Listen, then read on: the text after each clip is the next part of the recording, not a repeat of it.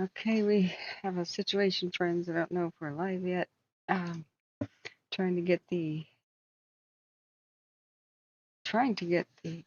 situation set up. I was away from everything. It's too hot to stream right now. This room is boiling. That's why I haven't been here earlier. Barely slept. I just came in from trying to go swimming, and then I was supposed to go eat dinner right now. But then this Juniper fire is very, very concerning. So I discussed things with the mods. I was going to try to assess the situation, but I lost 5G. Said I had 4G where I was at, so I kind of like ran home. And it's too hot here because it's one of the hottest days of the year to stream. So at least better than nothing would be to set it up so that the mods could take care of it. We got a couple of volunteers. We have level 3 evacuations at the Juniper fire, which is a somewhat new one. They had alerts, but it's level 3 go now within the last 2 hours. So I've come home. I still can't like cover this live. I'm absolutely heat exhausted. We got some serious situation. It's over by Metolius. Oh, it says Opal City, but I don't know if that's an actual like town. And wouldn't you know it, they had just gotten 100% containment on the McCaffrey fire, and then boom, this breaks out today just nearby. So it looks like it's just south of Metolius. We do have a something to listen to. I'm trying to get back to my yeah, here we go. The Deschutes County, I think, is the one that actually has there's a bug in here. Has our audio? By -121 degrees, 14.68. Air-to-air frequency is 118.875. Air attack is in place. Sorry, this is loud. I'm trying to adjust it on the fly. I need... one more time. Yeah, it's loud. Hang on, friends. I gotta leave. 6 by -121 degrees, 14.68. Links in the description of the video about information about the Juniper fire. The same evacuation map, I believe, is the nearby somewhat Larch Creek fire, but it's still boiling hot in here. Hotel and then go out for dinner. And yeah, I think I sent you guys confirmation. You guys have to Spring Hill. We'll check in and meet you for dinner. Okay, copy. And yeah, I put Joe's name underneath the reservation, so you guys should be good. But call me if you have any troubles checking in. Copy. Got a couple of mod volunteers. Volume there just varies so much. There's not much I can do about that. So we're listening to the Deschutes, Crook, Jefferson County Fire. Fire and EMS.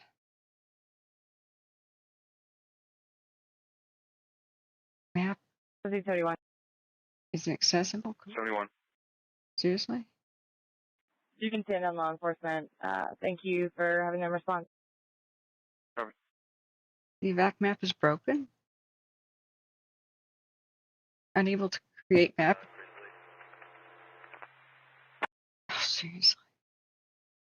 Okay, friends, thanks. On the phone right now. We were just wondering if any power lines, poles, or that substation along Monroe has been affected by the fire at all.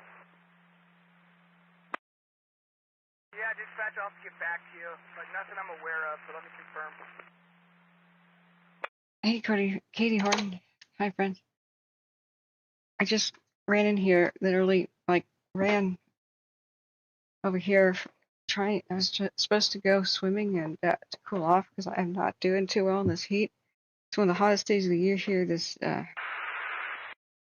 I need to set this up to leave. Angela volunteered to take over. Angela Rounds, but quick update for you. Found a few smokes in here today, well interior, everything's looking really good. All resources have been released in route quarters. I think they're talking about the Larch Creek, but the brand new mandatory evacuations. Evacs 552 skipped up from Hydro Airport 1839 local. We are en route to Providence, Portland. Time on route 30 minutes. Fuel 1 plus 30 minutes. We have 4 souls at risk 4. Yeah, we're going to hear all kinds of airport traffic. So this Juniper fire. Hallucinating and disoriented. 2697 Northwest Whitworth Way, crosses Northwest Melville Drive, Northwest Champion Circle, 321, 371, Officer 2. Oh, it's going to be chaotic. I don't want to hear this much stuff. But this is what Angela Round says. Deschutes, Crook, Jefferson County Fire and EMS. I guess it's going to bleed in from multiple counties. So they're reporting some fires like looking good, probably like the Larch or something else. But what just happened here is the Juniper fire, which is over by Dispatch, Station 102, Ops 2. Metolius, a little bit further south than the Larch Creek, which also has mandatory evacuations, has broken out recently. Show a crew count of 1 at Station 102, please. Yeah, thanks. Hey, Dr. Elton, is this link broken, this map, for you guys? I click on their evacuation map and it says unable to create map. Okay, it's not my ad blocker. Like, is this broken for you? That's all I'm getting. We have a serious red flag situation. There are some crazy images like what I just put as the thumbnail. Several people in the area have taken photos. I'd like to know more about this particular one. The Juniper. Wind's blowing out of the northwest. Ah, it's a freaking bug in here. Sorry. Trying to get inside my eye. 8 minutes out, load and return, negative fuel.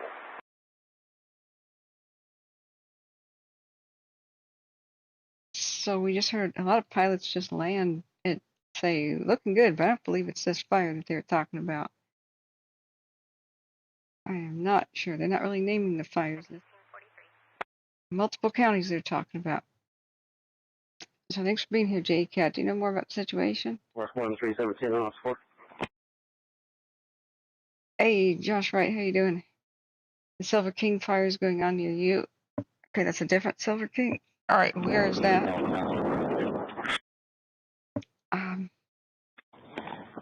Yeah, I'm going to have one of my Type 6s start working the canal road. Headed back from west to east. Picking up any hot spots and doing mop up on the east side of the canal. It's just talking over each other. What canal? Which fire? Like, there's multiple fires in these counties right now. So this is the Juniper fire. They have level 3 evacuations, but I don't know if that means like a couple of farms or. Force Service 641 is going to be working from my location, Silo west up to you along the canal. Okay.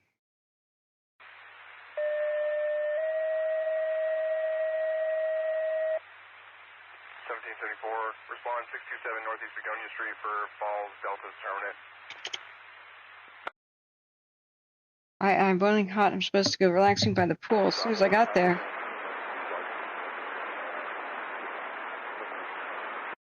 I've had to run back. So I was just hoping to get a link. Juniper, I see. Go ahead. Hey, they're talking about the Juniper. This is the new one. Fire growth has not progressed. Still keeping about 700 acres. The firing operation is complete. It is held within the road systems out here. We're going to continue to mop up and try to get the Highway 97 back open as soon as possible. And I'll give you a phone call with tonight and tomorrow morning's plan. Oh, that's looking way better. Great. So that's what we were listening for. Holding around 700 acres. Not to our knowledge that any power, infrastructure, poles, or any of that stuff was damaged in the system.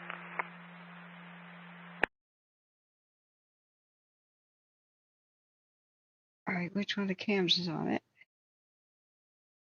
Cool. That's sounding way better than what it was sounding like earlier. Let's see, was it Powell Butte? Guys, I need to go take a break or I'm going to die of a heat stroke. Now that I've turned on the stream here, the room's just going to get hotter. It's unable to keep up.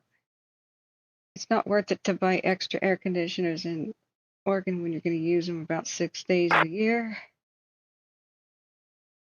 This rarely happens, but the humidity is what's got me. And we had absolutely cool, like 70 highs of 75 for like weeks now. Cool and breezy, and then all of a sudden it's smoky, hot, oppressive, humid all night, hot all night. So, let me look at the chat. Yeah, the Royal Fire's doing pretty well, isn't it? Central Oregon Dispatch.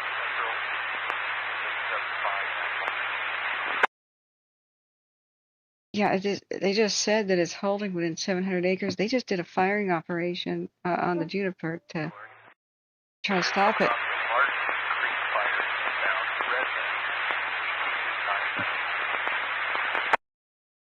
Something about the creek fire down to Redmond? Hey. 213, 114. Delta response for a sick person in Midtown Place, 736 Northwest 5th Street. Cross streets are Northwest Greenwood Avenue, Northwest 6th Street, 421-475 on Ops 2. Hey, Josh, which one? I go back up there. Silver King? Okay, let's just take a look at it. Is it mandatory evacuations or something right now? There were two. It had them, the Juniper in Oregon, and I thought one in California. Hello? 1232, go ahead. Watch duty. Where's your search button?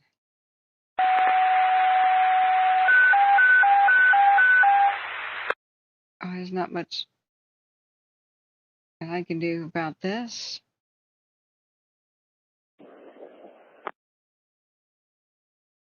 Okay. Copy, spray the water up this road to the canal. They're talking about 5 different fires here. The Juniper's holding. Within striking distance of the Dozer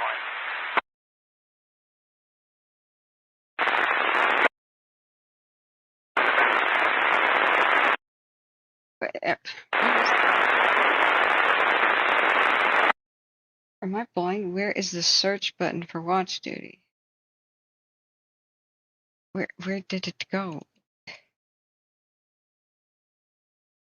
Oh, it's acting like I'm not. It's acting like I'm not logged in. Hang on. Let me just log in, log out. Hang on, I have to do it off stream.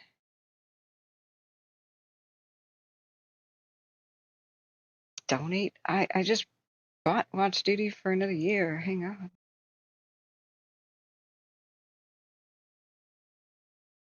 Accounts past due. I just paid for it yesterday. Oh, for the cars. Yeah, renews next year. So right now, watch duty. Are you just gonna like take away search buttons and stuff? Airground 61 with 14 Bravo. I'm gonna throw up my hands. 2430 River Pine Road. Cross streets are Burgess Road and Bitterbrush Road, 174 on Ops 2. Really?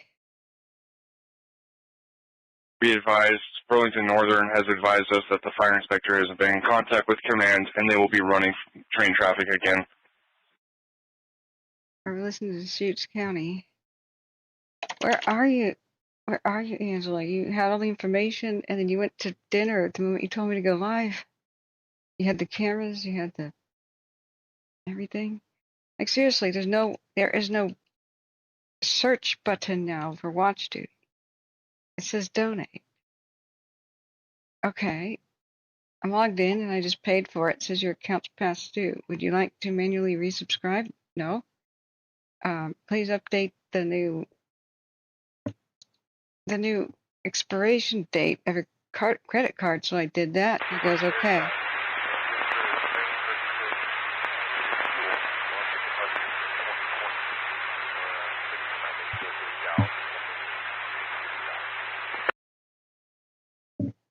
Okay.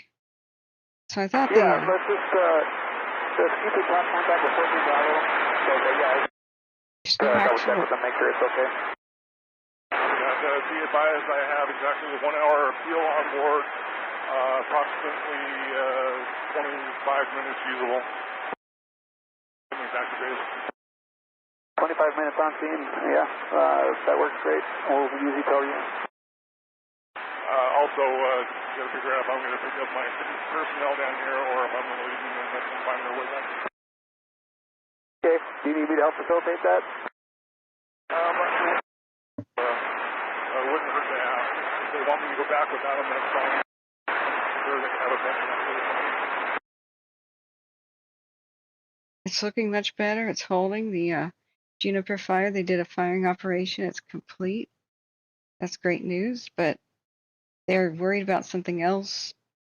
Mentioned something about a creek. What is it? Buck Creek? Larch Creek? What is it? A bunch of the airplanes just left. I said, that fire's looking good. Well, which one? We're like listening to air attack from multiple counties. Air attack, get it on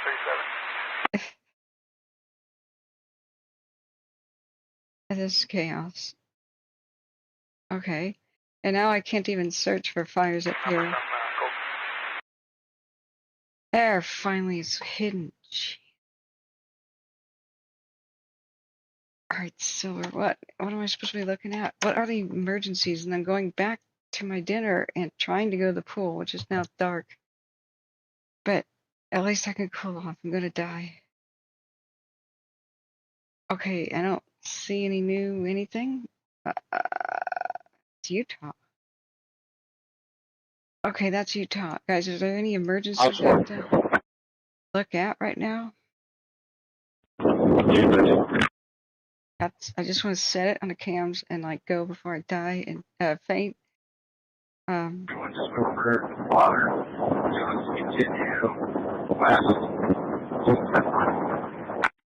They fixed the evac link. Good. Thanks, Jack.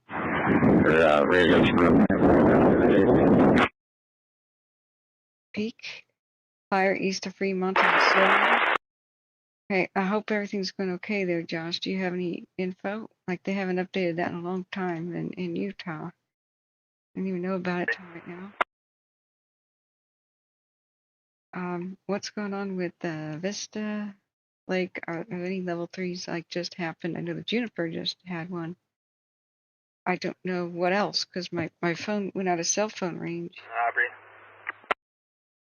Battalion 3-4, go ahead. Back at band out of service. Have a good night. Have a nice night, 1854. Oh man. Malfunction, not sure why. Either need to find a place to sit down and check it, or go back to base. Do you have water in right now? That's a firm. I do have about 1,650 gallons or pounds of water. Okay, so we're listening to Deschutes. 41. 213. ODOT says that they're going to open this up in a little bit. They were talking about moving the tender across the road. You okay with that? Okay, like all hell's breaking loose in Oregon. Look at this red flag stuff. But things are going well at Juniper. They have just completed a firing operation. I thought I had a camera for it. Like to land on Highway 97 since it's closed and have one of his crew members come over and check out that bucket. Is that okay if we can shut down all fire traffic on 97 by the way station? Why did the camera move away from it? Like, seriously. What's your problem, camera? I see this, I rush home. I like literally run home. Just about to have heat stroke and the camera looks away. Oh, good. Man, they did a firing up in front of the Juniper here. And it's now complete. but they still had some left. From the Juniper Butte fire, and we're at ETE, backstep bend is 1 hour. Oh my God, it's going a lot better. Dispatch copies, 1856. Hey RJ, how you doing? Prime building site, 851, 852. That prime building site, we'll sign out with you at this time, going on the way out. It's Juniper, Larch Creek, and anything else you can see Whatever you guys tell me to do. in mid-eastern Oregon. It's the main, Deschutes County is where the air attack is for all of these airplanes going anywhere. So Juniper is just north where they just got 100% containment in the McCaffrey today, just to have another crisis. Metolius, which is north of Sisters, bit south of Bend, or just north of Bend. Larch Creek is just east of Mount Hood, by more close to Hood River. The Juniper is holding at 700 acres. They just had a good report on firing off is holding it. Well, look at this high wind situation. An hour ago, while they increased mandatory evacuations on the Larch Creek. Guys able to get out there and help out, or what's your availability? One of the helicopters is having a problem. They said, do you want to land and take care of that or what? So the evacuation With that malfunctioning bucket. Is one of your guys able to go over there and help them out? At that malfunctioning bucket. So Larch is actually a little bit more of a concern right now over by friend Tygh Valley. Also, were you guys planning on riding back with him, or do you guys have other means to get back to base tonight? I want to get an update on that. The peak fire in Alameda County is 2 acres. Hey, thanks for coming back, Angela. Is a point fire watch duty near 101, roughly 1 mile. 14 Bravo is on the group. Thank you, Michelle Rivera. Bad day in Seattle with multiple structure fires and 2 people dead. Other seriously hurt 55-year-old man is in jail. Authorities saying it's all arson. Jeez. I said this morning, guys, this will bring out these types. I hate being right. Seventh Swell says, I'm so tired of wildfires, lived in paradise before it burned down. Well, my family friend died in the Cascade Fire 2017, a year before, near Bangor and Loma Rica. And then I first woke up to the fire danger and started really, really learning at that point. Then my brother barely...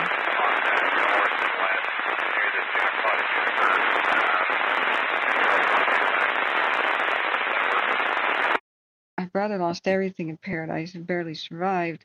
I used to take horseback riding lessons there, so that's when I really got into, like, hey, multiple huge deadly fires where reverse 911 and other evacuation systems failed. Time for the public to step in and help if officials are gonna, well, suck at their job sometime. No, not meaning offense, but it's truth. So year after year, we're here doing it just because the official systems break down and or the officials don't actually give people advance warning. But here we are. Here we are. So some good can come out of tragedy. I'm so sorry. Dispatch, Task Force 2 on 4. Task Force 2. Okay, is We're releasing one swing engine 2246 return district. Yeah. 1900. There's a huge mandatory evacuation area. This is part of actually part of Tygh Valley, including the fairgrounds, which was supposed to be one of the shelters. So I thought that was interesting this morning that it was level 2. I don't know if they got all the livestock out or what, but they've got a Facebook page, and there's links to watch duty and such in the description. Thanks everybody for being here. It's a bit chaotic. Hit the like button if you can. I need to go cool off. I'm going to have a heat stroke.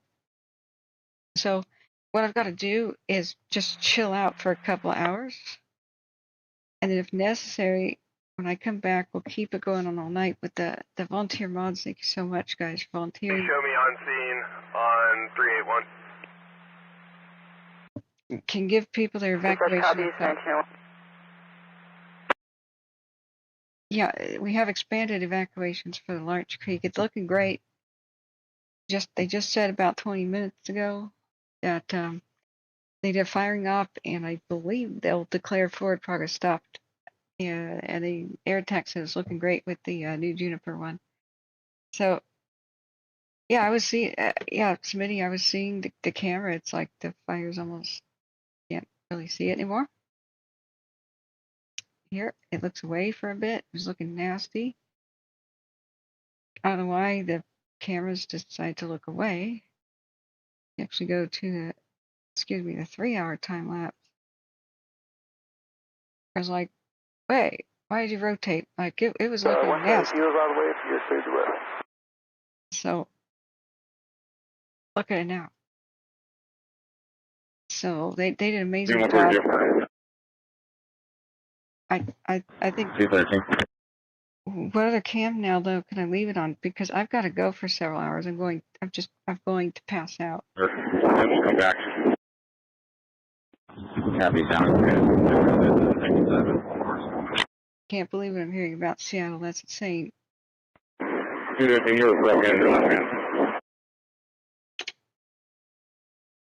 44 minutes ago, arson suspected in destructive fire at a school. At a school in Seattle, at a school. Oh my! A fire has burned for more than 7 hours at Burien Elementary School. Crews suspect the cause may be arson. Southern Heights Elementary off Glendale Way and 14th Avenue South. Firefighters report no injuries. Where are the other ones where somebody's dead? Somebody said somebody was dead somewhere. It was closed due to low enrollment, but still, the campus still hosts 100 students plus staff during the school for 2 separate schools. Jeez. What else has been going on? Yeah, arsonists repeat their behavior until they are caught. So remember, film the crowd, do a little 360, don't engage them, submit things to law enforcement. If you see something, say something. Any suspicious vehicles, suspicious activity, suspicious gut feeling, get vehicle license plate, take pictures of vehicle, call immediately. Even if it's nothing, it's better than, sometimes they're dumb as a box of rocks and light multiple fires and sit there and watch each one. So, Your last stop, is that correct? 2 dead and multiple injured in 3 major fires overnight in Seattle. See? 61-year-old man is dead. 1 is in critical condition. Multiple people sustained minor injuries in an apartment fire in 100 block of Vine Street. Began around 2 a.m. 3.5 hours later, crews told residents of the 1st, 2nd, and 4th floors. So they found somebody dead at the scene. A 65-year-old man was interviewed by homicide unit detectives, but later was released. They rescued somebody by a window. Under investigation, multiple residents rescued, carried out of windows, and brought down on ladders. It's arson. In South Seattle, 1 person is dead at a South Seattle fire in the 4500 blocks of 12th Avenue. Jet broke out just 4 a.m. They rescued somebody. The victim was 90 years old and pronounced dead at the scene. Cause of the fire under investigation. I was just talking about that this morning. Oh my God. Red flag in these conditions just bring out the worst people. Don't go vigilante. Remember, keep your distance. Let law enforcement do their thing, unless you have to make a citizen's arrest. What's our this parking area? Y'all have a good night. There are times if you're former law enforcement or somebody Lines again. Lines will be hot. trained to make a citizen's arrest, but just don't be a mob. You know what I'm saying? Oftentimes law enforcement will tag their vehicle or follow them, catch them in the act, and then they go away for a long time, much longer than if you just have a gut feeling and the crowd beats somebody to a pulp. You don't want that. I'm I've already had me check in with you. All right, have a good evening. Okay, sounds good. You have a good night. targeting the elderly to kill them with fire.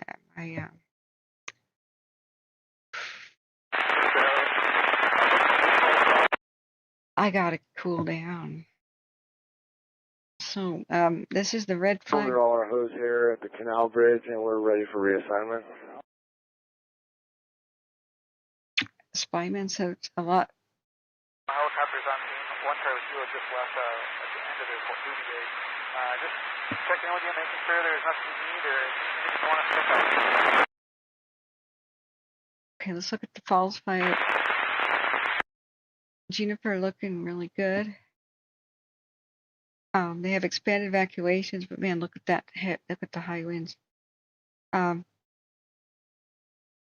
This one is Harney County remote, really remote. I don't think we have to check on that one, but that could be. How do you guys hold there? Sounds like Task Force 2 may have some issue working. That could get big, depending what fuels. Man, I think that might be in the Steens Mountains. I'm not quite sure. Okay, so the Juniper fire, which I literally ran home to go live for, I ran out of. I just arrived poolside where I was supposed to have dinner. Thank you so much to Bashwood for your kind donation and instructions to go get dinner. I was just about to, but I'm seriously overheating, and a little bit later I will check on this and I'll see if we need to go live. I rushed to make sure the Juniper was taken care of. Larch Creek, everybody knows in the area that they really needed to be ready to go at a moment's notice. They've had really good communication from Wasco County. They've set up a good Facebook page. The Oregon State Fire Marshal immediately set up.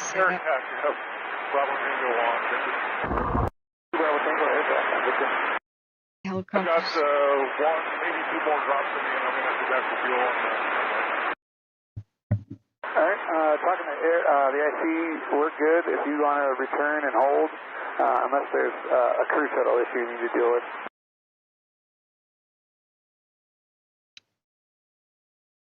Deja vu. I know people who had a fire in this area. 60-year-old male, weight 213 pounds, diagnosis abdominal hematoma. Patient is located in the ED. History of dementia, no other precautions, special equipment. Okay, sorry, there's going to be a lot of medical, and the volume's going to just be wildly different. I can't control it. Parts of the Larch Creek are looking better, but it's touch and go, I think, until we get new updates. Oh, updated 12 minutes ago. Evacuation updates, new level 2 for Pine Hollow in Wamak from Badger Creek Road to Fairgrounds. Like the place where they had the evacuation shelter for the animals is now under mandatory evacuation, and then the fire has gone real close to the fairgrounds. So much of Tygh Valley, I believe, is now under mandatory evacuation. The little town proper. So we're listening to a lot of different fires at once with Deschutes County, and primarily the best information is from the air right now. Air attack. Deschutes. So I was just wondering if an engine might be available to assist with putting out an abandoned campfire. It's east of Madras for the DO. Yeah, firm. I'll grab you one real quick, and then they'll go direct with you on dispatch. On dispatch. An abandoned campfire. Dispatch copies. Thank you. 1911. I want to hang these people up by twine only attached by their thumbs. Present for the electric fire, and 2 souls on board, 3.5 hours of fuel, EPE of 8 minutes, if I may best. Okay. Let me put Debashma, thank you for the. I'm gonna go eat now. I swear to God, I really haven't been able to sleep. It's sweltering. I just can't believe the multiple deaths from arson You and can show me clear of Dufur and showing up on scene on the Juniper fire. yeah. I want to Copies, mention what? hang them upside down naked and beat them with a rubber hose. Like cabbages. It's time for the rotten cabbages and the stalks. Like you can't leave a campfire unattended in a red flag day with 541, 113, contact 4. 45-mile-an-hour wind gusts. What's wrong with you? So, sorry, I didn't put the donation link up. I've been a little. Juniper IC dispatch on Grizzly. Let me fix that. I'm trying to just set up so the mods can take over, and I swear to God, I have to eat, hydrate.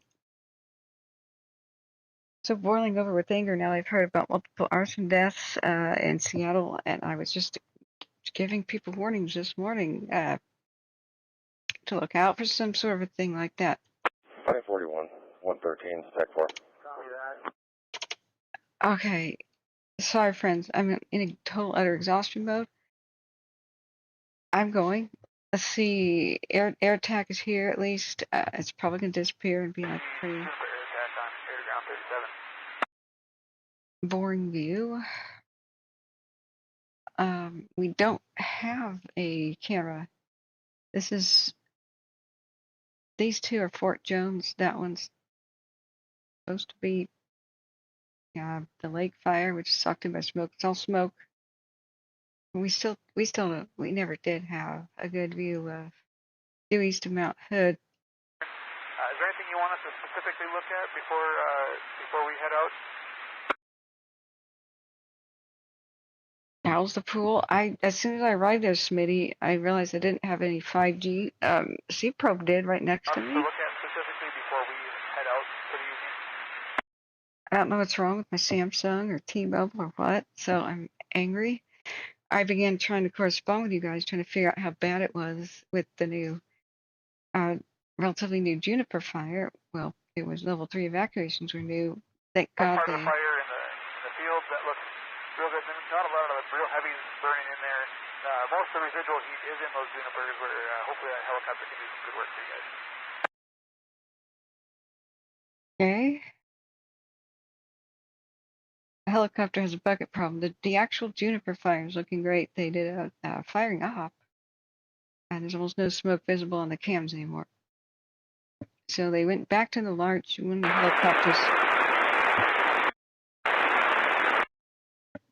of the helicopters is a broken bucket. They're trying to land and fix it up. They're gonna go until. Go air tag on Victor when able. Really? Seriously? Or where that would be at?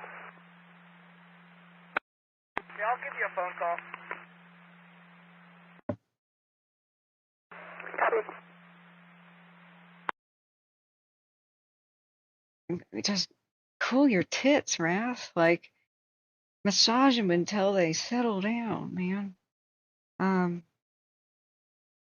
Let's see here.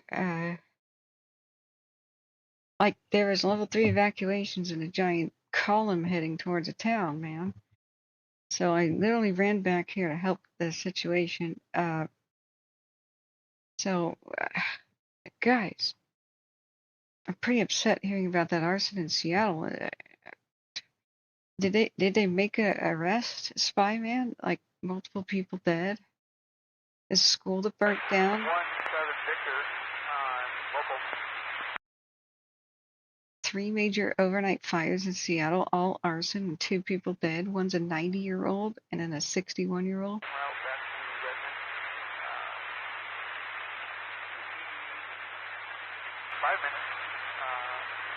confirm manifest for November 4717 Victor. On board 3+30 fuel.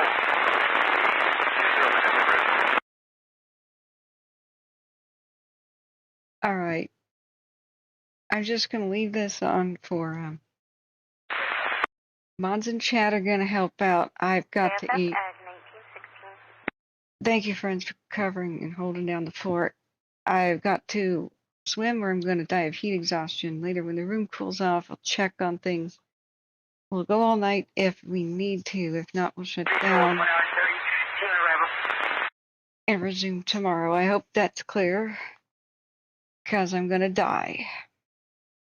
Kathleen Jefferson, it's been 2 days since my heat stroke, man. I'm so glad you're doing better. Yeah, I'm not doing well. So, Spyman says a Seattle TV station said a 55-year-old man was arrested. I hope it's the right man. I'm not happy with technology right now. If I could have just been informed, I didn't need to rush home and do this. Just off of Juniper fire inbound for Pineville for fuel. Solo, I got about 40 minutes of fuel and 11 minutes en route to Pineville. This will be good for a while.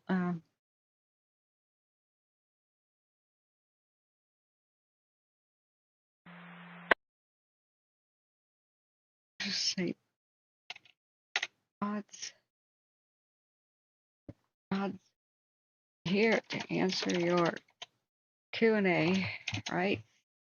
Listening to Oregon Air Attack. This is the Juniper's looking way better. They completed a firing off that was looking great. Larch is still touch and go, but looking okay. They said up in the actual Junipers, like, okay, we're talking about the Larch Creek. In the Junipers and the actual plants, they said some residual heat in there. Air Attack, when he said that, was on the northeast side of the highway.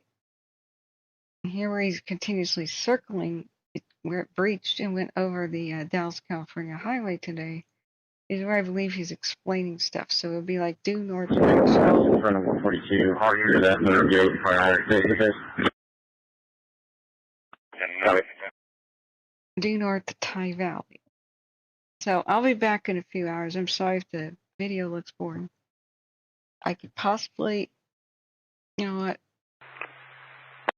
I may be able to hybridize. 9162 dispatch. Show us back in Primeville and out of service. I might be able to hybridize this and stack. 1919.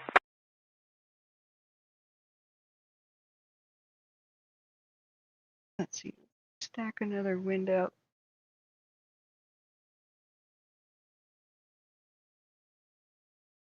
Okay, that's possible. It's big. Okay. That's how it works behind the scenes. I just want to make it. Ah, not that one. That one was fine. Okay. This window. Not move it, reduce it. There you go, reduce it. Reduce it. 10 minutes out on a reposition from Gateway, showing we'll need positive fuel, and then I don't know if you guys have a dispatch for us or if they shut down that Larch Creek. Is it shift? No, is it alt? It's alt. Yeah. Okay. I still have some skills. Redmond takeaway is tanker 101.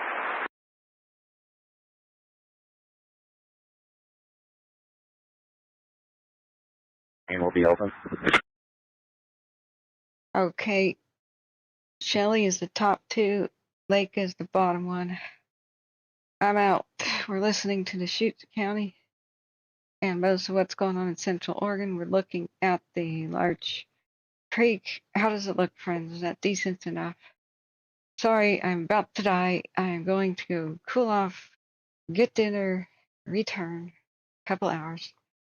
So, any last questions? San Diego Airport is on fire. Wait, no, don't tell me something like that's happening.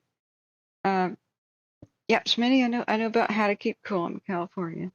It's just that, like, I'm apologizing because I'm going no matter what is happening. Unless lava is flowing down around Mount Hood or something exciting like that is happening, I'm going right now, so I'm just excited. Just apologize. But yes, I know how to keep cool. All right. So it's more like that I just haven't slept at all. It's been an emotional day. All right. Thanks everybody. Is it looking decent? Thanks for holding down the fort. I'll check in a few hours. Yeah, sorry it's chaos. I actually just rushed here for no reason. As soon as I set it up, they're like, oh, Juniper Fire's looking better. So, is there something going on at San Diego Airport? Like, just tell me about level 3s right now. If something is not like terminal risk right now, catch me up later. I'll be happy to check it out.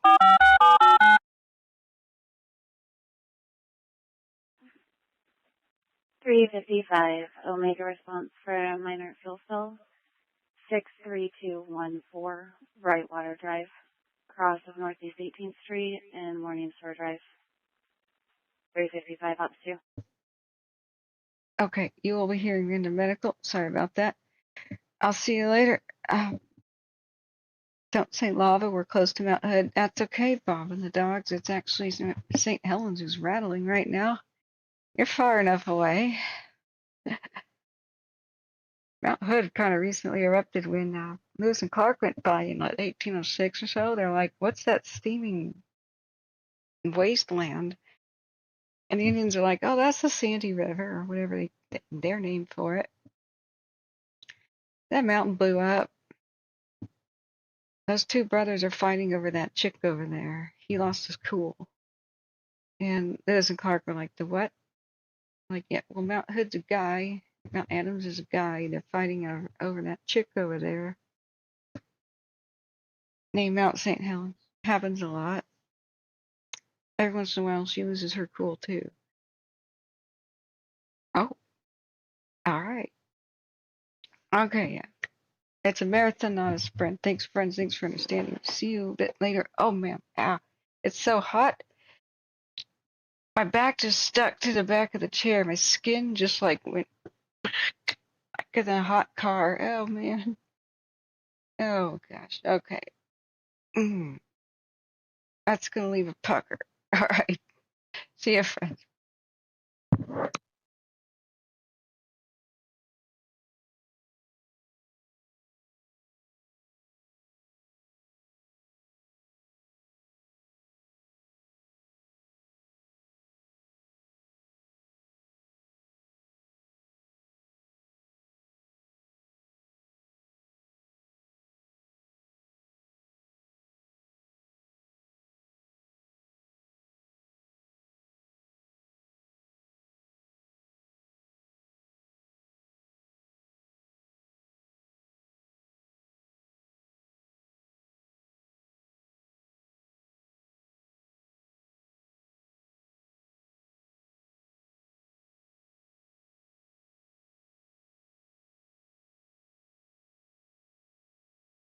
All right, seriously, this is when they shut up?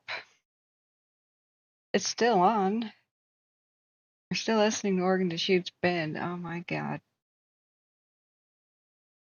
I don't think any airport is on fire. I just looked. I mean, there's San Diego. There's some weird. Rainbow Helices, helicopter 212 Bravo Tango on rep pad. I don't know. I don't know anymore. I'll be back. See you, friends.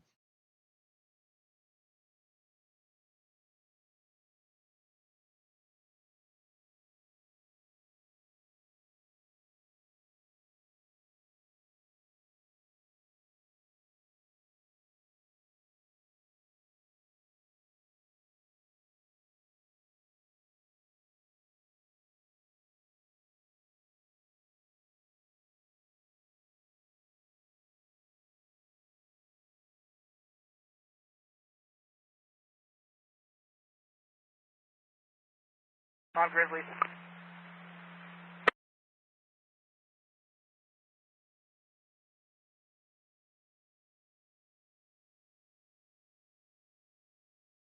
E9, and they'll be en route to CYDC to start the demo. This is their day 14.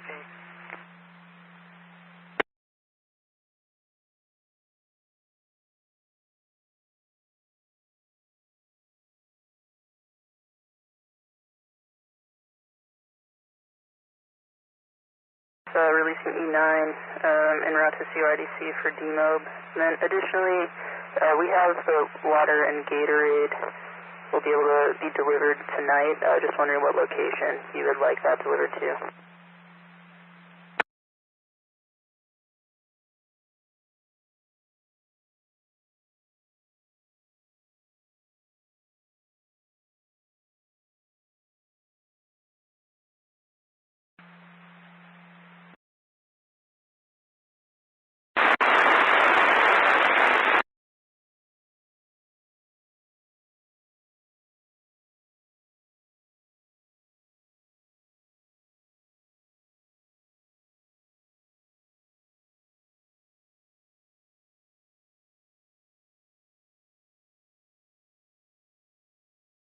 Have a good evening.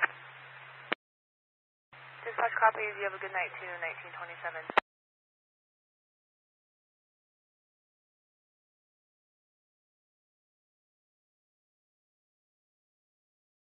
Grizz, we are on the ground at Pineville, all base.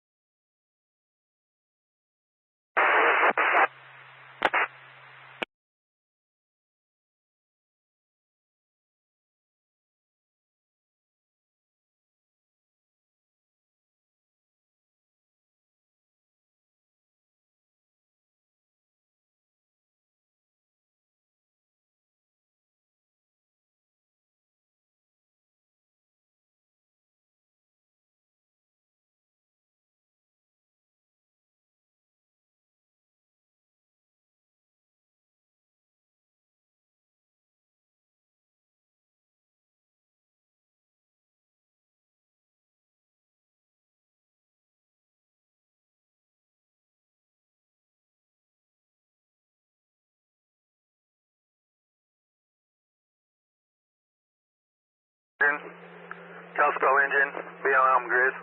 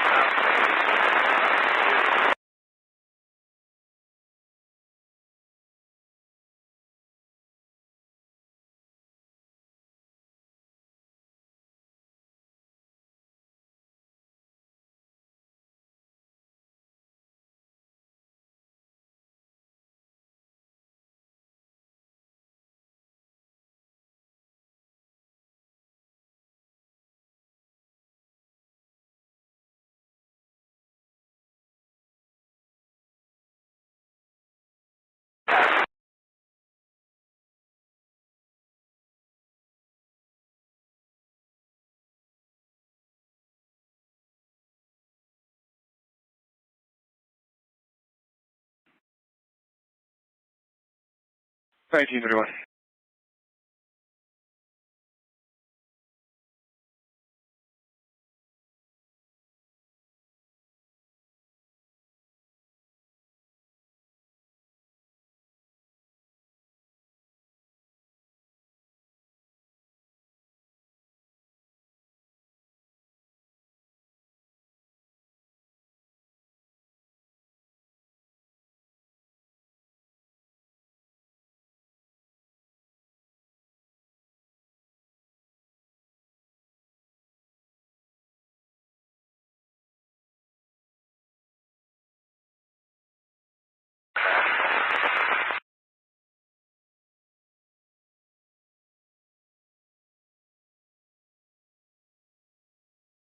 Central Oregon.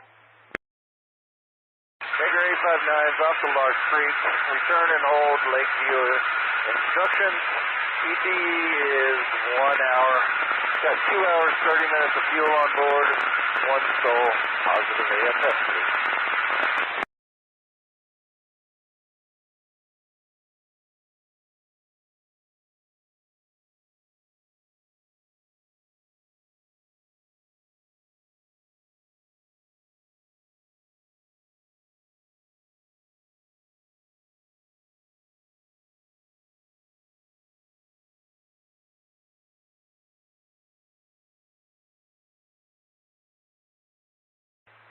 I copy 859 here, positive AFS at 1932.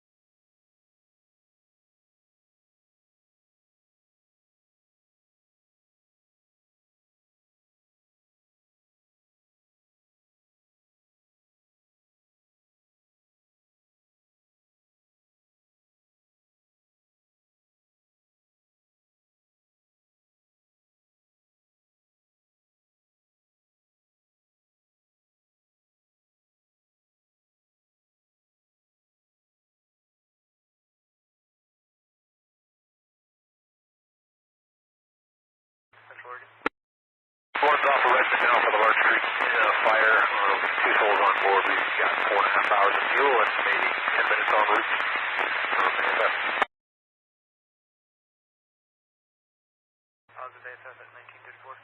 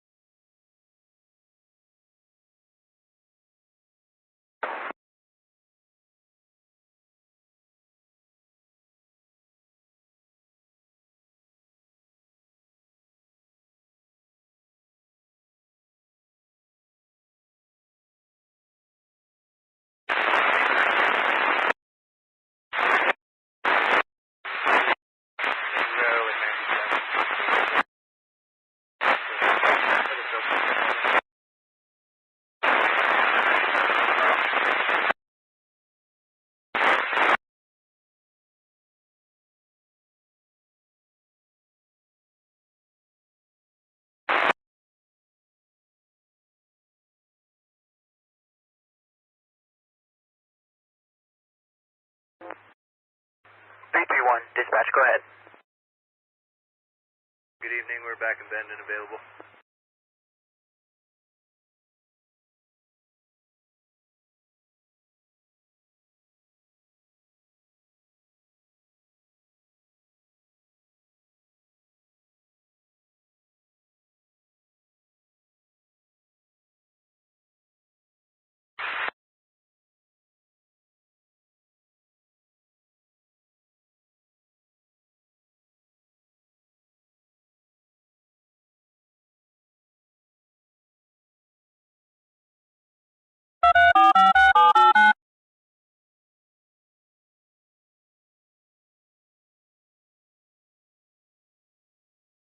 Delta response for an unknown medical problem at 411 Northwest Kingwood Avenue, cross of Northwest 4th Street, Northwest 6th Street, 421-475, Ops 2.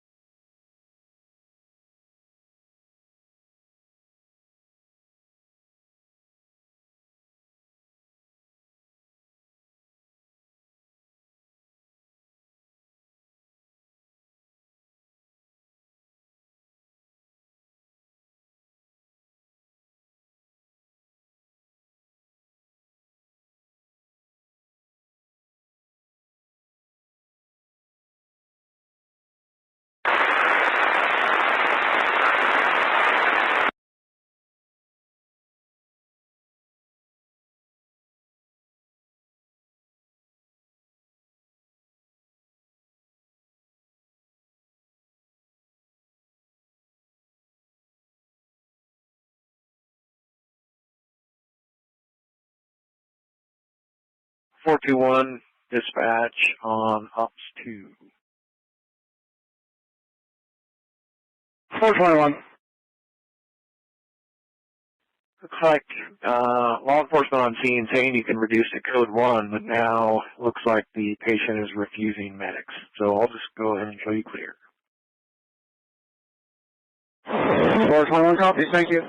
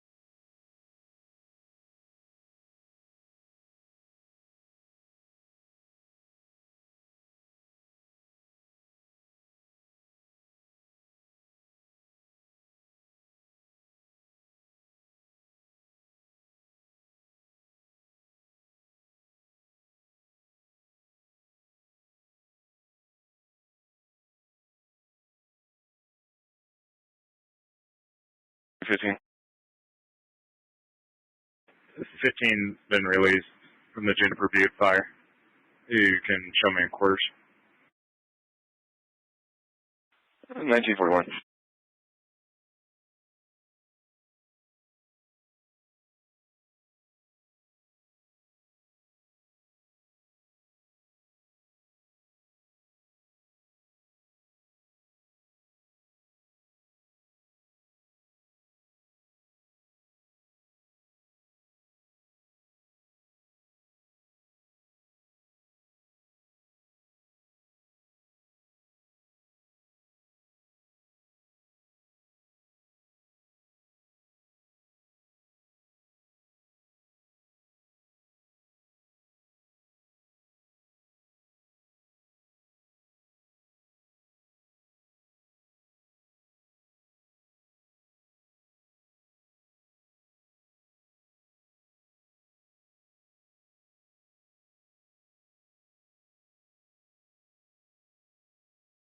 Jump 45, Central Oregon.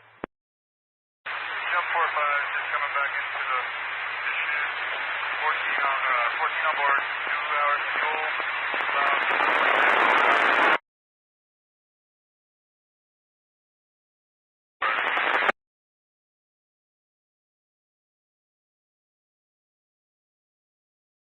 Positive ASF at 1942.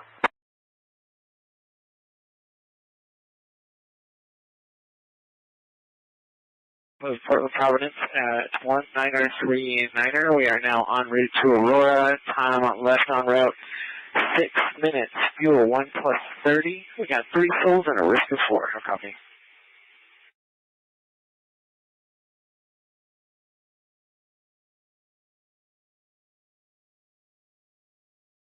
6 minutes, we're back to base, lifted at River. Thank you.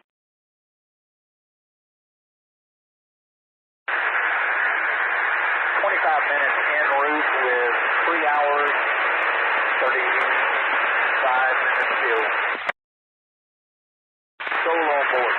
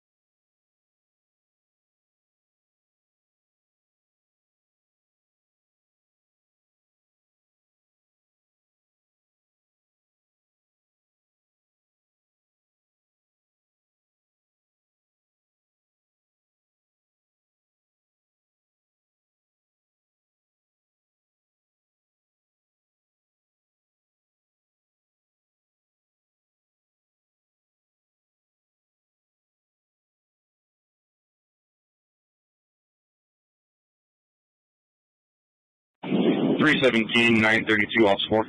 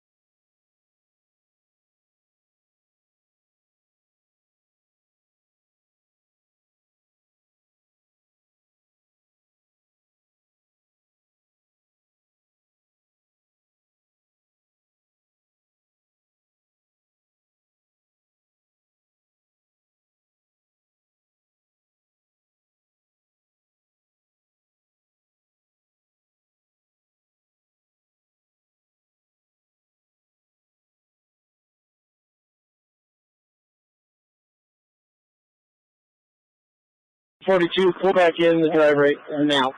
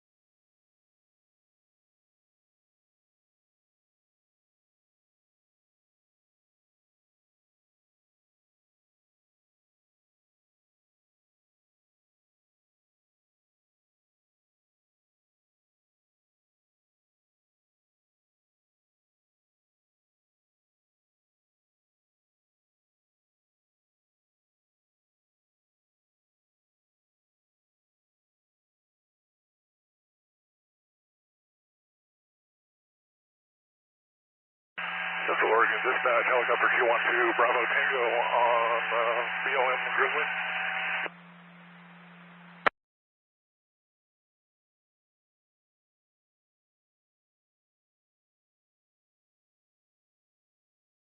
Well, I'm just off Pineville for the Juniper fire. Solo en route, looking at about 12 minutes, and I have an hour and 20 minutes of fuel.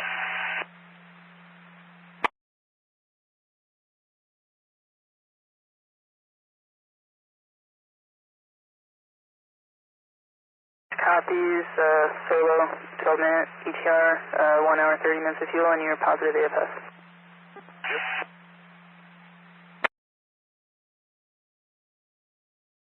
67115 Harrington Loop Road, cross of Highway 20 and Gist Road, 612, 646, 771, Ops 2.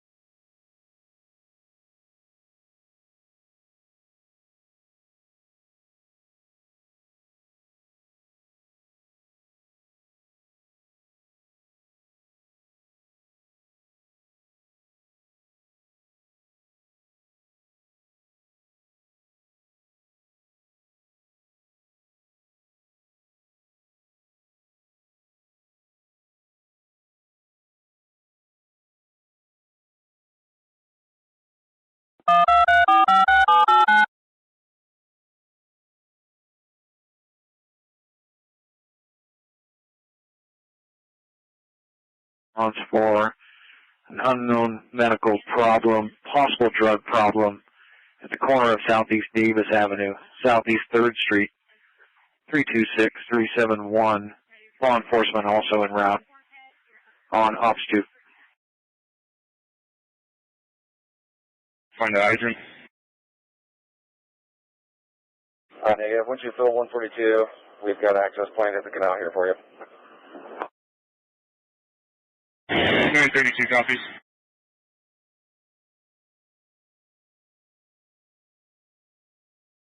Yep.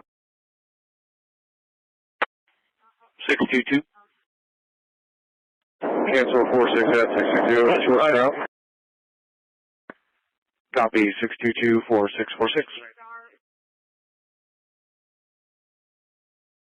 Go ahead, have you just post up there and you'll be water supplied. These guys don't have to draft out of this.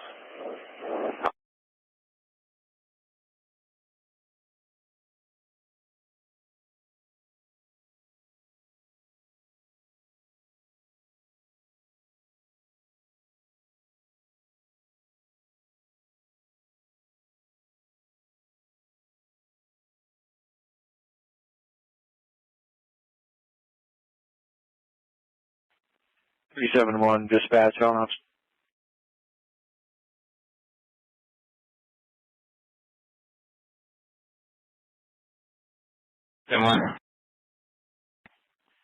Law enforcement is not on scene yet, but a random passerby just administered Narcan to the male. 7-1 copy. Looks like PD's on scene now. Copy.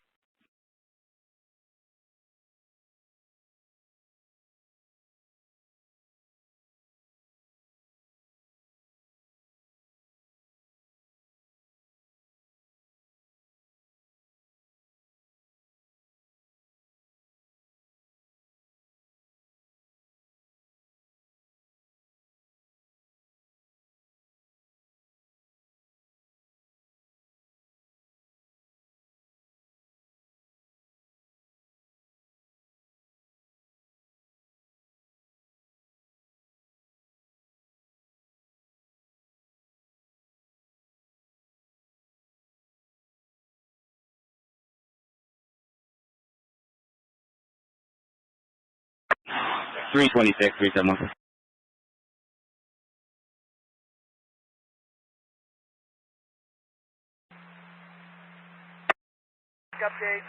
We transitioned to securing and mopping up.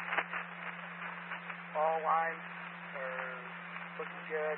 Already got about 20, 30 feet mopped up. FYI, we're opening the northbound lane of 197. Keeping southbound closed. Look at the pilot cars.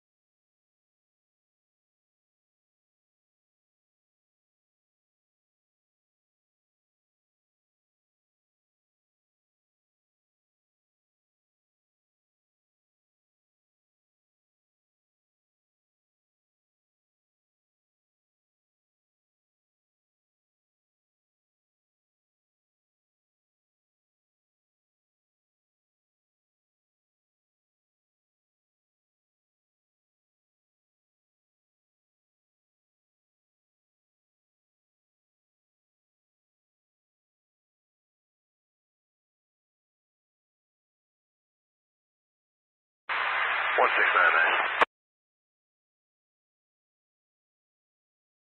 169, Central Oregon. Sector 169 just off Redmond, en route to the Larch Creek incident. 2 souls on board, 10 minutes en route with 3 hours on the fuel, 1 soul.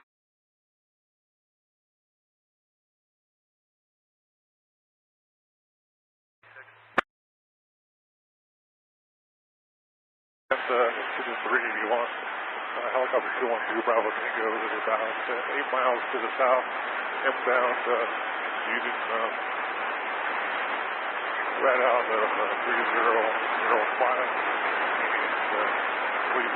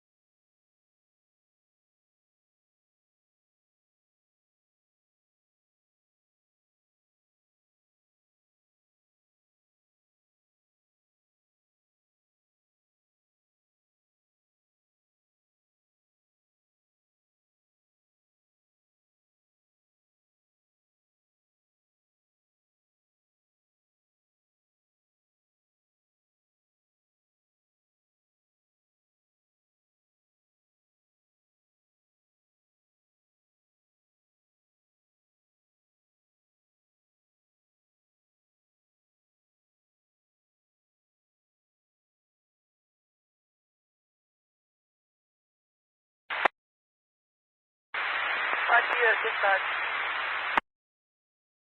Blackview, look out, is that a service? Dispatch copy, have a good night.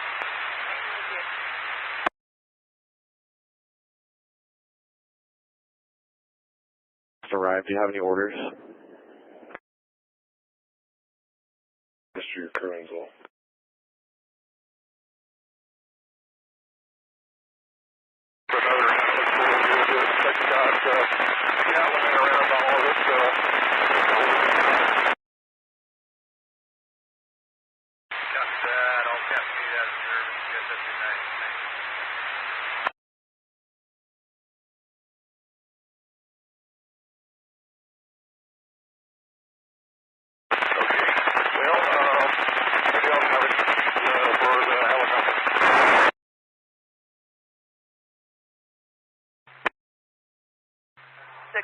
Dispatch.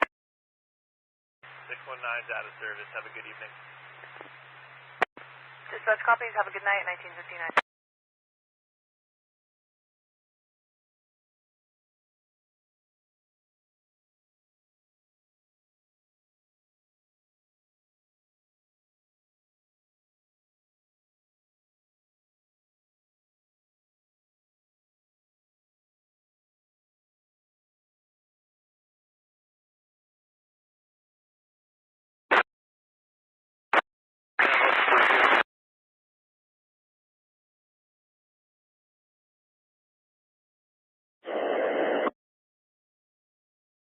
One 4-2, we're pulling up right behind Haven 679.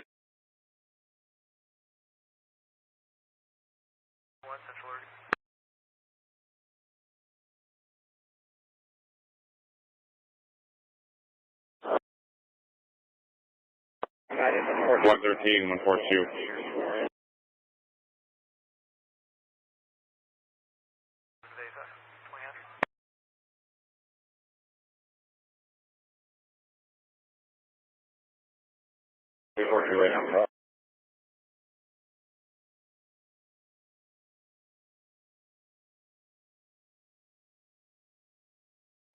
Hi, second copy. Repeat.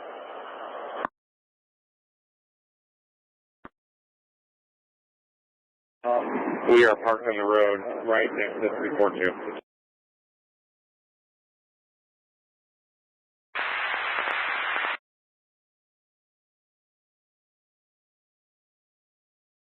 I'm trying to reach 442. 442, 113 on 4.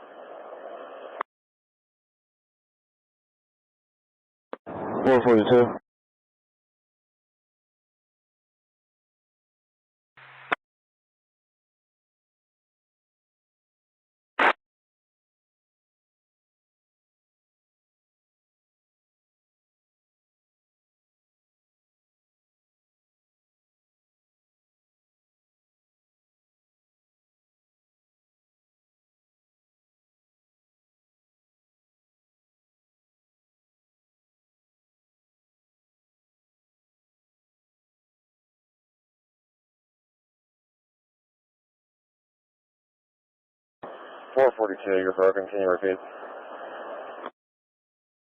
442 has made it down to the end of the pasture. We're just putting out some puffers and we're working our way back. We got a Crooked River Rancher with us, or Cloverdale Rancher with us, and we're headed back towards the bridge. Copy. Thank you.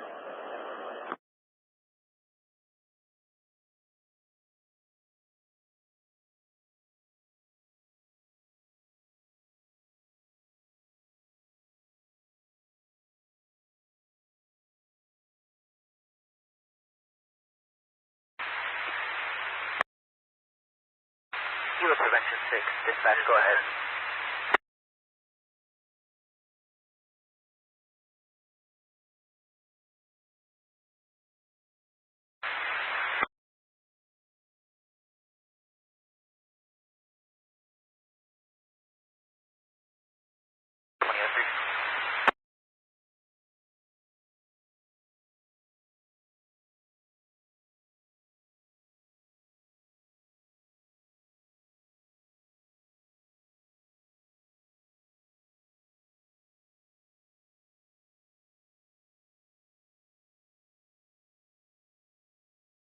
Dispatch.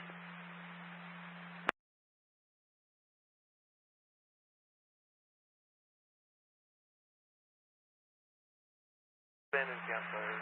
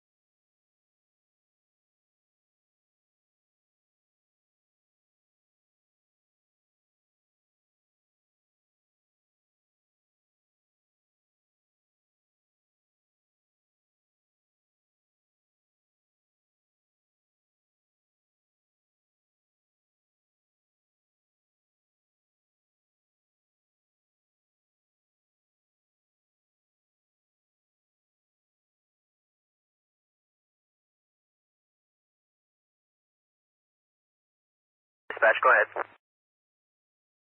Good evening. I don't know if anybody called us out with the group, but here's the one that's back in and out of theirs. Have a good night.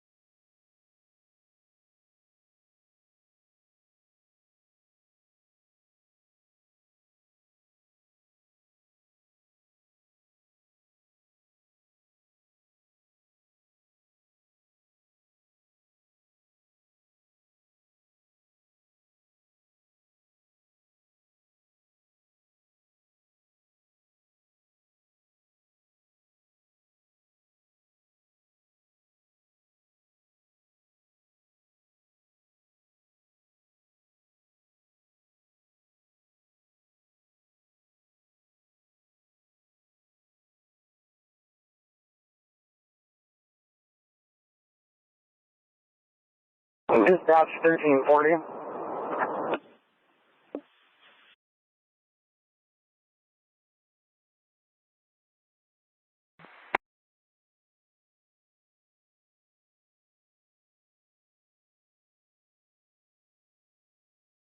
Go ahead.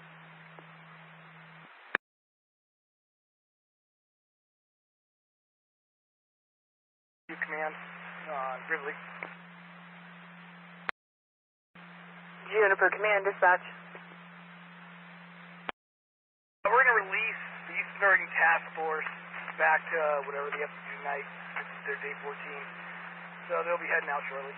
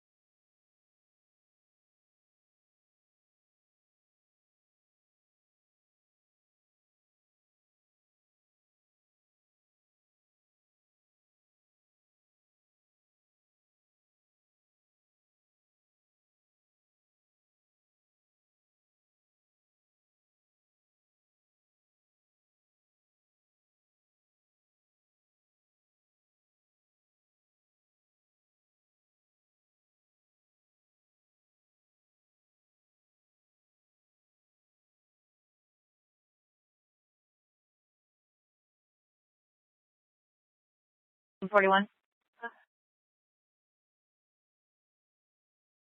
41's been cleared by Juniper Command. You can show us clear returning. 1741 at 2012.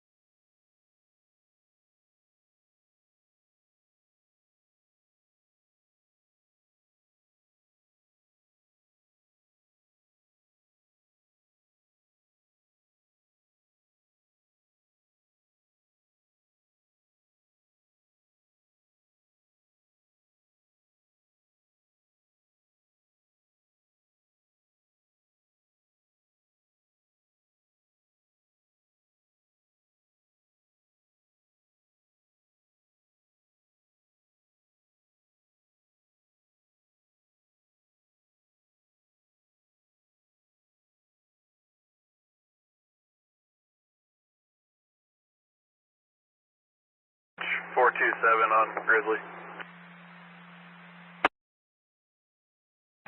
427, dispatch. We're back in service, leaving Cow Canyon en route back to Grass Valley.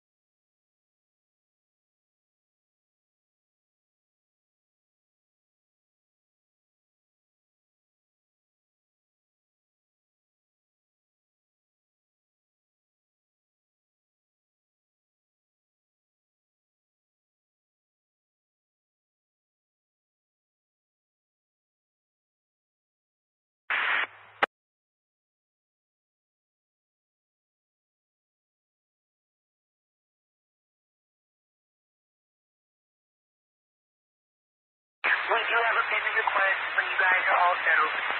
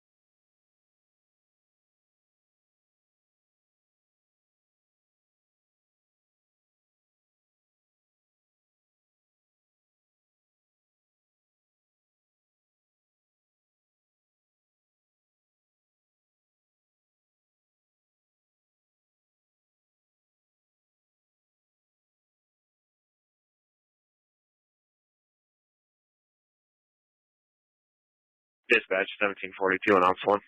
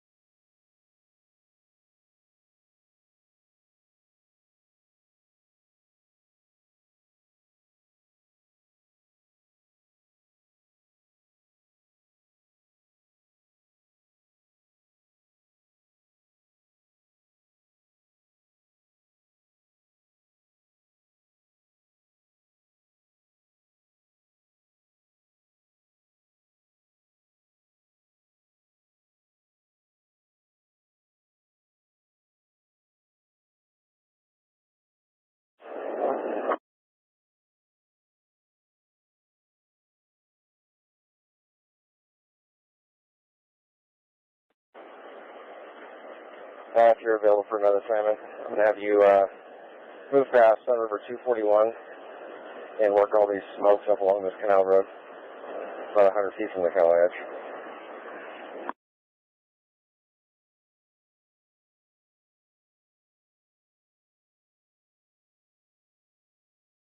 Copy, we see the smokes. We'll work near 241 to take care of those.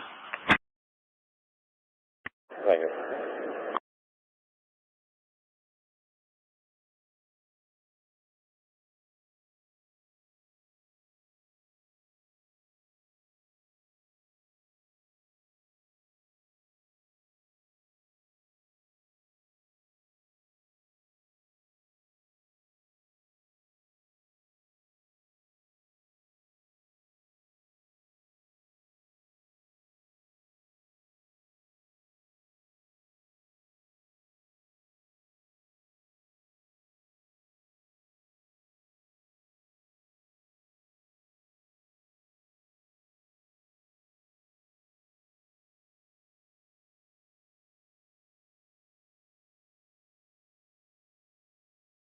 I'll top off water, so we're going to stand it up in a 241.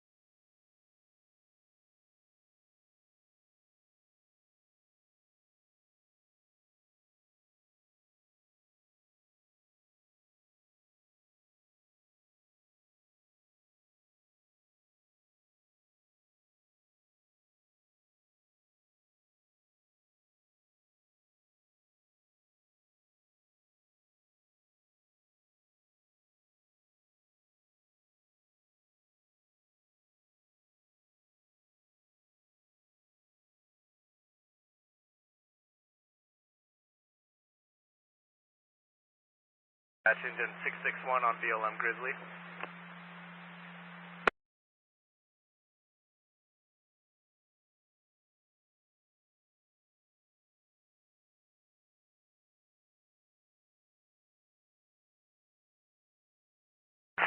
route back to Bend.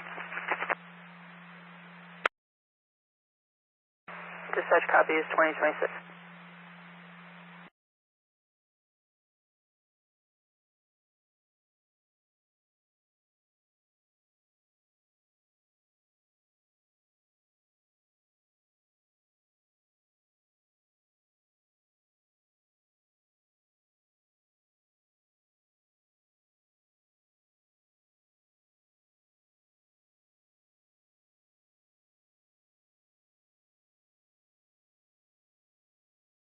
Still at 2027.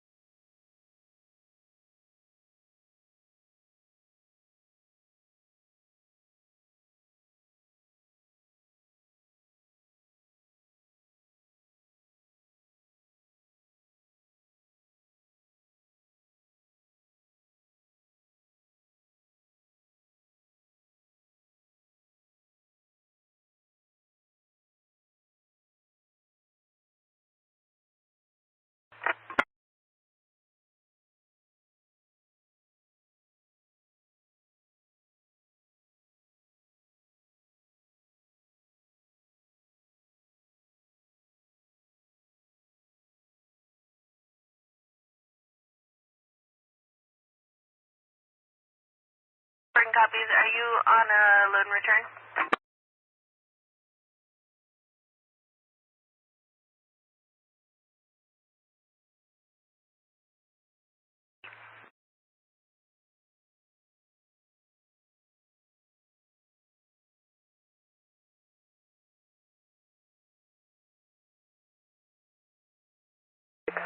Dispatch. Good evening. Please show me back in quarters Redmond, available by phone.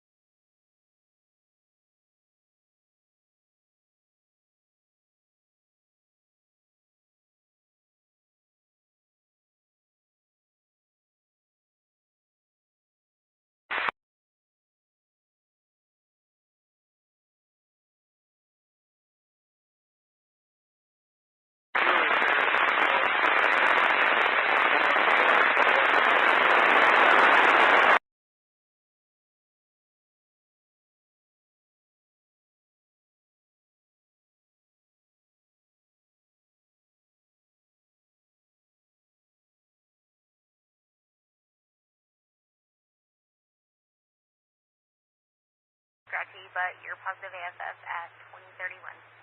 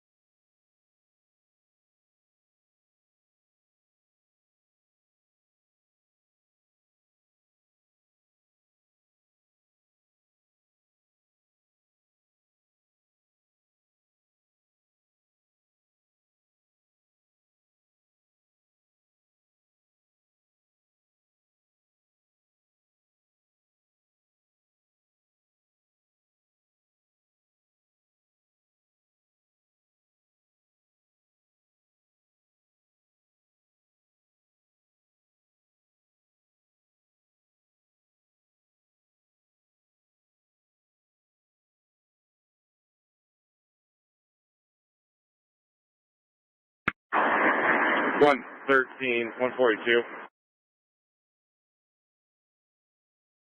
142, go ahead. 142 is tied in with Crooked River.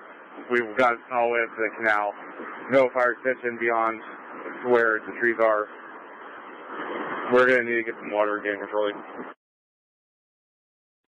Copy. Go ahead and refill the water. Once you're full, I'm going to have you go back up to the house on the west side of the fire, double check for smokes, and then come back to the silo, and we'll face to face. Copy, refill, go back to the house on the north side of the fire, and check for smoke to come back and do a base saddle. That's affirmative. And when you go back to the house, go north when you hit the intersection, all the way up to the edge of the block at the canal. Copy. Well, advise when we get to the house. Copy.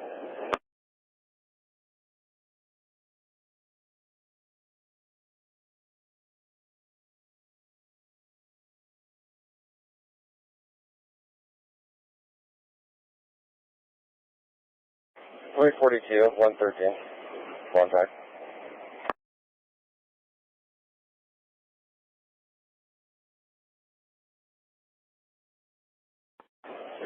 Three 42, 113. Track 4.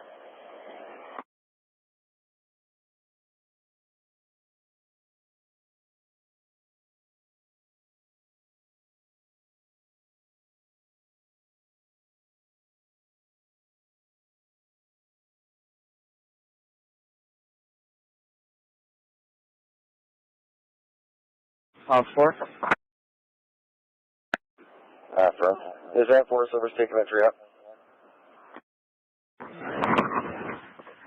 He's just making an access hole right now. He's worried about that power line, so I don't think he's going to follow. Copy, thank you.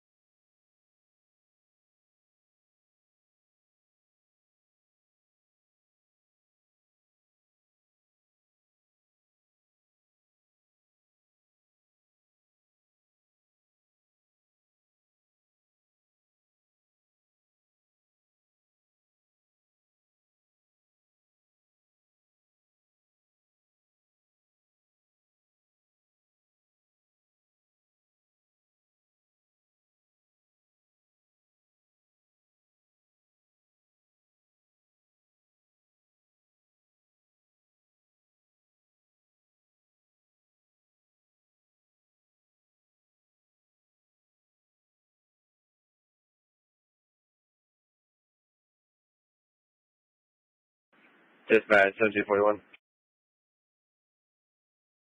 41. 41, secure quarters. 20 feet.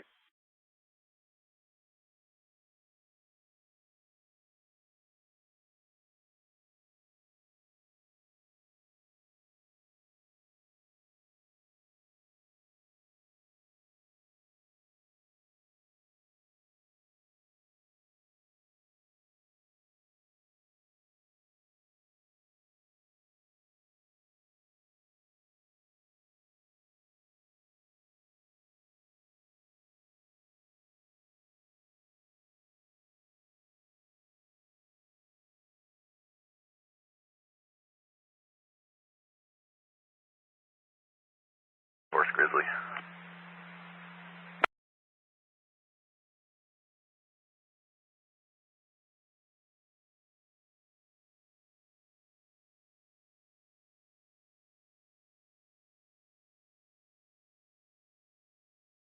Closing out with you, thanks.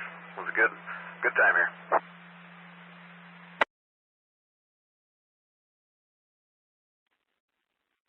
Four two one 471 476 Delta response for code 99 9250 Northwest 19th Street, cross of Northwest Lower Bridgeway and F Avenue. 421 471 476 as well as law enforcement office 2.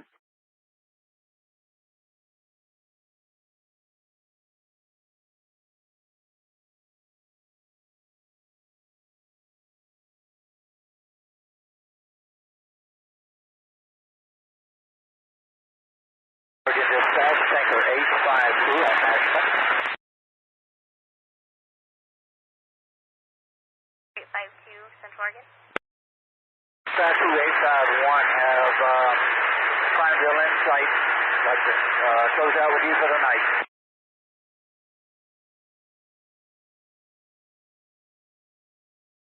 Copies. Have a great night at 2040. Night.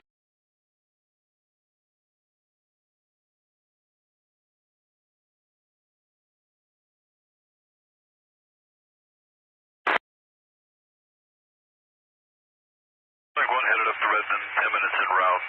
3 souls on board, hour 30 fuel.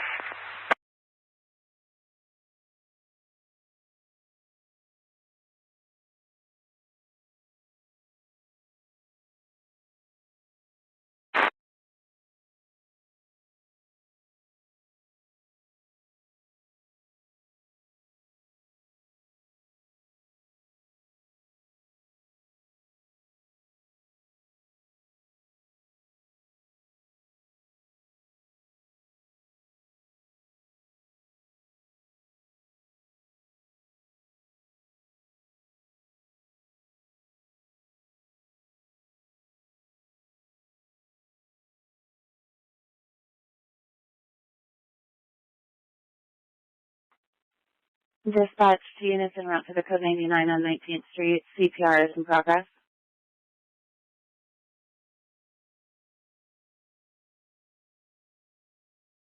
21 copy, thank you.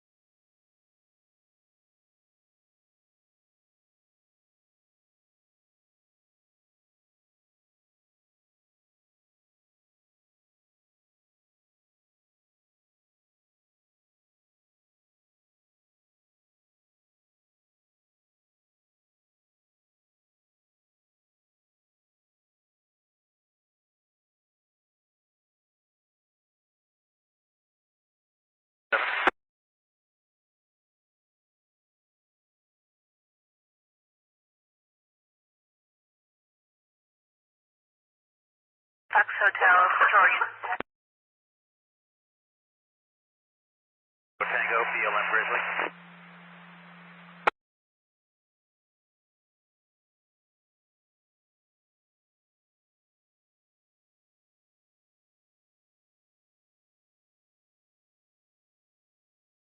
Fox Hotel, Centurion, copies all your positive AFF, 2044.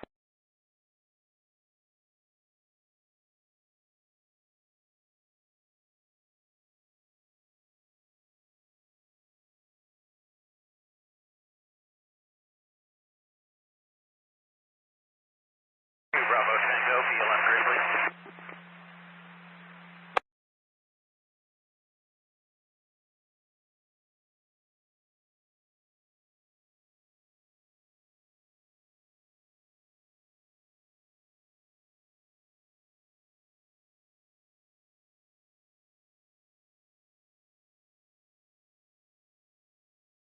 Is running out of time, so we are headed back to Prineville. Thanks for the word. Right on, thank you guys.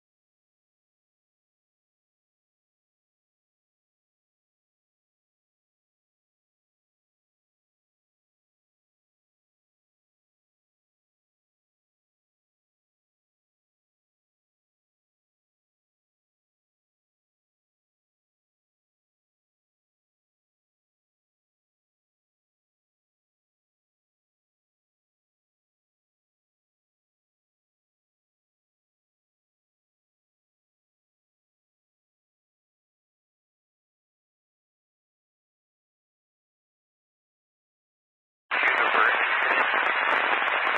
3 souls on board, 40 minutes usable fuel, 5 minutes, 20 seconds, ETE to Prineville Heli Base. Juniper,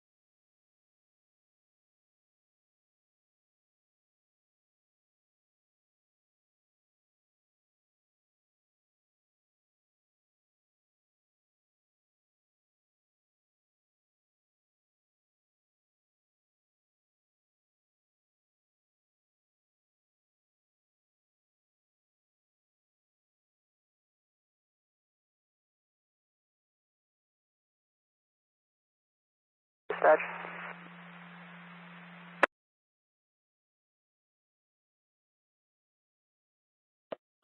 476, I'll have you take the driveway.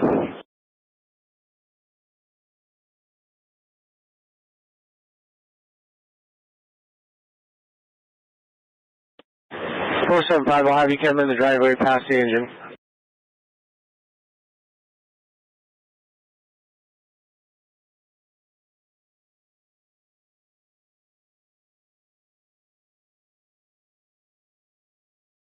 And then can you confirm that was on Forest Service jurisdiction, correct?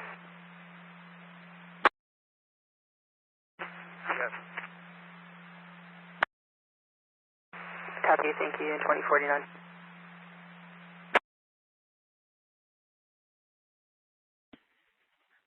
One 19800 Touchmark Way, cross of Mount Bachelor Drive, 321371 up to.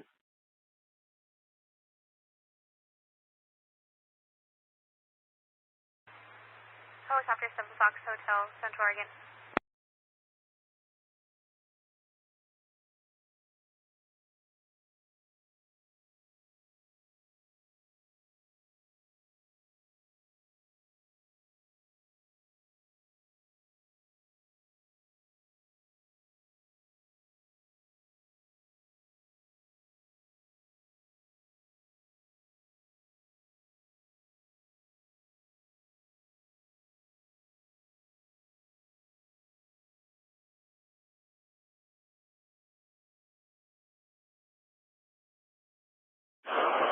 Task Force 1, Task Force 2 from 113. Go ahead and wrap up what you've got and meet back at the silo.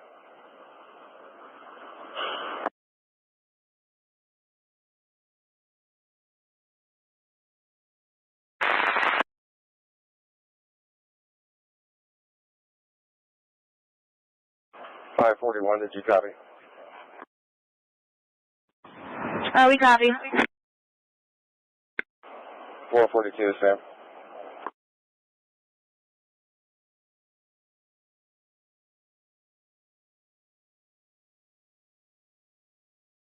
.1232.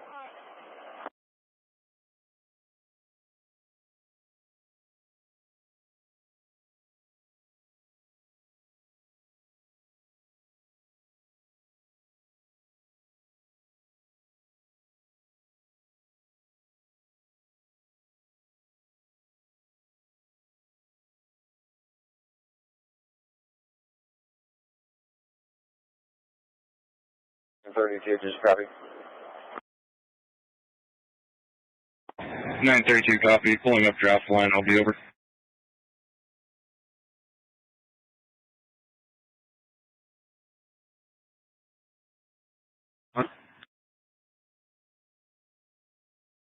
Go ahead. Can you dispatch the chaplain to our location, please? Dufur.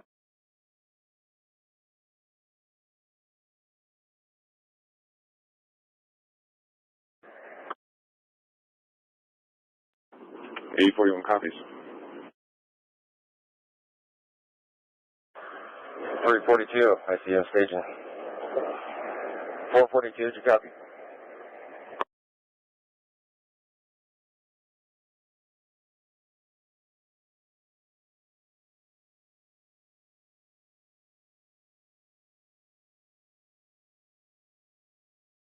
And 134.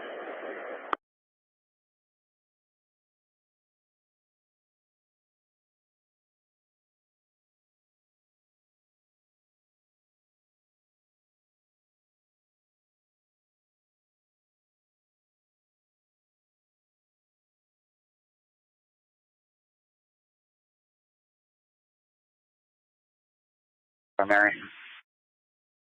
32. Clear the fire turning.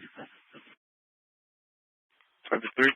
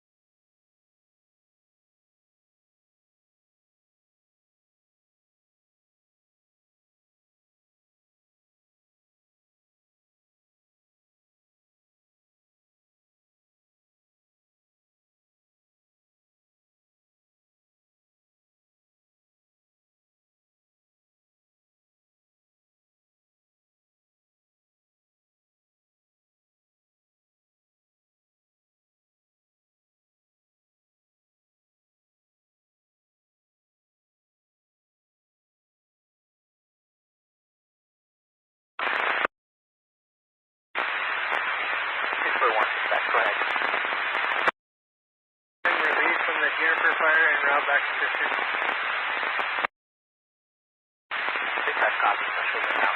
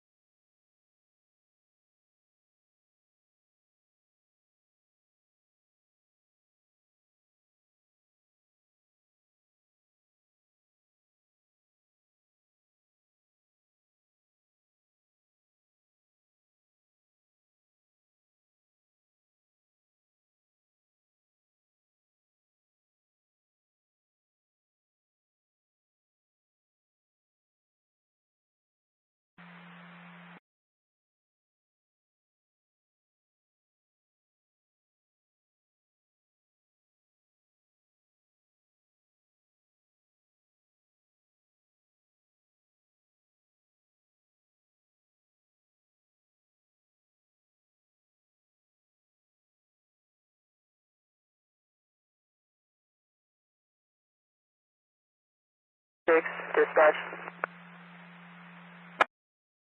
636 and 634 have been released from the Juniper incident, and we are returning to Bend.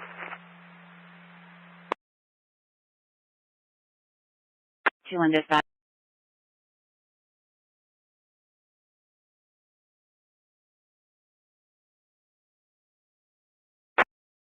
Five-minute ETA. Copy, thank you.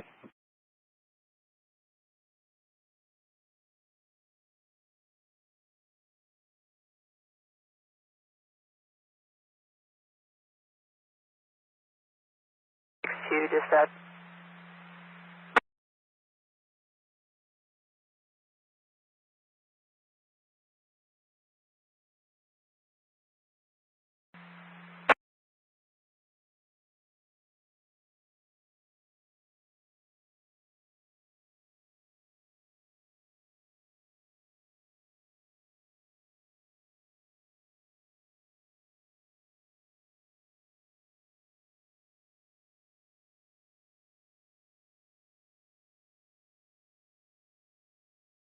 Dispatch copies. You have a wonderful evening as well.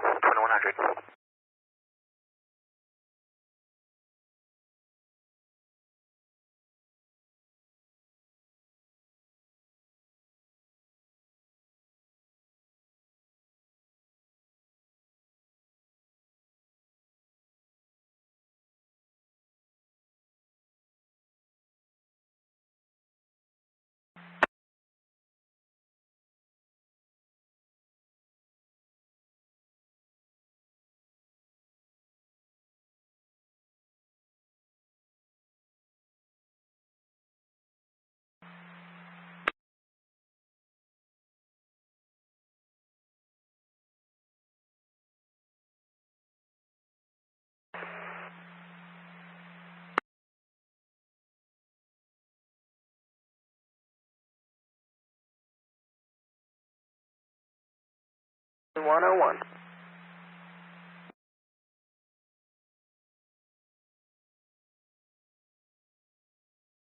Dispatch engine 612 on Grizzly.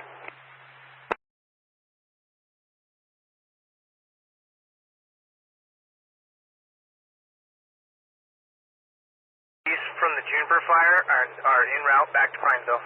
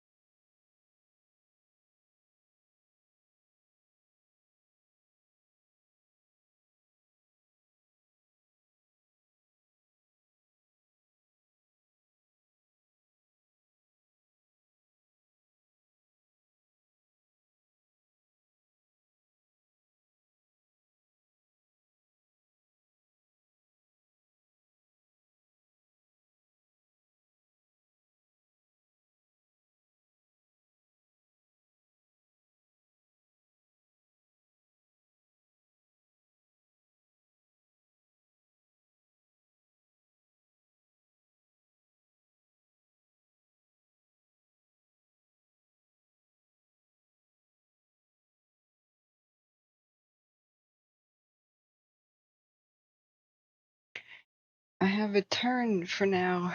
Hello, friends. How's it going? Alright. Let's fix the multicam view. And Bjorn, make that bigger. What's the situation in Humboldt? I was chilling at Sea Probes for a bit. I just ordered food. Thank you to Bashmode and all the others who just donated some money for me to get quality food. I was trying to get some Tygh and they closed. I was trying to get Lebanese and they closed. I was like, woe is me, what do I do for food?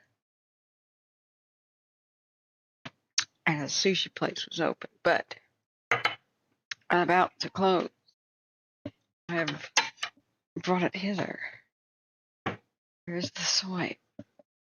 I have made a grave mistake, though. I thought the rice was like the little bit of rice that goes in nigiri, like right under the little small strips of salmon or octopus. 624 dispatch. Oh no, I have a basketball-sized bowl of rice here. Whoops. We'll see what kind of dent we can put in it. Dispatch copies 2104.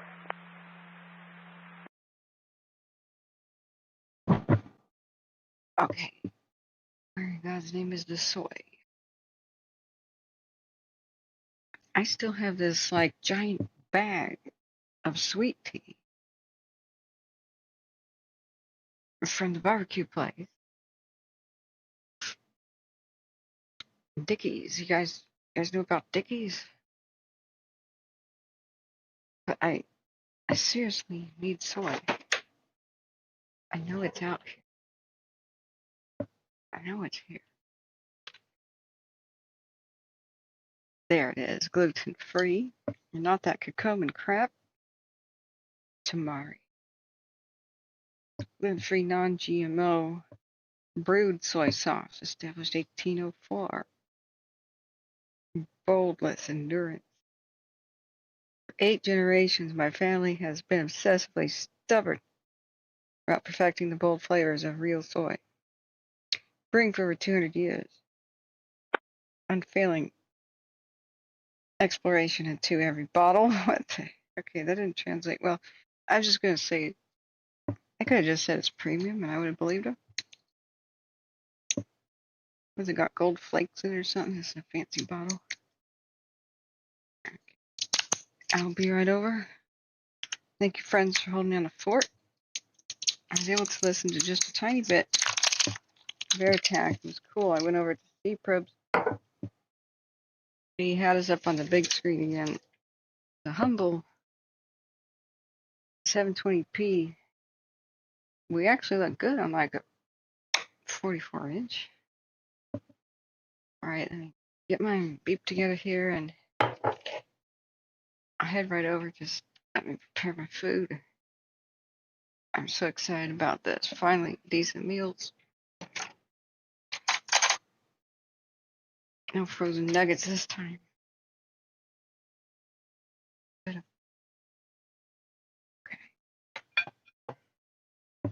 Let's go over to the computer.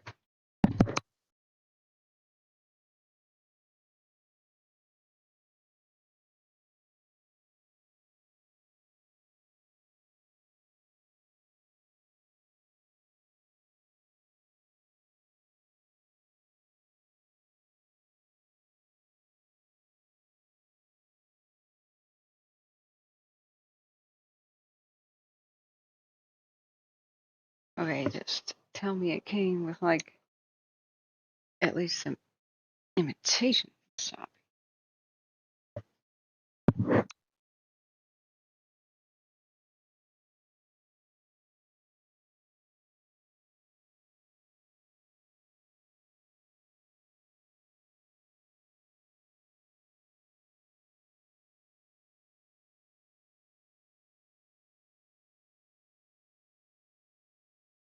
Alright, bear with me, still clanging around. with dishes.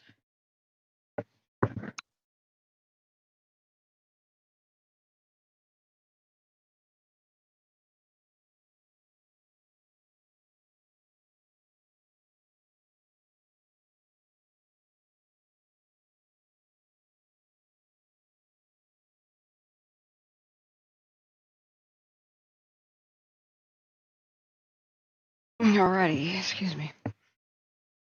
Okay, M. Daniel W. says over 20 active wildfires in California right now. I believe it. I believe it. 373, request for medics to stage for a suicidal subject. Medics on scene 20431. Alright, we don't need to listen to that. Because air attack is off of Deschutes County, and how is it looking there? It was looking quite good at the Juniper earlier, but what about the Larch? Still got some ferocious wind out there, it seems. Hey, Access Humboldt. I just got back here too. I have not slept in a very long time. I've been covering wildfires like crazy. The people say that there was, I just said, like, what's going on in Humboldt County? Because I've just gotten back with my dinner. I have not had my dinner yet. I'm just sitting down. Bear with me, it's extreme lack of sleep edition, Catherine here. And if I don't get some food in me, I should perish. Okay. Alright. Yeah, of course, just let me know which ones you want to look at. We've been watching the Larch Creek, which broke out in Oregon today, last night. Well, we were watching the the new one, the Juniper, that broke out. Oregon's got red flag held. Going out, multiple communities evacuated. So, sorry, what's the latest info on that one? That's what we were listening to as I was away.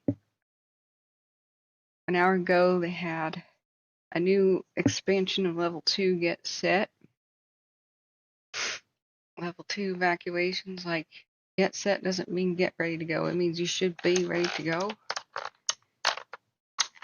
You shouldn't call it get set. They should call it set. I'll make that. Sorry about that noise. I will make that suggestion, actually, to the actual Oregon Fire Marshal if I have to. I think that's a little bit misleading. It's like you need to have already been ready to go. Level 1 is you are preparing to be at level 2. Oh, this is amazing sticky rice. Oh.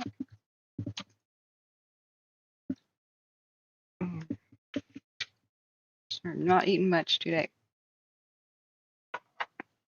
Oh, where's my soy? Oh dear, sorry. What is the situation as you know it? And then do we have any cams? We still have no cams for the fire just due east of Mount Hood on the drier side of Oregon called Larch Creek. It's a little bit ominous, but I'm sure it's out of caution that they are expanding their evacuation zones. What I just don't like, in general, is don't put get set at dusk.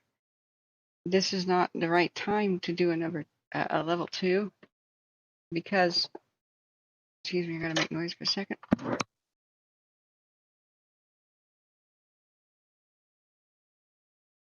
It means the people who are maybe in danger tonight go to bed. And the night evacuations really suck.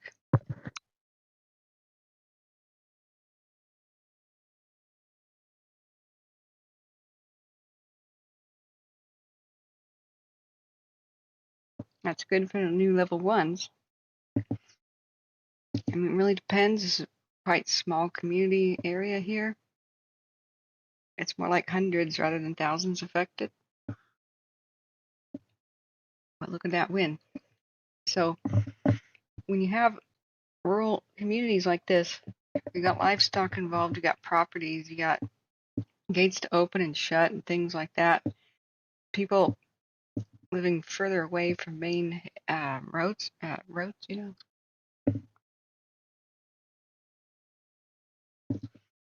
I would only hit a level 2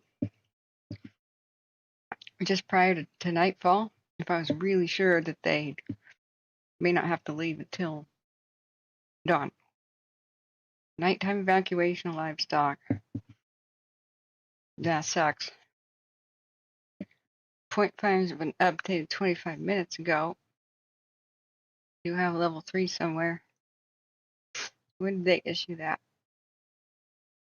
I was able to listen more to the air attack than I was able to watch any chat. So thanks everybody for keeping everyone informed. I'm starving, just please bear with me.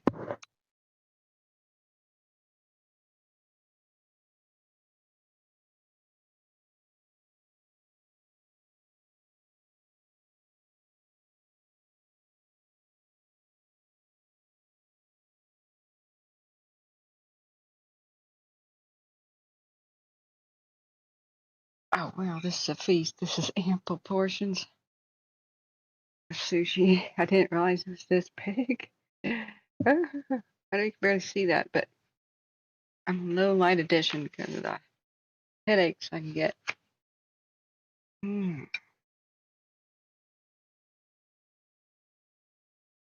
That's good stuff. All right. Oh, I didn't want it seared. That ruins it. I want it raw.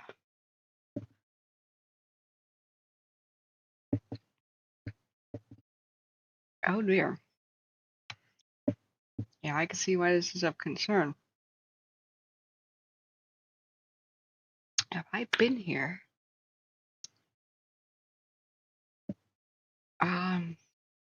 Deja vu. We've been here before. Driving up the coast towards the redwoods. Wow. Yeah, and I remember it from childhood too. Wow. Deja vu. Localized evacuation started 3 hours ago. Okay. It was up on a hill. Let's see. Do we have? Hey, Christopher. Thanks. There's a little sushi emote. Wow. We'll check on the basin too. Is it doing anything right now, or is it just being the big monster it always is in the hills? Access Humboldt, by the way, welcome back. Says, so far so good for these towns. Really good. Dylan Cook says I live on 1 mile of gravel and was threatened by last year's fires. Not fun. Yeah. I had signs with all animals on the property posted on my door just in case. Yeah, Dylan, which one was that? Which fire really came up to you? Wait, what? Garberville is burning? Wait, what? Who said that? I mean, this picture is the hills behind it. Okay, be really careful when somebody by saying stuff like that. You will freak people out. Imagine somebody casually mentioned, "Is your Larry? Is your house on fire? Why is your house on fire, Larry?" Can you imagine the reaction?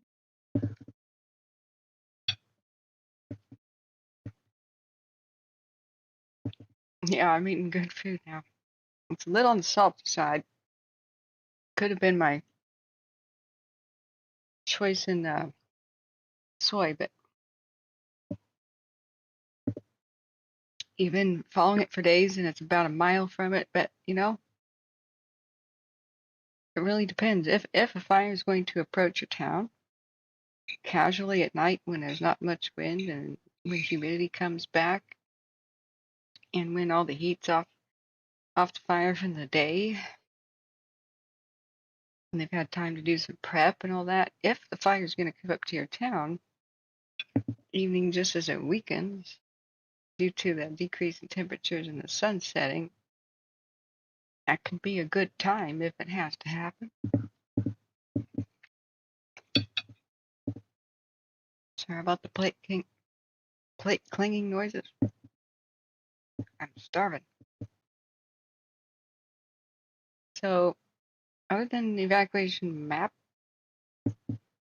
updates, what's up there? At 8:50, new evacuation warning for a new zone. We got a radio. And look back up. Yeah, Vicky. Yeah. Thank you, everybody who's donated for my healthy, nutritious food fund. Oh, good.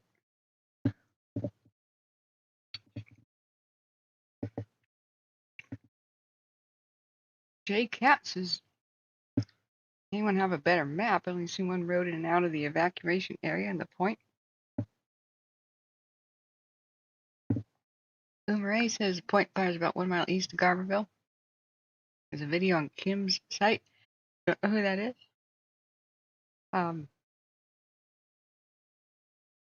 I'm sorry. I'd give you some Desi if I could. I have octopus. And some sort of an Oregon or California roll thing, but I had no idea it was huge. Otherwise, I would not have ordered this. I ordered 4 rice.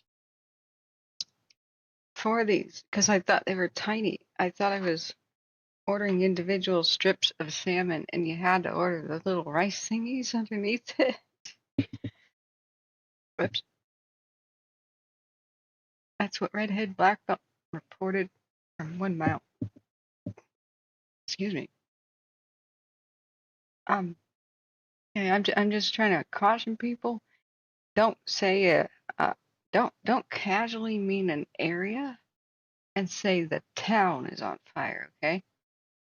Like just because like Multnomah County might have a fire and Portland's in Multnomah County does not mean that Portland is on fire. You get what I'm saying? I catch myself all the time. I keep saying stuff like Santa Barbara fire county, you know? Whoops. Los Angeles, the fire is 9 miles long in Los Angeles County. Whoops. Don't worry, we all screw up sometimes here. It's 109 in Humboldt County. It's 109. Crazy north winds, or winds from the north, I should say. Okay, once again, do we have radio so I can just kind of shut up and listen? Especially if they have a nighttime helicopter cruising. Yeah, thanks. I mean, do we have radio? Or cam? We've got all these evacuation map things. Oh yeah, I really did not want seared tuna. I'll forgive them. Where's the octopus? A friend of mine is like, I like Cthulhu, so I don't eat octopus. And I'm like, he would eat you.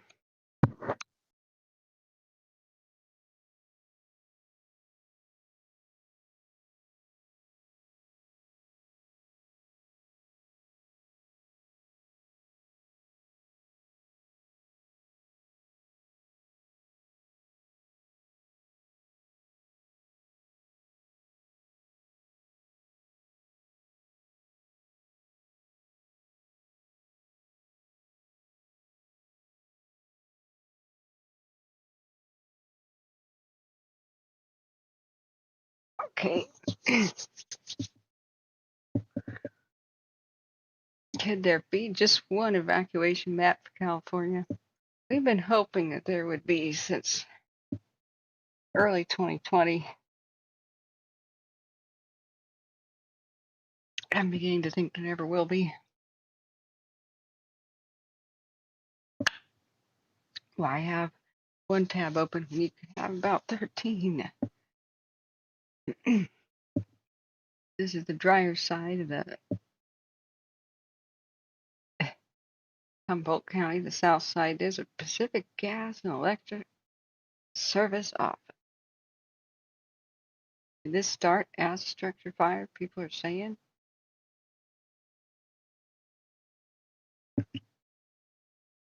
Check on Orange County. All right.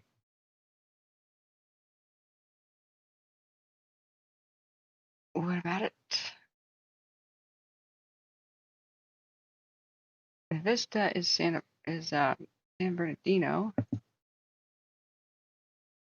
Ding ding ding. Poppy is LA. The lake is Santa Barbara.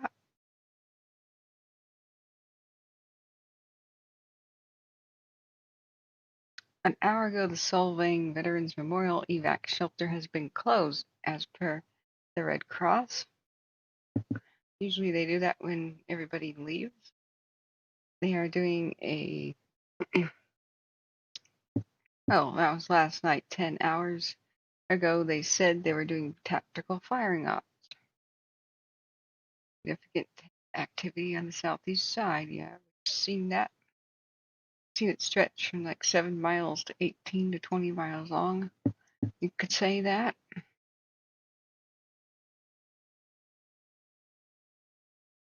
I have no idea what you're saying. Telepathy here. I wouldn't be surprised, as he says, if that happens, unfortunately, with the lake. I need more tea. Excuse me. Please, somebody get me a radio so I can just stuff my face real quick. I'm really, really hungry, but you're not going to want to hear me. Hungry, hungry hippo this.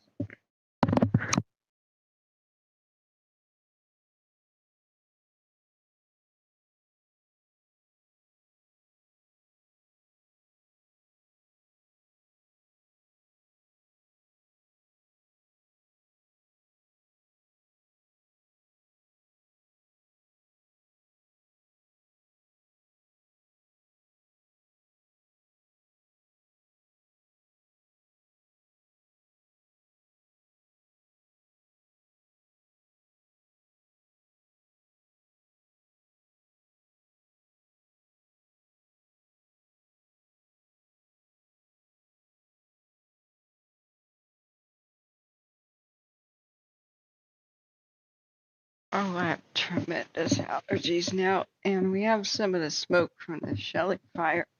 I'm sorry, I'm very congested.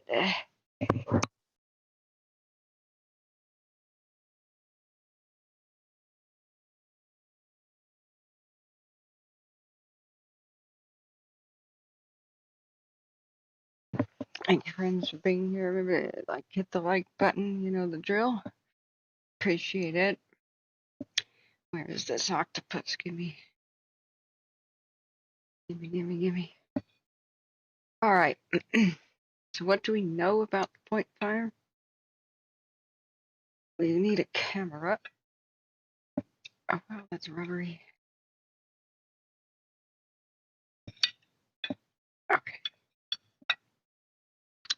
Usually they just put a camera. There it is.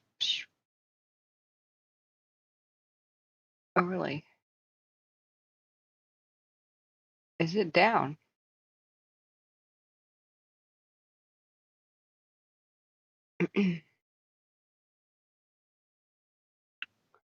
Oh, 6-hour time lapse.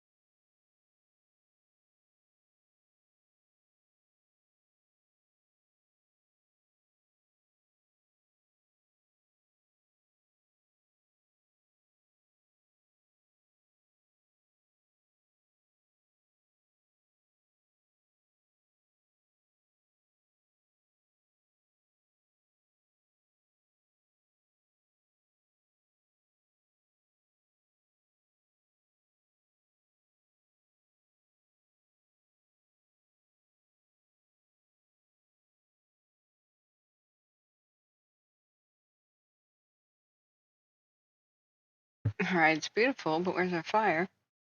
Why is the one camera down that was looking at it?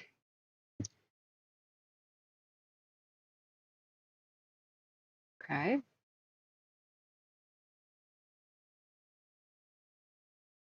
Right. Okay, Big Al says, according to watch duty, the Point 5's perimeter is already burned over Alder Point Road, and it may not be a viable option. Look, just keep a level and cool head. If you're already in a town, there's a myriad of safe shelter and place options. So, even if authorities are like telling you that you have to leave, remember that's an individualized piece of advice. Gerberville. If you're already in a safe spot and you don't want to go down a sketchy road, or remember, big box store type parking lots are perfectly safe spots to be. Pavement doesn't burn. Golf courses and a high school track and field, an empty lot. Excuse me, the super congested here. If there's a traffic jam already, and you can pull over and not add to it, just never leave a perfectly safe spot for one that might be a sketchy drive, like a super smoky, God forbid, flames like down the road. Just there's a time where it comes like, hey, I'm gonna sit in my car and read a book in a safe spot.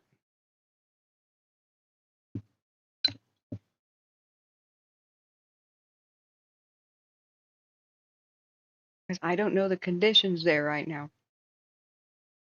Just use your best judgment. So I don't know like what's going on, but you know, there's a parking lot, there's a post office. I don't know how old these images are. I mean, you should get down to 101 in that area if you could. Oh yeah, Opinions in Life, Murder Mountain.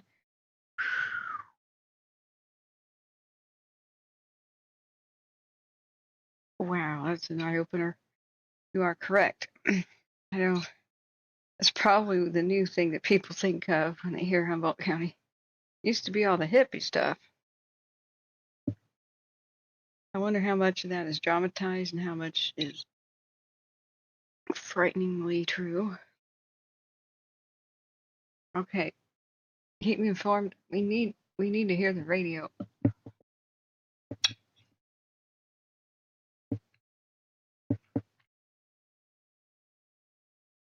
Thank you, Big Al. Sounds like it's changing rapidly then.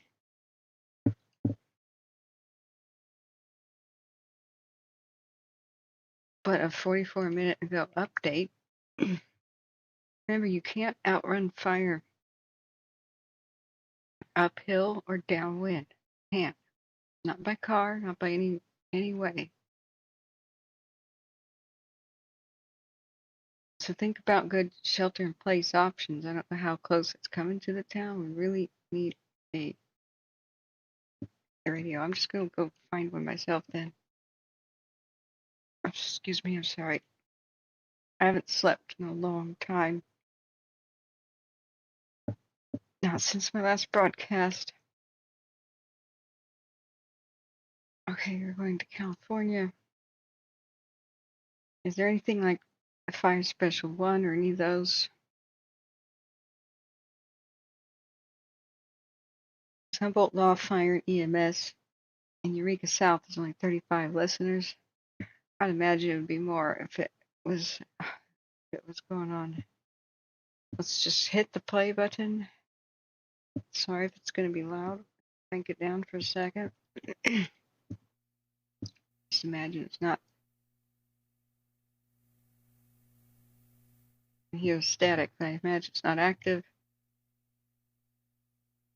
it seems like there'd be a lot more people.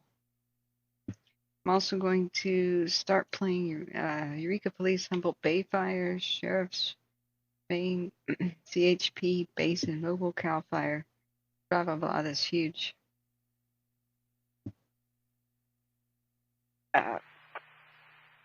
Blender chat. At the same time, we'll see which one works. Let me look. Oh, spinning dude. All right. Hang in there.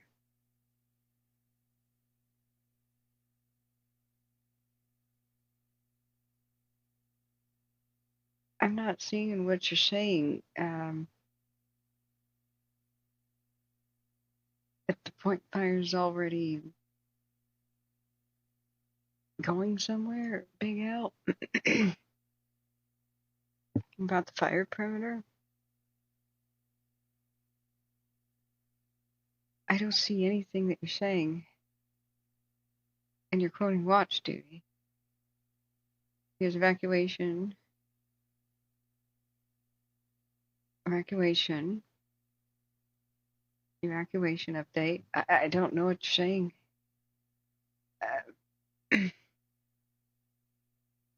It just says point fire is at Quarry Road and Alder Point Road east of Garberville.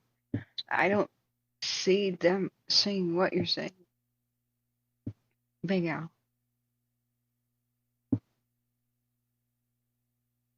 And what might be an option or what might not be. We haven't had an update in 44 minutes. One of the cams got knocked out and lost power.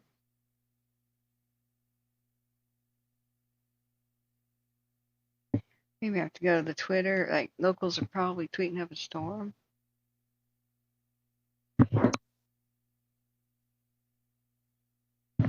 We are listening to two different Humboldt County things. Nothing is being said.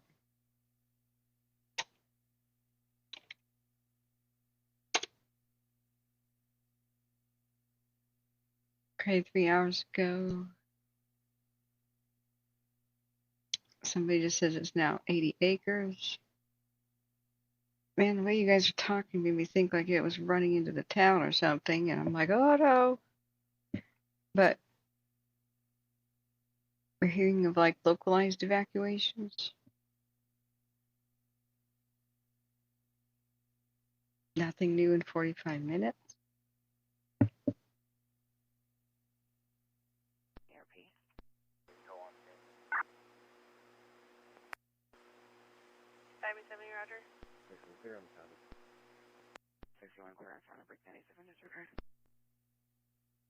One of the channels alive.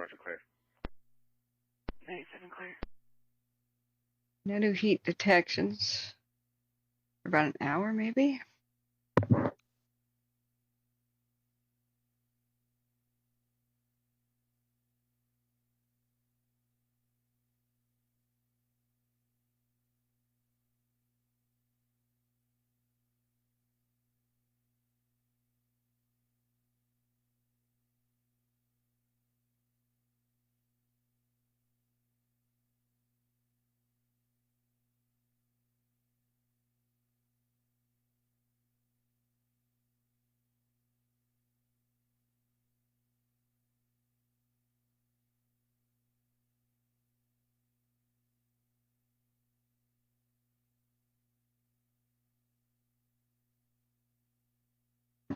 Oh, thank you, friends.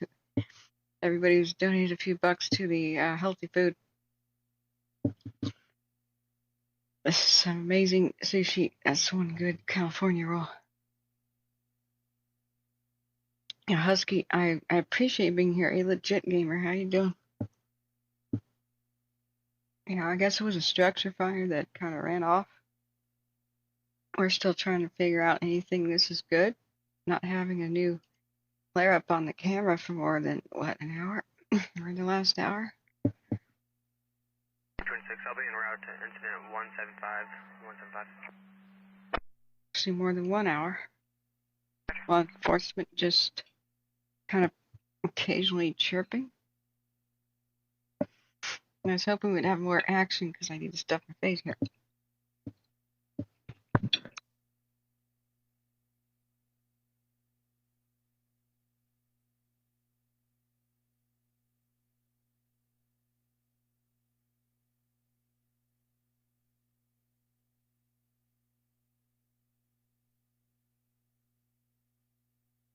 Okay, it's too hot in here for salmon to keep long.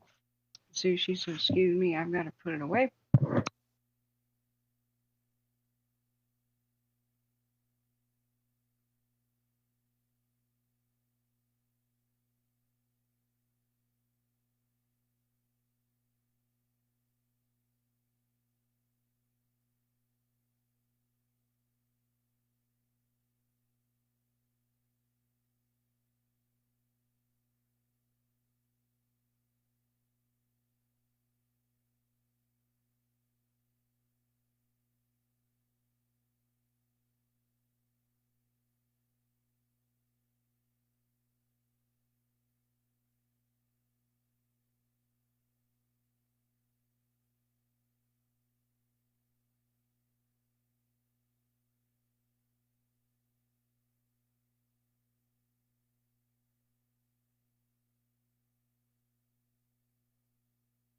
Okay, no news is really good news on this fire. I'm sure they'd be updating a lot more frequently.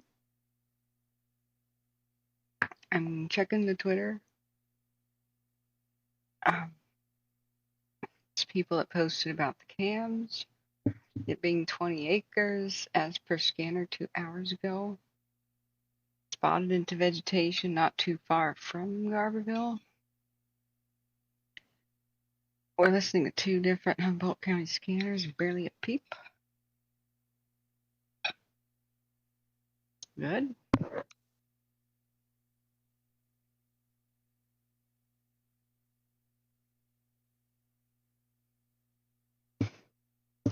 Well, you're very appreciated, Husky.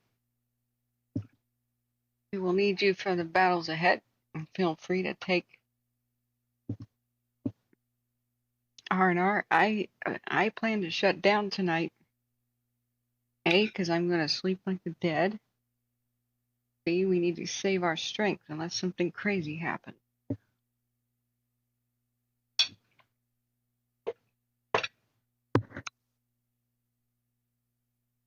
Oh God, what have I done?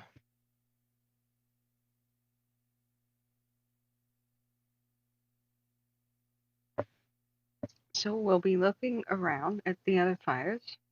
Got some high winds there, but without a red flare-up, I'm pleased so far with what we're able to see. We have a Shelly fire operational update, which we shall now watch so I can eat. Anything else I need to check on? Dylan Cook says with north winds, Garberville is most likely safe for the time being, which is not legal advice. Please take precautions when directed. Smaller communities are easier to save without seeing like any red going on. Let's see if there's any more helicopters.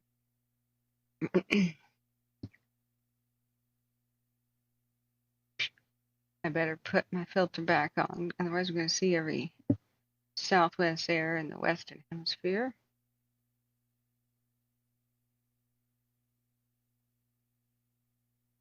There we go. I apply my filter. There we go.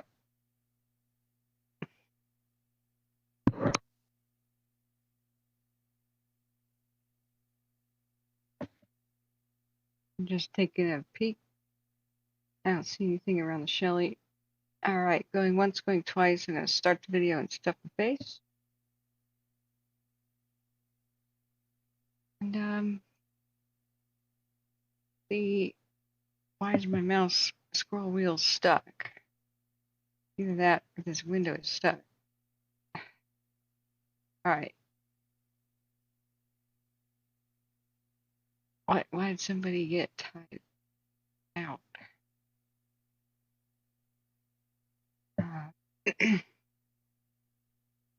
seriously, why 26 status check. is Umari 16 is clear. Subject moved along. a simple 26 clear, moved along. why was Umari timed out? Was that an accident? Hey Bugs, how you doing? Urban?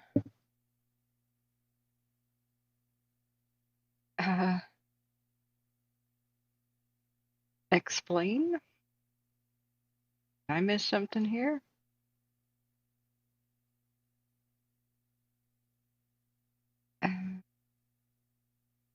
I think you were being saluted and you timed somebody out, or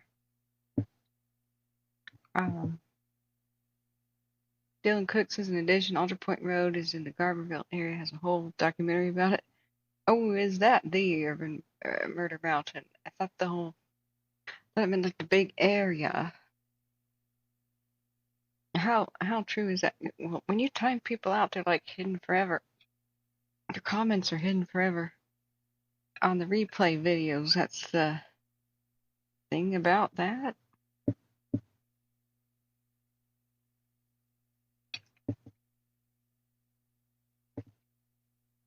Look back. Whatever. You guys are really, timeouts are for like quite bad behavior.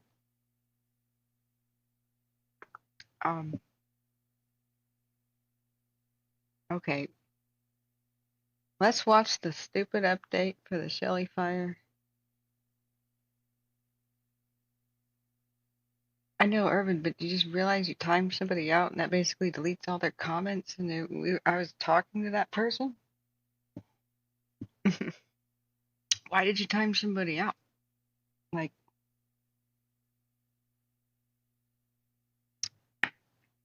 I don't get it.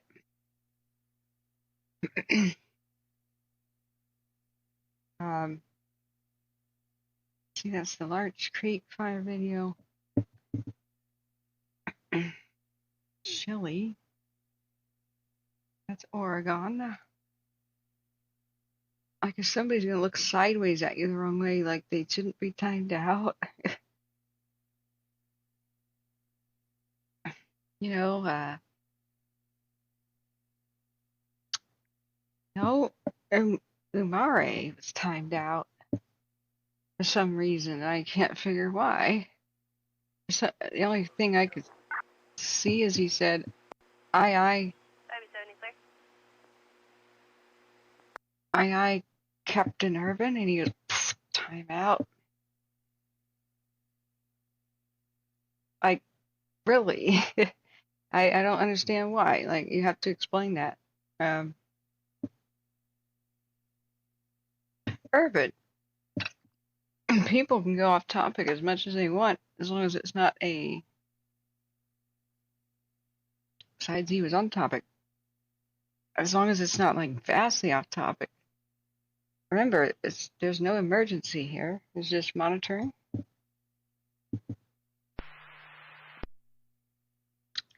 I timed out Wrath because Wrath gets out of line when he's drunk. And he sits there and declares that. Irvin, we want people to chatter. It gets us higher in the search ranks. And it gets us higher in the search ranking. There's actually a metric called, I have to go back to the screen now and see it. I'm refilling my tea. Like, okay, what I don't want people to do is be disgusting. There's a guy saying, my dog farted. Okay, in fact, that kind of thing is like, I would just ban the person and not look back, actually, now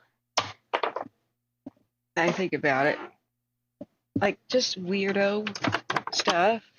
When we're talking about Murder Mountain, the documentary about this exact location, and I was like, yeah, I've seen that documentary. It's on Netflix. I mean, we're having a conversation, you know. I encourage people to say, hi, I'm from this and that place. That's how I found your channel. How's everybody? I like dogs. Ouch. What's your favorite color? Do you like walruses? Are they your favorite pinniped, or do you like fur seals? Whatever kind of keeps chat all right, you know? But when you time somebody out, it will delete forever everything they said. So that, like, if you ever go back and play the videos, it's like I'm talking to myself and nobody has any idea what the hell I'm talking about. Because it just says deleted message or nothing going by. It's for the historical record, right? So,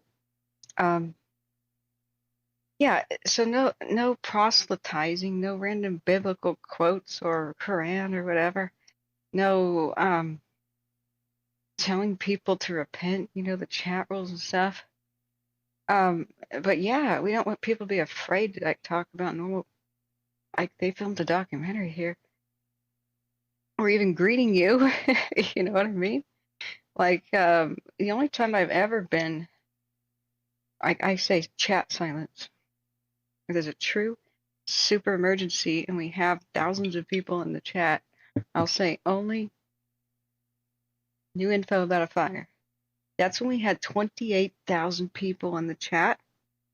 Usually happens around when we have over 3,000. I've never had a rule that you can't just kind of talk. Right now we have 65 people, probably of which 20 are asleep or AFK and out of the room. So don't worry.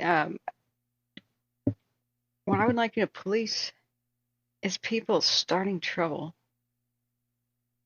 You know, like this chick came in earlier today, last broadcast, and she goes, so, did you know that Jesus wants you to repent? And I explained the rules. No, none of that, please. Go ahead and pray for people and say you're in my thoughts and prayers. That's cool. You're not going to jump on my shoulders here and yell at my people, tell them what to do or proselytize. It ain't going to happen. And she goes, oh, well, if, you know what, Jesus is actually your boss. I said, I'm sorry, what? And she goes, so if you're not acknowledging Jesus, you're on the other side. What? I see. You're not allowing me to talk about Jesus, so you're from that side. I said, okay, nice knowing you, and banned instantly. This is what I need your help with. You know. Yeah, and when drunk people, like, go ranting, people get, I don't like disgusting. Okay? One guy came in here and said, can I touch you? Like, I need your help bouncing these people, like at the bar, you know, no touching, you know. Yeah, but it's almost 10 o'clock at night. Take a look at the viewer count too, about how, I mean, these people have disturbed me, Irvin. Like, we had fake Lahaina victims coming in and screaming about space lasers. And then they went and told their friends and said, I heard you're shutting up Lahaina victims. I'm like, no, I'm not. I told them to just not talk about space lasers. And that's, you're disturbing people here. Sorry, we're about to watch this. And so, it's all caps shouting, if you don't talk about the laser weapons, you're helping them kill people. All right. These people disturb me a lot. That's what I need your help with. My email, Access Humboldt, is in the description of the video, almost at the bottom. And also, I'll show you something. Every channel's got an About Me page, and yet they took away the About Me part, so I have to show people how to get back to it. Oh dear, this is what YouTube thinks I want to watch. I actually do want to watch this and that. Actually, I do watch World Trade Center videos too, but excuse me.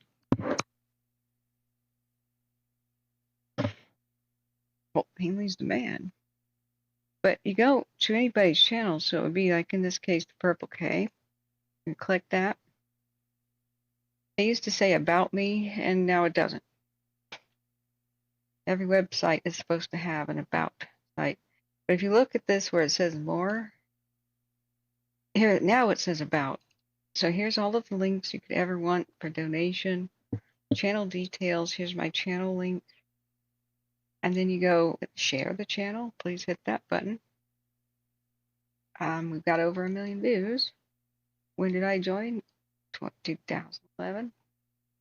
But then it says, let's see, where's it? Contact. Where is that? Right, okay, here's the Twitter. Where's my email button? Okay, did they hide it again? Oh, 3 more links. What? More? Hey, it's description of the video at the bottom. If this is broken, then I need to fix it. Usually it says show email right there. Maybe it doesn't because it's my own channel. Alright, so let's go to my actual video. More. Weird how this works. Okay, hit the description. Beep, beep, beep, beep, beep, beep, beep, beep, beep, beep, beep, beep, beep, beep, beep. Down at the bottom, there's my email. Here's my Twitter. Here's donation links. Blah, blah, blah. So here you go. And the mods can provide. That's weird. Is it broken? Is if you guys go to my own channel page, does it say it should say email, and you click on it and it shows the email. It's supposed to be for like everybody. If that's broke, you should fix it. Hey, Free Skier Dude, welcome back. Have you checked out the Grass Mountain time lapse? 2835 Hubbard, 2835 Hubbard apartment, F rank, 58-year-old male. Oh wow, like right now. Okay. All right, we will in a second, but really I need to finish my fish before it spoils in front of me. Sorry about that flashing.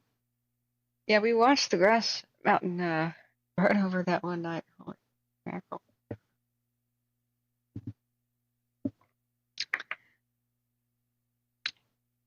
Wow. Okay, do we have to go the full 12? Well, thanks for catching that. You know, if somebody clicked that, if my email, if it doesn't say contact and then reveal my email, I have to fix it. Let's see.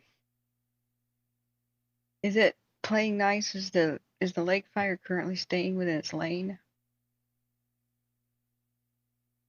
Because man,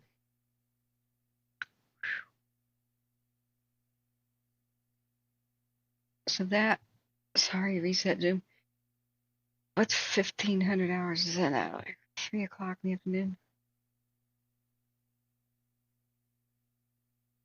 Oh, you know what? They're doing firing ops. That was probably their firing op. You know how it just like boom happened? I bet you that's what they did down there at that spot. Because especially if we're looking southeast right now. They announced that. Yeah, with the smoke socked in. Yeah, I bet that's what they're doing. It's it may be a good time of day to do that. How neat. Yeah, thank you for alerting me to that, because if it ain't there, I screwed up and I should go fix it. So, sorry, did I miss anybody? Thanks for bringing that to my attention. I was hoping to get back to Fortuna whenever Cam's back, but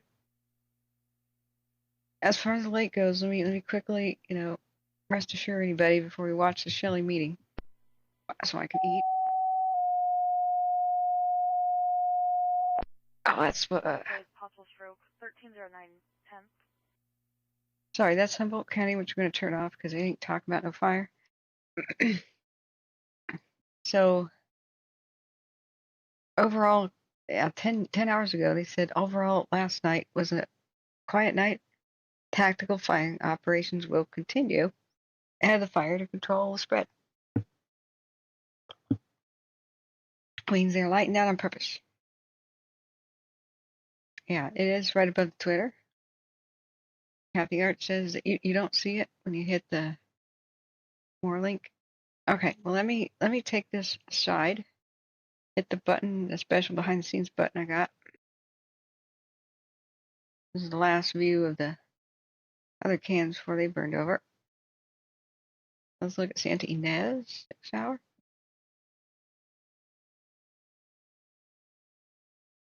Yeah, I'm sure they're doing a bunch of tactical firing. As long as the smoke doesn't blow towards this camera, the one itself, and like fold down, or not fold down. As long as it's sitting down, the smoke's sitting down because it's smothering. Okay, as long as high winds don't whoosh a gigantic mega cloud and a huge flame front does not appear and sweep towards this camera to the south, most everything's probably fine.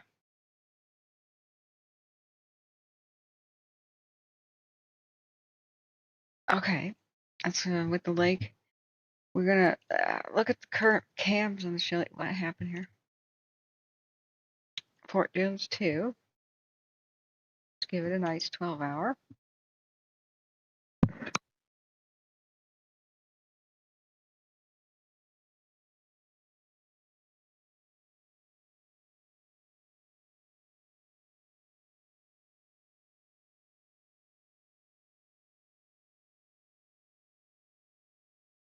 Ah, I was not expecting eel. If you're not expecting it, that slams. Yeah. It's not the sweet kind either. Yeah.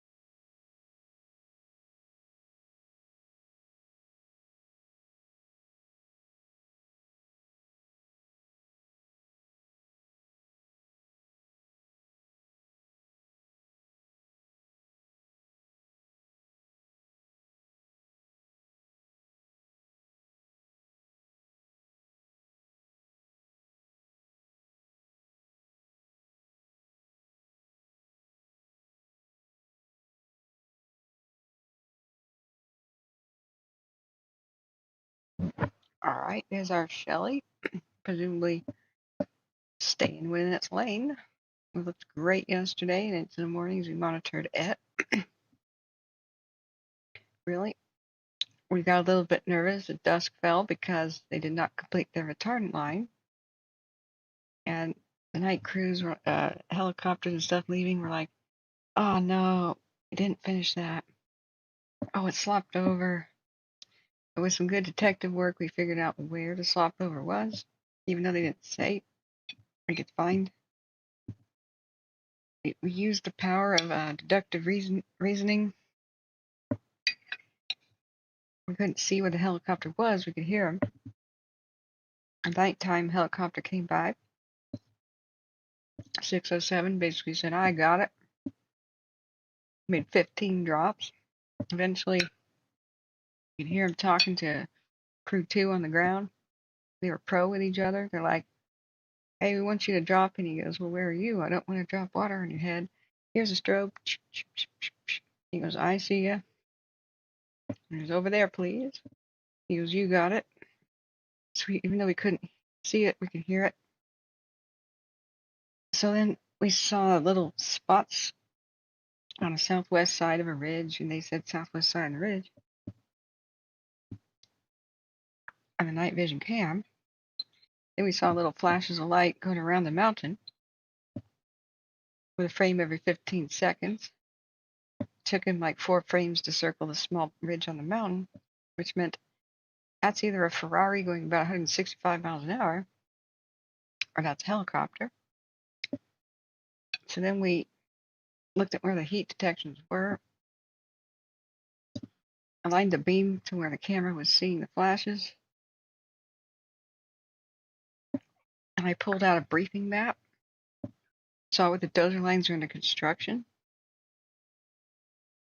And pinpointed just exactly what where they were talking about.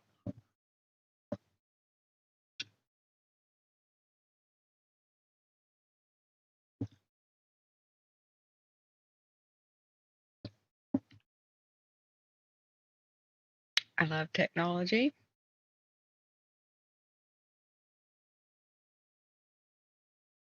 All right, friends.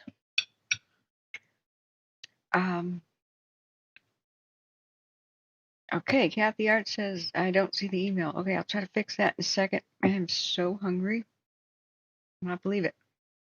So I'm going to try to, thank you for testing that for me. And Bugs, thank you for being here and your kind donations to get me this good food. Let me see, did I miss anybody's special request? Because I'm going to put the Shelly Fire meeting on for operational update. It shouldn't be too, too long. So far, I'm liking what I'm seeing.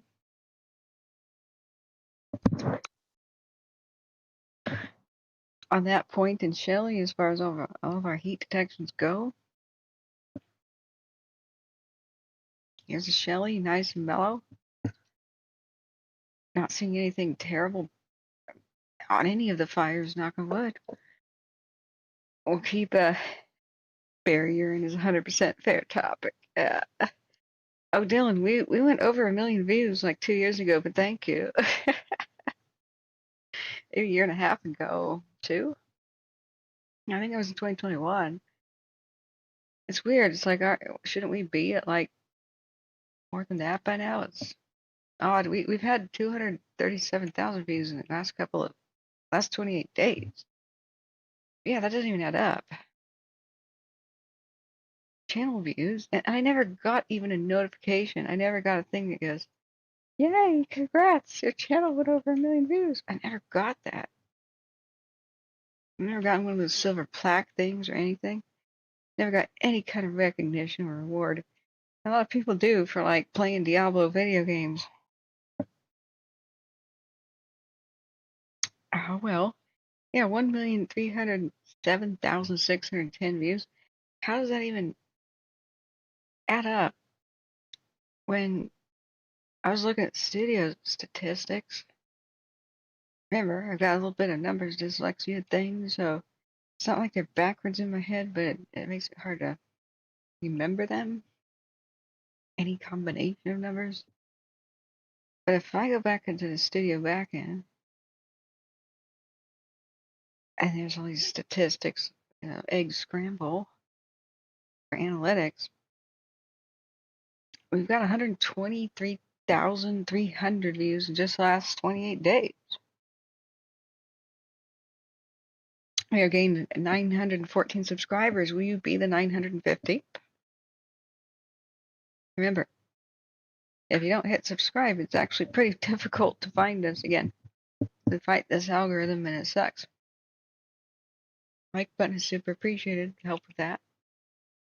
So we need to get to 10,000 subs and then 20 to get a store and other things, and that would be cool if we could have little mugs and t-shirts and stuff that say Hero Helper.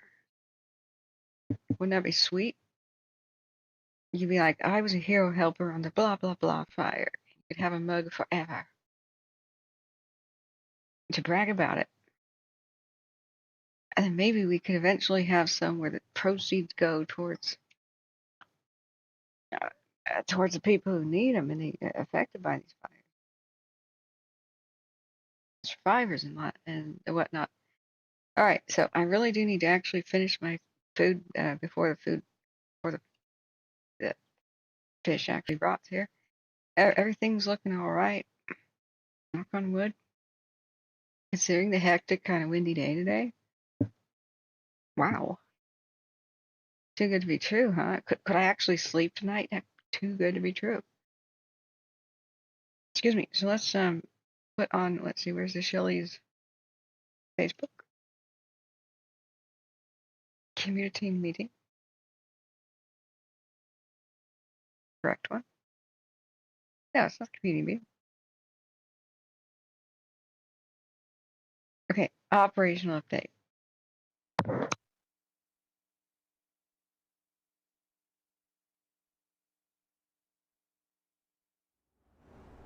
Good evening. I'm Christian Litz, and this is my partner John Frederick. We're Ops Section Chiefs with Team 12 and with CAL FIRE Unified, making sure that we could take care of the public and all the various values at risk out there. I'll start off with talking about the situation of the fire. We are looking, the most activity we're seeing right now is on this eastern edge along Patterson Creek. It's just backing down towards Patterson Creek. We're watching it very intently and watching the weather pattern to see if we have opportunities to slow it down. That is the most active. Up here in the north, it's looking really good.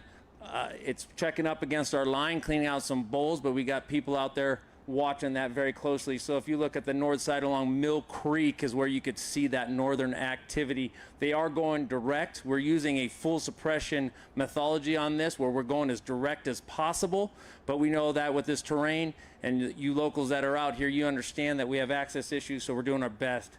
Coming around, breaking off of Mill Creek where the Kidder Creek hits the edge, that's where I said is most active. We are looking at opportunity to go direct, and also alternate lines bumping off that, still parallel, still considered a more direct approach to stop the spread of that fire to the east.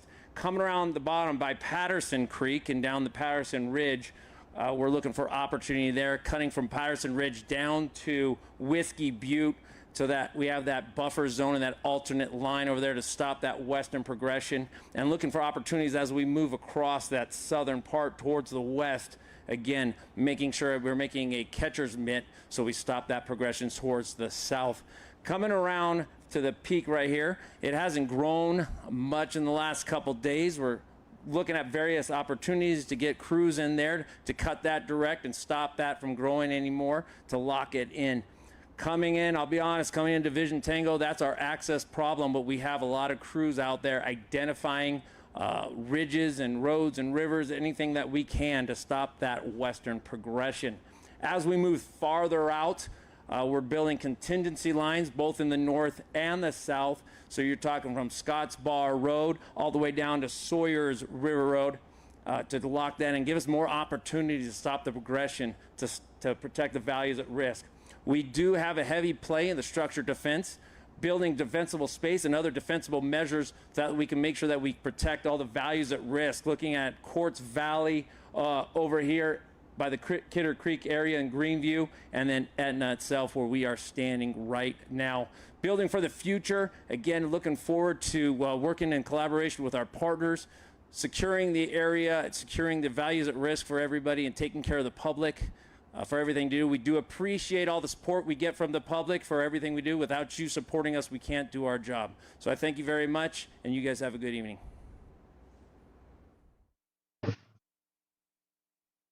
We got you. We support you. And we salute you. Oh, man. I just got a reminder my tooth is not fully healed. Ow. Ow. But yeah, thanks anyway, Dylan. It's cool. We already have over 1 million views. I'm not like rejecting the congratulations there. It would have been cool if YouTube notified me. Somebody told me that a year ago or two. I was like, what? Shouldn't there be like a little balloon or something when I log in? All right. So guess what, friends? Basically, these maps.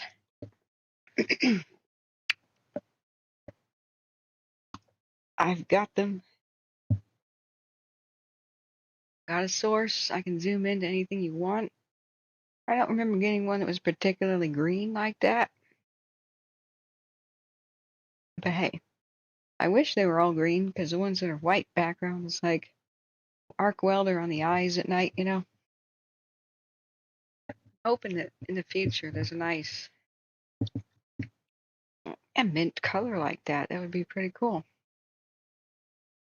So what they're doing is they're kind of glossing over things, is saying protecting values at risk, which is like, okay, be specific. We don't know what the heck you're talking about. That's what it says in their little checklist. But when you're talking to the public, it's like, what is a risk? And how are you protecting it, right?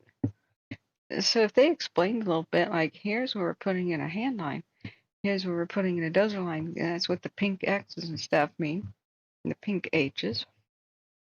I love the old Forest Service guys. Remember, they were really like zoom in with us and like super explanatory, and they would just slowly kind of trace their hand on the map and go over it with us, especially the ones that were like in Hayfork and McCash, McKinney fires and such like that. Northwest portion of California. I remember those guys. I loved those. And they would gesture with a fly swatter or something at the map. I was hoping Cal Fire would do that, but they tend to stick to the 2.5 and then cut it off. Which, slow down, tigers, you know. So I could take the time to go over it, and like if you want to know how they're protecting Etna or something, that's what we've been doing, you know. And if they did that, hey Echo, welcome here. If they did that, they'd reassure the public a lot more. Like here's how we're protecting your town: main line, second line, under construction, third line. That road, we're going to strengthen it, and that's what their map actually says. So I'll just explain what we're seeing, you know. But overall, in the Shelly fire, everybody's been doing an A+ to A job communicating to the public. Like this little blurb, that was all I would critique, you know, to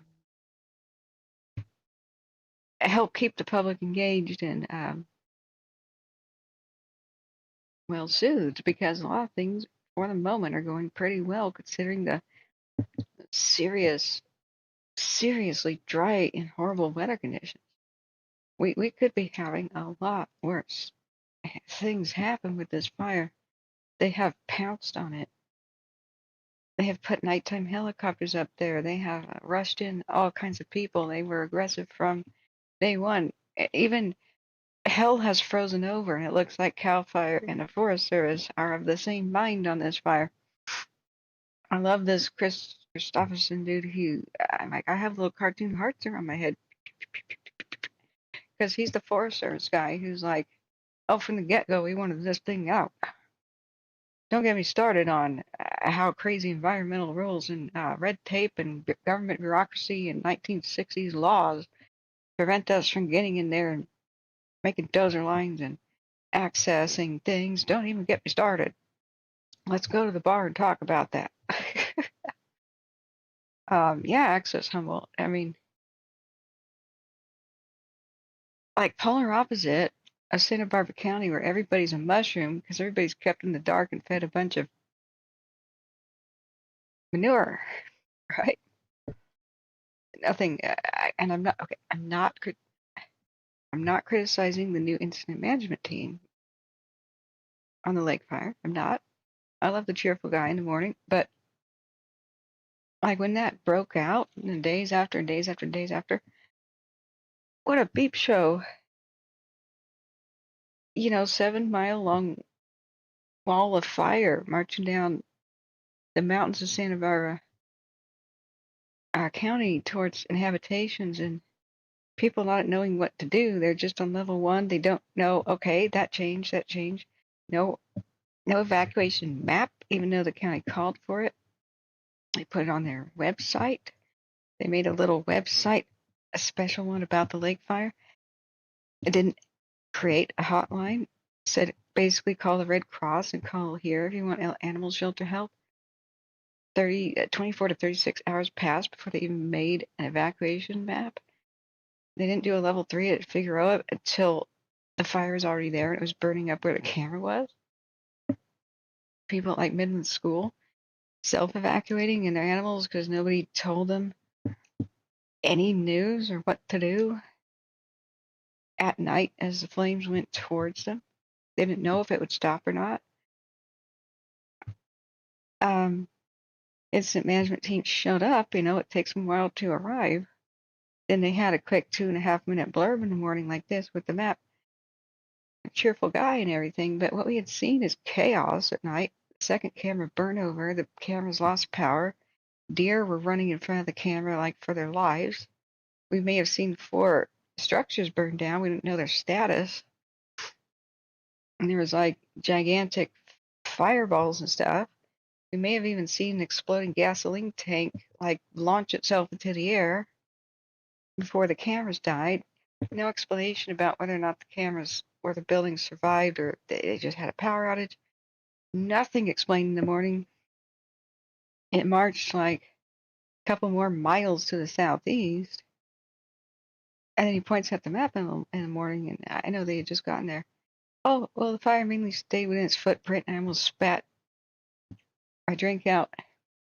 He goes, but we had significant growth on the southeast side. And then I'm like, oh, right, yeah, that's good. That's a good follow-up. But that was it. Like, what's the status of the buildings? Like, the lake fire,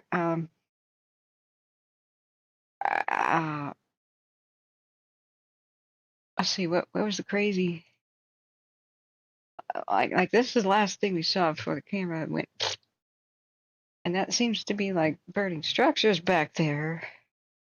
Anyway, we saw the fire go up and around him. Back here, there was like a huge fountain of fire, an explosive looking thing, and maybe the collapse of some sort of a little windmill from like the turn of the century. Little rare ones these days. And Access says, more of why you stream, right? I enjoy hearing your stories in history. Well, thank you. That makes me feel good. Even I know many times they've been traumatizing for you. Thanks for your faithfulness. Oh, thank you for your support. All we have to know is that we help people. For me, my mods and the donors and the people contributing to help. Oh, that's all we need to go on. Sorry, was I missing something in the chat? Yeah, it's a cluster fudge. It's a cluster fudge cake. So what happened here? Like, I know the incident management team just showed up, but we didn't have any radios. We just saw the crazy march of the fire the first night. Secondary, and the camera burn over of the first night. Then the secondary one of this second camera burn over. It's still down. But at least on the next day, I expected the incident management team to kind of explain a little bit. Any kind of community meeting? Nope. Nothing. Okay. Santa Barbara County Office of Emergency Management. Then finally got around like 36 hours later to putting up an evacuation map. I was about ready to make one for them and say, here you go. Because they said with roads and stuff. So all the public saw was this incredibly frightening pyrocumulus clouds, mushroom clouds at night, huge red glows on the horizon, unchecked spread, pretty much all directions, and a whole bunch of crickets. You know, so you get these elaborate community meetings, though, on the Shelly, many different speakers with many different expertises. They take like an hour to explain what they're doing, an hour to sit there and answer questions, and they don't mince words, and they don't BS anybody. They're saying this has a potential to be a town eraser, to destroy much of your backyard, much of your habitat. This is not good. The weather sucks. We're extremely challenged by the terrain, the red tape, by the stupid rules. Like if it goes into the wilderness, we can't even use chainsaws. We're supposed to use axes and crosscut saws. We literally have to party like it's 1899 and use mules because we're not allowed to drive a motorized vehicle into a wilderness. Ah! And sometimes the mules are just good because they just don't have a road in the regular national forest, but like they spit it out. They're like, this is terrible. We may even get lightning this weekend. Hold on to your butts. Be ready to go at a moment's notice. This is deadly, and if you don't evacuate, you may die. But we're doing everything you can, and how? Here's how. Wow, how refreshing. Because if you want the public to cooperate, you better not lie to them in any way. You better not hold anything back. Even if it's bad news, the public stays calm. Because imagination is worse. So let's look back up at the chat. Opus Singer, how have you been, bro? Glad you're doing the work you do. I missed you so much. So, Smitty, I found you folks in a moment of crisis, as many others probably do. Real people helping people. Please give me an email so I can get in touch with you, Opus. I wanted to reach out and hang out with you as I traveled around. So here it is. A lot of people want my email for some reason. How have you been? Where are you currently? So, and Humboldt GB, how are you? Let me go back up. Thank you, Penguin. Good to see you, Penguin. And how are you guys? Where are you currently, and how is the weather? Opus, I'm sorry. Thank you for your kind donation. I've been jibber-jabbering and totally missed it. I hope life is treating you well. You got a good gig. You guys hit the like button. So I'm hoping we get a new another video to watch. But if you, the only thing I would fault. Oh, by the way, I have to be complain about Santa Barbara County in one more way. Oh, excuse me, sorry. When Santa Barbara County did make an Office of Emergency Management site, excuse me, where's Lake? When they did, they never mentioned that they had a public information officer who is posting Twitter stuff, good info, sobering things, I mean, great resources. He was posting stuff about how the fire started. Where was it? Oh, are these the buildings that survived? Did they survive? Is this by Figueroa? God, I hope so. Like, we didn't know if they were there valiantly defending the buildings or watching them burn down that night when the camera burned over. So here's this PIO who's a good person here, like, keeping us informed. And the Santa Barbara County Office of Emergency Management, like their actual website, didn't have a link. So we didn't know about this for 2 days.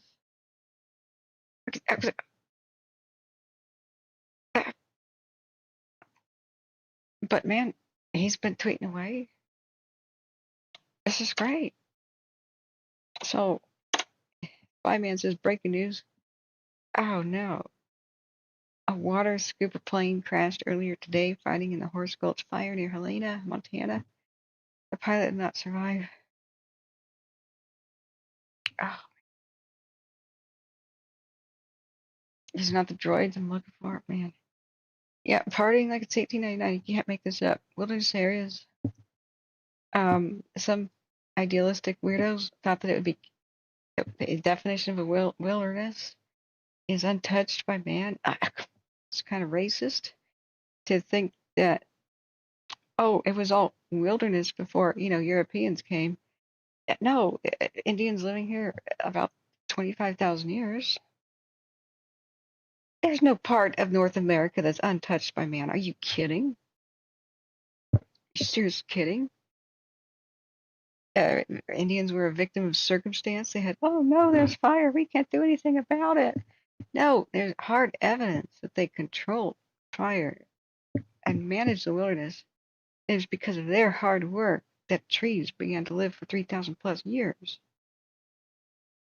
It's because they lived with them, worshipped them, honored their spirits in them, cared about them, and took care of them generation after generation. And it doesn't take a rocket science to figure out if you just keep applying a little bit of low-key fertilization fires all the time, that when lightning does its thing and big storms come up, then things aren't that bad and it doesn't destroy the trees. Holy crap. Anyway, in the 60s and stuff, the racist 60s, they started defining wildernesses, and so it was a place, quote, untouched by man. And that meant like development and roads. And in order to keep it a wilderness, you could allow people in, okay? Basically no technology after the year 1900, if you really wanted to lay it out there. I mean, that's it in the quickest nutshell I can make it. It's not a hard rule. But no motorized vehicles, no motors, no combustion engines, right? No bicycles. You're not allowed to ride a bicycle in a wilderness area. Existing roads are like grandfathered in. But seriously, and to make the trails that are authorized, and not many trails are authorized, the Forest Service has to use pre-1900 technology. Blacksmiths, mules, crosscut saws, filing each individual little tooth at a time to build your trails. Of course, you have to, even though this is like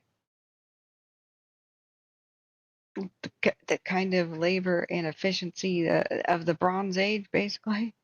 Okay, Iron Age, since they're using iron tools.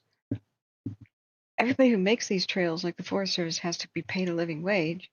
So that means you just can't improve the wilderness very well or take care of it very well because of the extreme slowness with which they have to work. This means fire breaks, everything,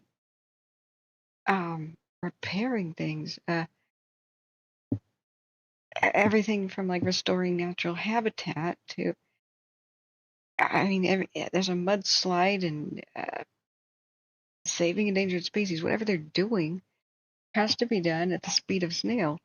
So every dollar that could be spent, like if it normally would cost, a lot of money to make a big long trail, but it would provide access to go study an endangered species or take care of it or replant it or whatever you got to do. Like it'll cost like 70 times more. It's because they pay people the same wage, but it's 70 times less efficient. So what happens when the firefighters, when there's a crazy fire coming and they have to build a fire break, fire line?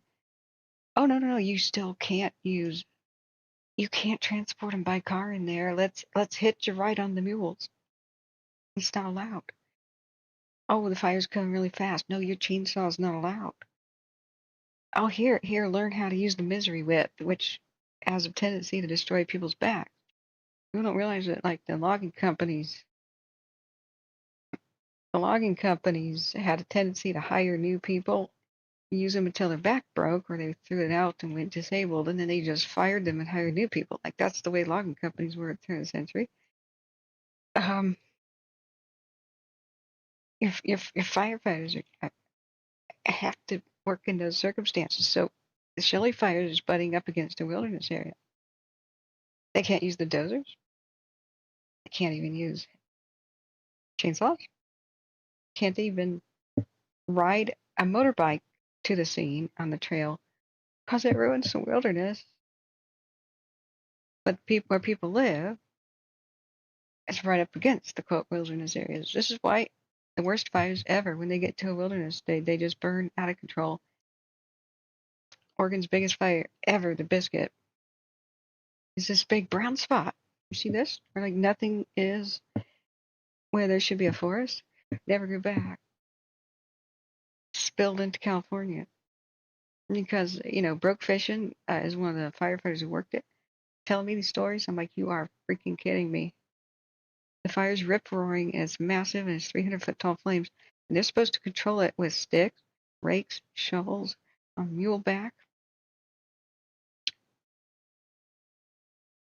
and walking, hiking, in 115-degree weather. Like, are we supposed to just break our firefighters? Like, yeah, misery rips. Yeah, exactly, Smitty. Not to mention a good way to lose a few fingers. It takes two people. It's a skill job, and they break all the time. So you have to call the blacksmith. It's a skill job too to do the sharpening. You break one of these things. There's very few people who even have the skills to make a new one. Do you think that's an extremely ineffective way to fight fire? Bing, bing, bing, bing, bing. So what happens like here with Shelly? When people asked him, like the Chris Christopherson guy, they said, in what ways are so back to Cam, that's the lake, lake's going okay. In what ways are the regular laws like the wilderness law of the 60s and different environmental laws hindering you from fighting this fire effectively and quickly? He basically threw his hands up and goes, let's go drink at the bar and I'll tell you. It's because he's going to get fired if he says what I just said. We have these really crazy extremist groups. And I was just reading today some of their comments.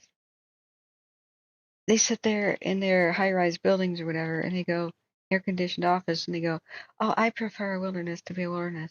One time I went camping, and I heard a chainsaw, and I was so disturbed by that. I was like, I'm in the wilderness, I shouldn't hear a chainsaw. I really don't think that trail maintenance should involve chainsaws. I as a lad, once used a saw and an axe, and I know it's easy. They can do that. Oh my God, these narcissistic jerks.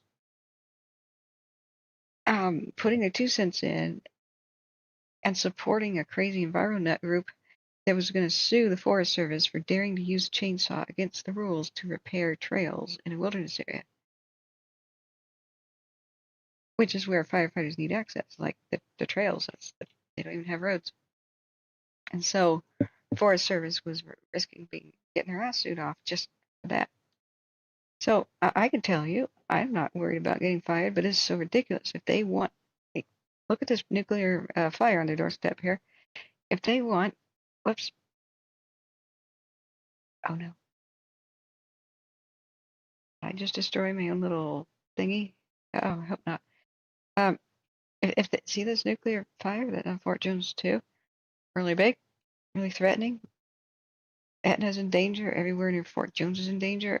All kinds of other communities are in danger. The wilderness is in danger. So just to the west is the wilderness area. Once it gets in there, basically it's game over. It'll just obliterate what's in there because they don't have access and they're not allowed to effectively fight it with even motorized equipment. And even if they made good fire lines, if they were allowed to, they'd have to write letters, get approval, go to Sacramento, go to Washington, go to somebody else, and go to somebody else. If you go to somebody else, who got tapped on the shoulder, who thought about it, who held a committee, who held a meeting, who got on Zoom, who signed off of it, a month later, approved. Oh yeah, you can use some motorized equipment here, here, and here, but not there. And sometimes it's just denied, right? Yeah, it's absolutely insane. And here's the thing, they probably understand, like it's rational. Yeah, there's a huge fire here. Towns are about to be erased. Rare habitat, old growth forest is at risk. Rugged wilderness at risk. The environment is at risk. Yeah, they probably do actually want to approve some bulldozers for the moment and some chainsaw usage and the creation of a helicopter landing pad. But you know what? The environmental groups that are nutso, the extreme ones, are going to sue. And they'll just say, that helicopter landing pad is ruining our wilderness. It was untouched.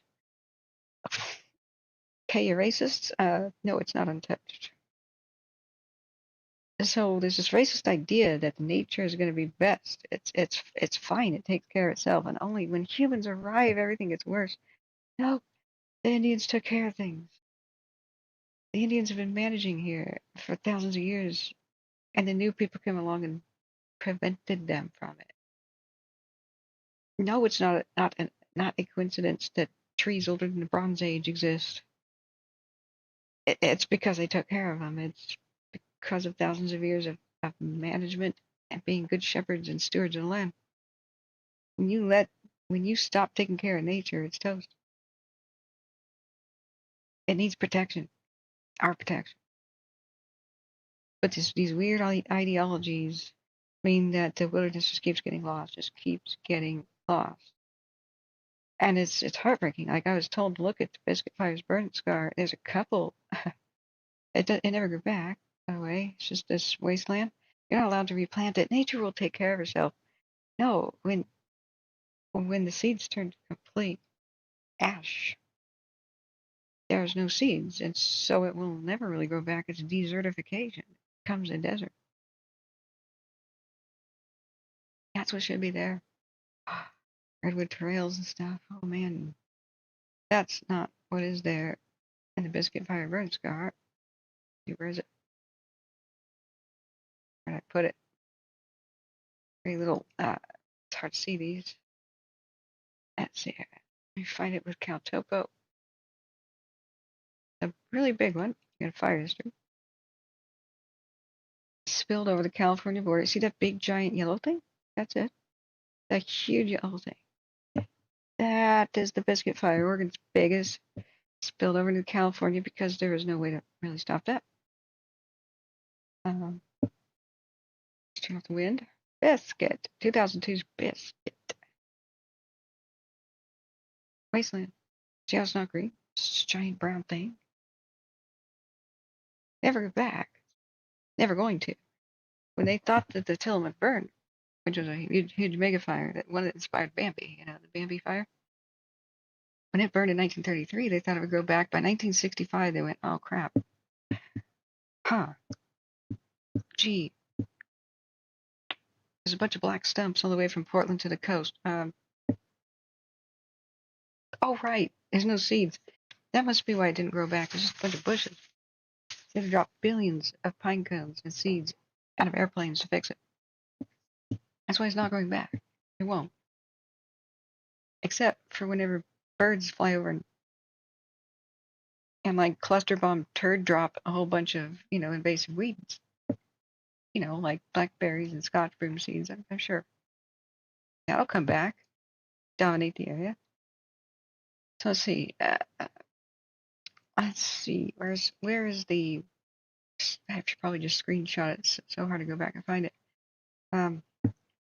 Let's see. There's the Oregon border. Let's see. We put in layers like here. You take the little gold man. It's not. It's the bird scar. Where's it? Over here. Yeah. There's very few places that you can drop. Okay, this is a spot. Spot. That's Smith River. That's not deep in it. That's a little green patch in there. I can't remember where it was. You could just see this horrible. Right here. The wasteland with the trees, but it's a little dot that I can't find on the landscape. And all this. Let's see. Biscuit Fire aftermath. It was like a road. Yeah. There you go. Basically looks like that. It's not coming back. Anywhere the Biscuit Fire didn't burn, like little living clusters of green trees. Unfortunately, you see the dead trees right next to it, so that means that all the living trees are going to die. See this? They're going to die because they left the big dead ones on landscape, so they'll not survive the heat of the big dead ones on landscape burning. There should be a lot more of a forest there since, 2002. They've done a little bit. Where is like the big forest? Okay, do we have something new, friends? Is there anything new? Yeah, Echo says people need to be stewards and not idiots. Can I put that on a t-shirt? That'd be awesome. Thank you, Opus Singer. And do tell us about your adventures. Where have you ended up since the Caldor? What a tremendous thing that was. So we are not anti-environmentalists. I am one. I'm not a freak, though. I'm not an extremist of any kind. Most people are not. It's just here's the problem. Extremists are controlling the narrative and squawking the loudest. Like most people, they just don't even know this happens. So if they sign off on little things and write a check for $25 that says wilderness sounds great, they don't know how people are defining it. So right now, it's not like, oh, environmental groups good or bad and bloggers good or whatever. Oh, geez, sorry, I don't mean that was autoplaying a house burning down. I'm sorry. No, we're not divisive. I'm bringing together both sides. Sanity's in the center. We just need to like both tell the extremists to shut up. Shut up. You know, as most people would find this unbelievable. They just there's public ignorance about it. So once there is one thing where environmentalists are rationally concerned. There's unfortunate wording in the Wilderness Act. It has to be kind of edited a tiny bit. Unfortunately, in the 60s, nobody noticed when they defined what a wilderness was. They said basically a place without a lot of development, roads, buildings, resorts and stuff, you know what I mean? Like civilization. And unfortunately, the word roads was included casually. So there's a big gray area here. So there are evil, earth rapey kind of corporations. You just know what I'm talking about. Not all of them are evil, but some just don't care about anything but money. And they would love to delist the wilderness and be able to strip the land bare, right? Some kind of a super bad old style industry. Well, yeah, they would love to delist the wilderness, be able to exploit it hardcore. So what the environmentalist groups are worried about is because that grayish wording there. If a road enters the wilderness, then the evil corporation types will sue and say, hey, it's not a wilderness no more. Chicky baby. And then they'll get it delisted, and then, yeah, let's uranium mine that beep. You know what I'm saying? That's rational concern because you know how politics are. So what we need to do, so that's why they are opposed to like firefighters building a dozer line or a road. You need fire access road to protect the wilderness. So they've taken an anti-road policy, which is ridiculous, stupid. Means that the wilderness will burn down. You got to have access to it to save it. It's kind of, no duh. So unfortunately, they're trying to make new bills right now, and some senators are like putting their names on it to make a new bill that bans roads in wilderness, like period ever. Like that's evil. That's just ridiculous. No. Sanity's in the center. Just go back to the original 60s bill, amend it, and remove the word roads as a sign of civilization, because it's not really a sign of civilization. You could get lost in the middle of Russia, and just because a road there doesn't mean you're saved, right? You could be in Timbuktu on a road, riding around on a camel and die of thirst if nobody's around, because a road is not civilization. So all you need to do to just eliminate that entire crazy concern. Amend. Just snip it. Snip that one little paragraph, right?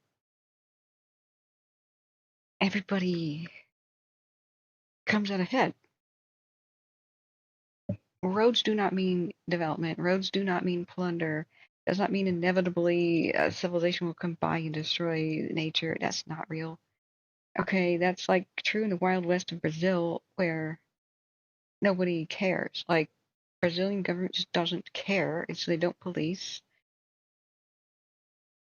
Like the wholesale destruction of the rainforest, and they just don't care about the native people there. They just don't care. The ranchers like put money in their pockets, and so do the miners and everything. There is no regulation, and it's ultra corruption.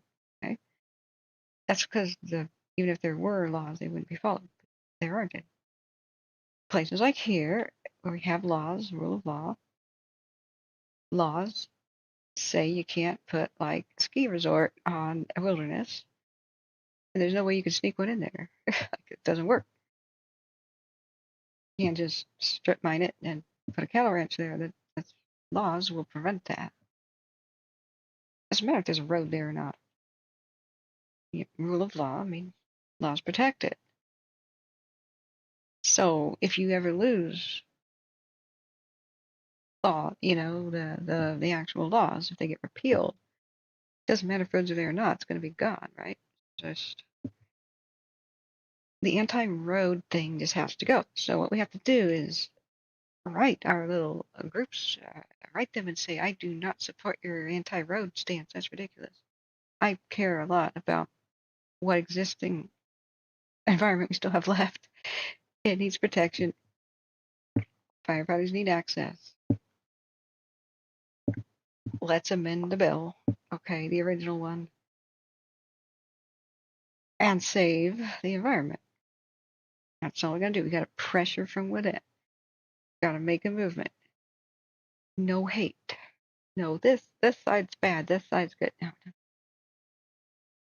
God, did you realize that a lot of conservatives are conservationists? And the hunters like invented that thing, like the whole saving species and stuff. We have a lot more in common than anybody thinks.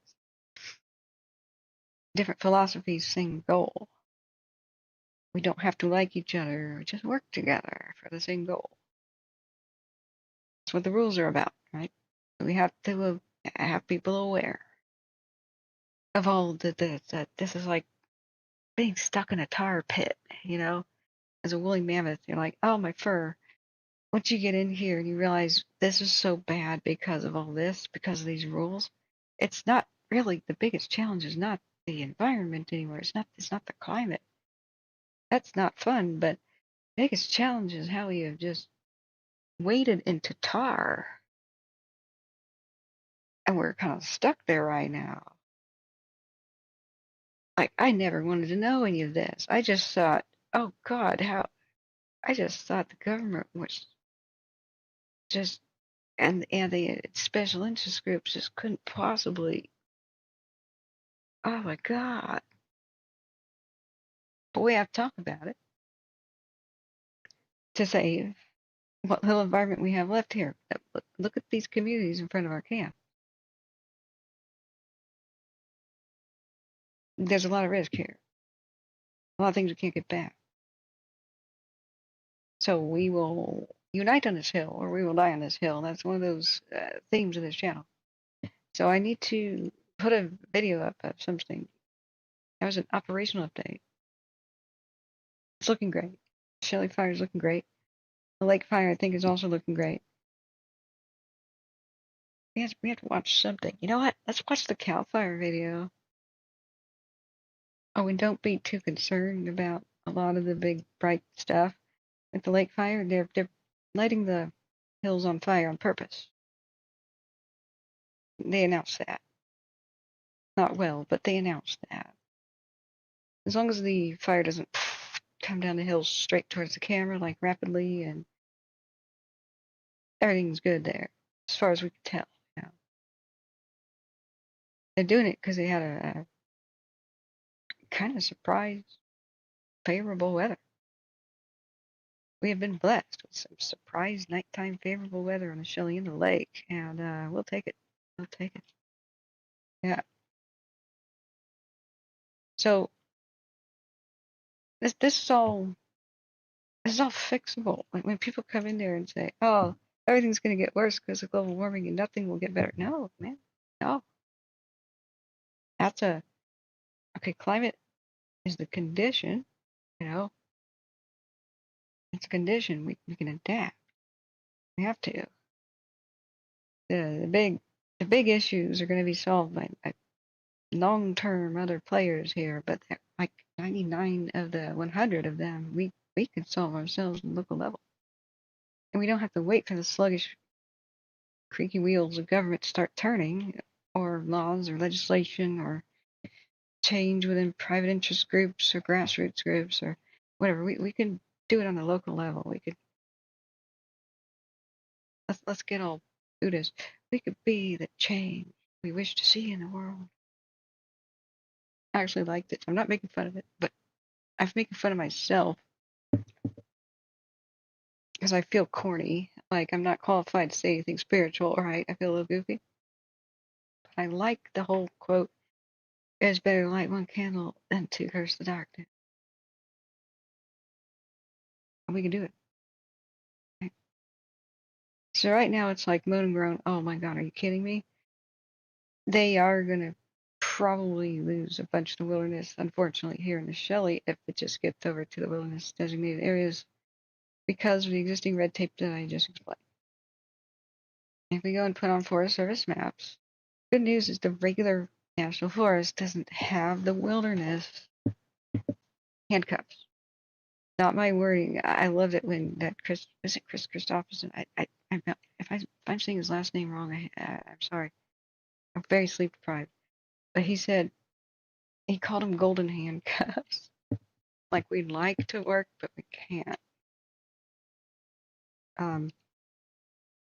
In the Forest Service, where it's still Forest Service land, they could pick up the phone and they could do a lot more, especially with the president on the line. You do executive orders. There's a lot of, it's federal stuff. You dial up Washington and say, dude, they did this before. Biden said stop the let burn policy everywhere in 2021's Tamarack fire. Thank God that he stepped in to do that. You should have seen Biden's face. He goes, you had a let burn policy. It was priceless. Like seriously, in the mega drought in California, lightning struck a mountain and you let it burn in the mega drought. So no matter who's in charge over there, they've still got some options. Now that the Forest Service and the feds are under pressure from screwing up majorly several years ago, like with the Tamarack fire, which got out of control, ran into Nevada and erased a couple of Nevada neighborhoods, and a huge amount of forest near Carson City and such. Now that pressure's been applied by the public, it works. And the people in Washington actually became aware of it. They've got a lot more flexibility with the Forest Service land. But let's look back at the history. Sorry, I lost Etna. Etna, California. It's not going to be the same for the wilderness, which is just adjacent. So you got Klamath National Forest, but we don't want to see it. It's right here, Marble Mountain Wilderness. Oh God, wilderness zones are. Oh God. And just like down in Santa Barbara, you don't want to see the roadless area. Oh God. That's where you get the enviro nuts who are rabid, just ready to push that button to sue. I heard a chainsaw in my sacred wilderness. What were you doing there? Trying to save it, bro. Okay? Just remember, extremists are pretty rare creatures. They just squawk the loudest. And we can, on each side, say, shut up. Push for change. But here we are. Marble Mountain Wilderness. Where is the current? Where is the current fire? Oh, we don't have a regular footprint, do we? I don't think we have good topo maps. Yeah, we have to look at a battle map. Because, Oh yeah, that's right. We get to all satellites. Here's the current. Here it is. Here's the current thing. We don't want it going towards the wilderness anything, right? So part of their goal will be like, oh God, how can we just stop it from getting over there where our hands are completely tied? Isn't that a weird goal? It's not, hey, let's look at the landscape and see what needs saving. Oh God, here it is right here. Wilderness. Oh God, where's the wilderness boundary?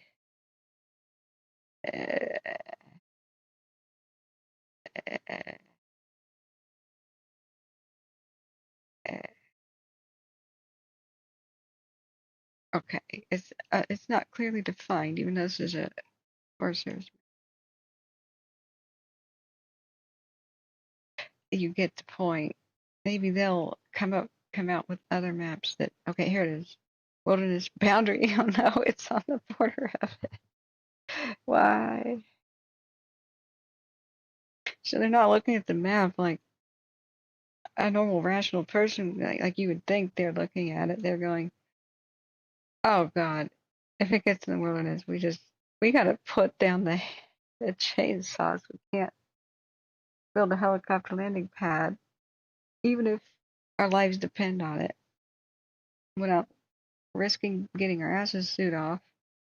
And like literally, if their lives depend upon quick extraction, they might get sued for millions of dollars for putting in a helicopter landing pad to quickly extract firefighters. Like, this is their nightmare. This is their nightmare. So, looks like it's getting close. If it does encroach on the wilderness, expect to kiss it goodbye. That's a sad thing. So,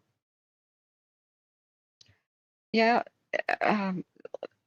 extremists, earth rapers on one side and extremists on the other that I like never kill a tree, you know? Like,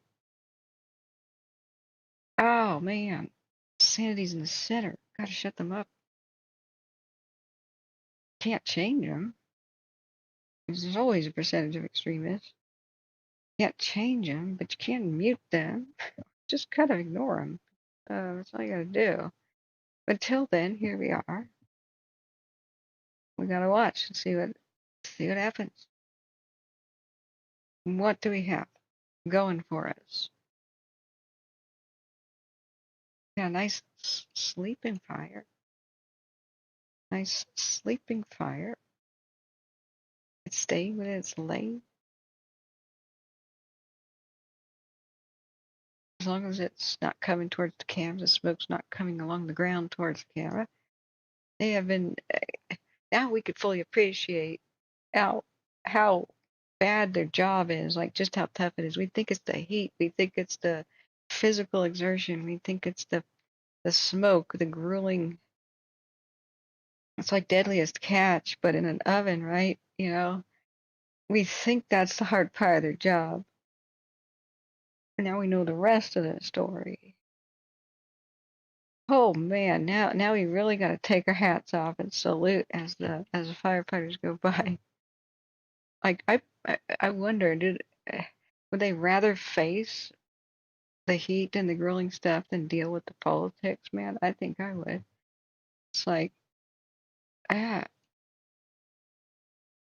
oh, look, we got the smoke settled down, depriving the fire a lot of its own oxygen. Settle down, not very much in the way of winds. Man,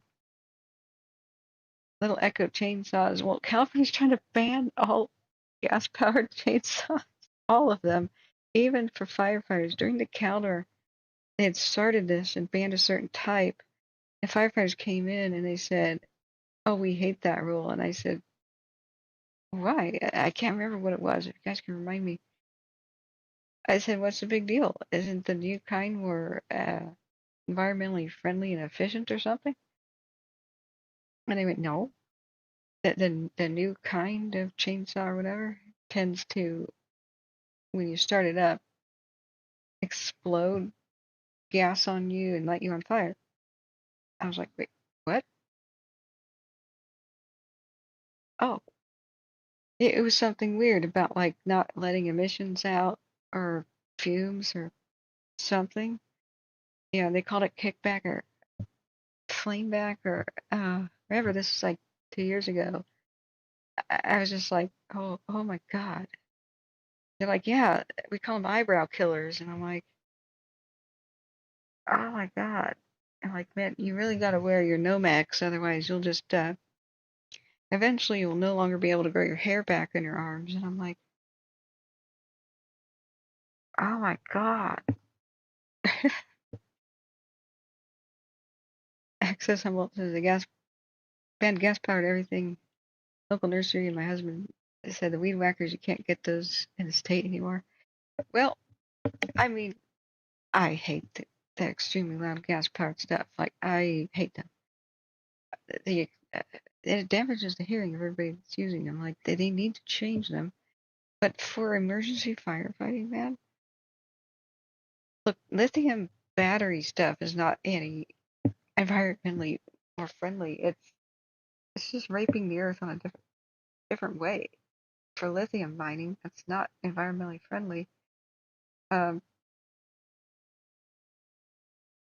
remember, this is not a reference to sex, like rape and pillage. Okay, rape means to take without asking. It doesn't mean anything about sex. That's just only in the context of crime. Okay, we're talking about yanking, like like taking too much. Okay, that's what the phrase is about. Pillage is to destroy without asking, and rape is to take without asking. Every once in a while, I get a youngster who comes in here and says, "Why are you talking about that assault?" No, I'm not. Not, dude. Check out the other parts of the dictionary. The lithium, man, extremely flammable, explosive even. Can't put it out with water. Water even fuels it. The way it's mined. The lithium mines destroying places like the Nazca lines, like in the deserts. Cultural heritage is not green. So I think we're in a weird in-between phase where we need a new battery, a new battery technology, graphene or something environmentally friendly. We gotta wait. Just don't go banning gas powered quite yet. Just wait till we have something really truly green to replace it. We're just rushing this. You know, we can't say, oh, we're perfect, we're ready for all electric vehicles right now. We're not. Not when you get the governor saying, oh, whoops, the power grid can't handle it. So we're going to keep the Diablo Canyon nuclear power plant open, even though there's a risk for a tsunami and earthquake to become Chernobyl or Fukushima near San Francisco. Oh, that's totally worth it though, because we'll need that for the charging stations, man. Okay, no.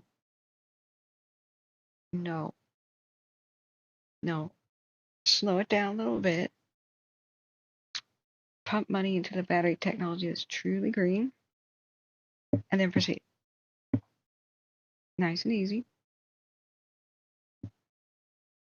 But what are we doing, man? Yeah, the batteries are starting fires in houses and garages. What we need to do is you need California. You're very unsafe because of one thing that just happened. Have you ever seen the lithium like scooter fires and electric e-bike fires that like burn down homes and apartment buildings like that? Spontaneous combustion. So if you have defective batteries, or even if you overcharge the battery, like if you leave a scooter plugged in and you forget to unplug it and it's just kind of cheap, it can explode into flames and just start thermal runaway, which is like, how would you explain that? I don't know, an oil well fire, but in your house, you know. It's hard to describe like a magnesium fire. You can't put water on it. Makes it worse. That means you should never charge an electric scooter, bike, bicycle, motorbike, anything anywhere near your domicile, not under the roof of it, not in a carport underneath it. No, out in the open. Like, this is serious. You can't put water on it or it fuels the fire explosively. Sprays molten metal all over the place. And if it splashes on you, it'll burn through your clothing, burn through your arm, burn to your bone. Like, it's serious. And it's a whole new ballgame kind of fire. Well, California, get this, passed a law, the whole state. Landlords are very concerned about this, especially seeing some of the insane videos in China, other places where they don't have very good battery, and Southeast Asia laws on battery quality. And so these landlords were banning, okay, you cannot charge these devices, these big vehicles inside of your apartment or wherever you rent, right? California just passed a law saying a landlord cannot prohibit it. So you may be sitting next to a time bomb in the apartment next door, below you, the same unit, the same building, the house next door, you be in an apartment right below you, this stuff is charging. And these landlords, they can't prohibit it, so they may not be able to get fire insurance for any way possible, really. They may be at total risk of, if any fire occurs, because of that reason, like total loss, no insurance, right? Like, that kind of risk. Like, would you be a landlord if your entire building burns down? You just don't get compensated. It's not covered by insurance because it's too big of a risk. It's just better to just ban that and be rational. It's just like, it's rational to not allow an oil drum being stored in your living room, no matter what your renter wants, just don't. That's not rational. You cannot store the fuel for your car in your living room or the garage or anything. Not rational. Well, now California prohibited that. So it's part of the reason why all these fire insurance companies are like, we're out of state. We can't do this. California is setting up ticking time bombs everywhere. It's totally insane. So Matt Castle says, I'm sorry, I haven't been able to monitor or look at a lot of chat. Upgraded my weed whacker recently from gas to battery, steel brand. Long story short, the battery version is 5 times the cost to get something comparable. Right, it's what I fear here is it's giving green green is now like a bad word because they're misapplying it, the fake green stuff. It disheartens me so much because we're on the cusp of truly green technology that everybody could love and embrace. To be cheaper, cleaner, better, faster, stronger, harder, better, faster, stronger, cheaper, greener, and everybody's getting a bad taste in their mouth and just like hating it because it's rushed and it's fake green. I'm like, no. We do have a clean future. Just nice and easy. Don't,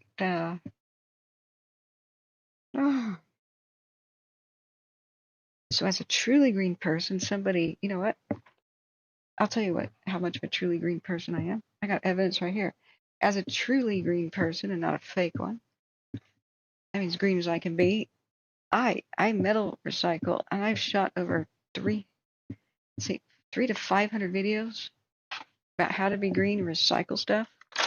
I just never had the chance to do that because the 2020 fires broke out just so I was going to launch the channel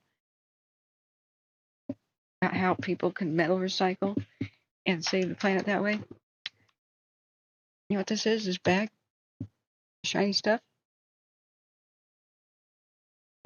I recycle the Hershey Kisses wrappers. It's aluminum. Okay, foil. This is my bag of aluminum. You got your foil that I wash, okay, in the sink and dry. put it in a ball.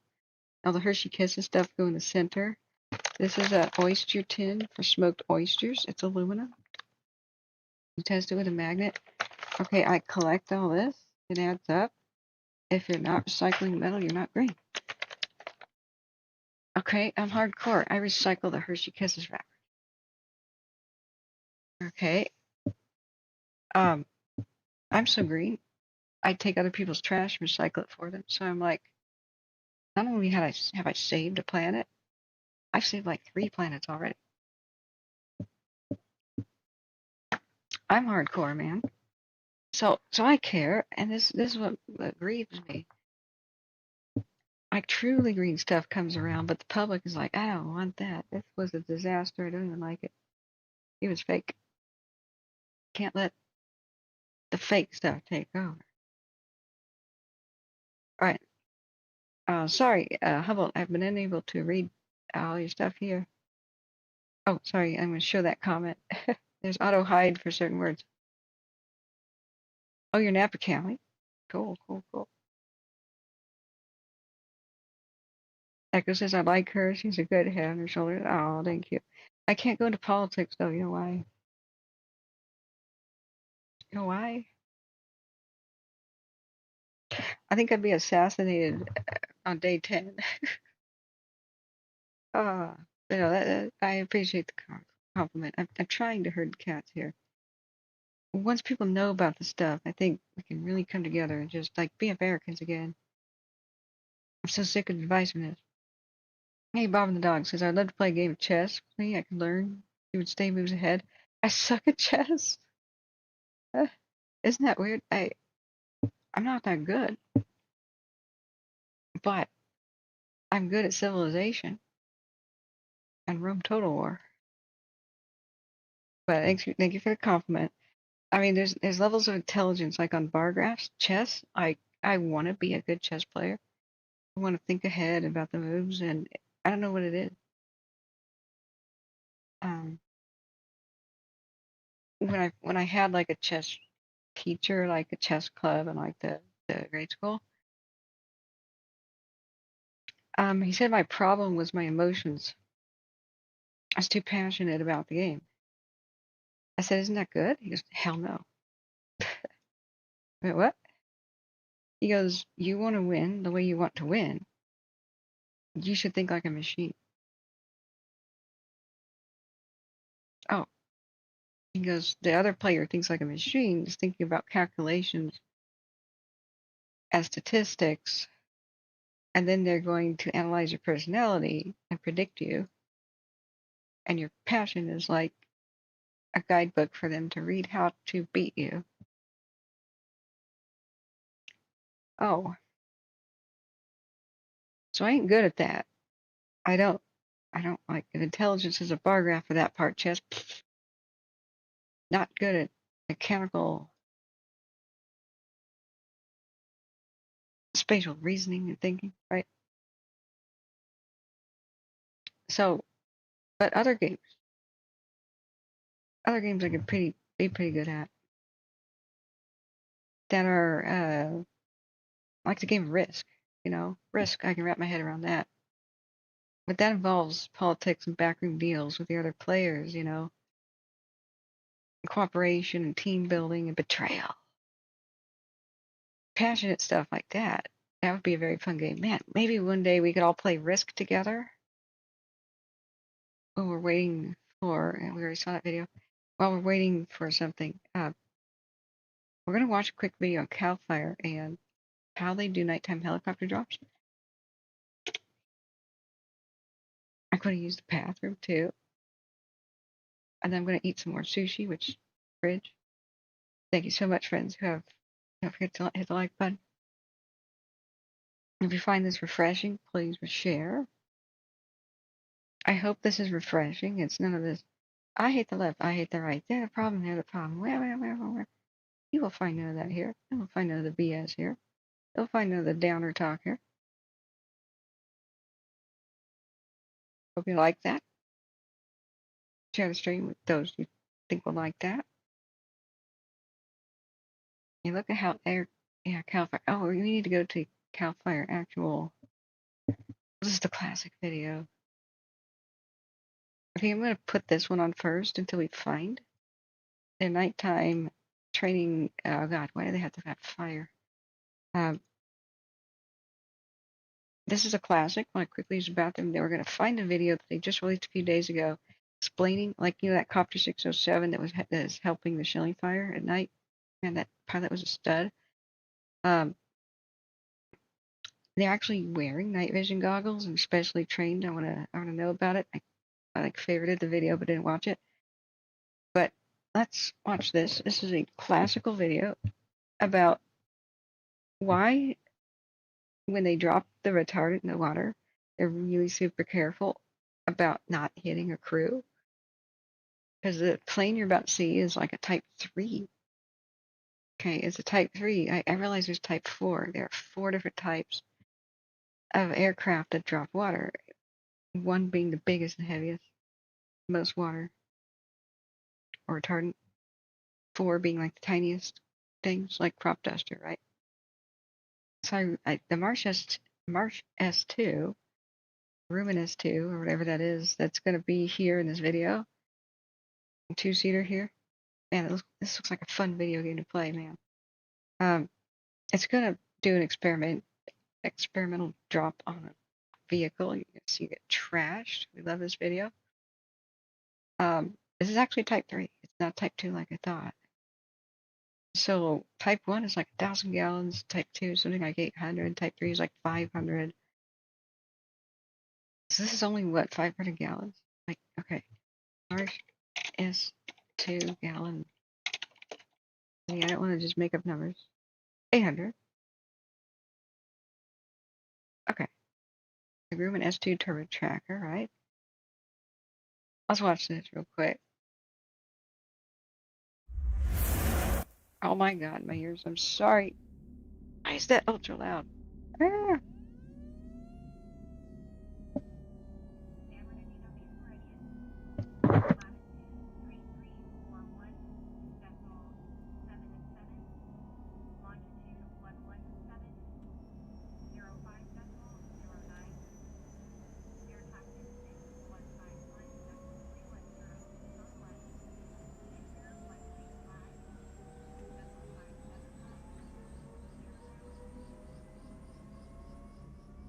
With recent wildfire devastation across California of historic proportions, the use of larger firefighting aircraft is becoming more common.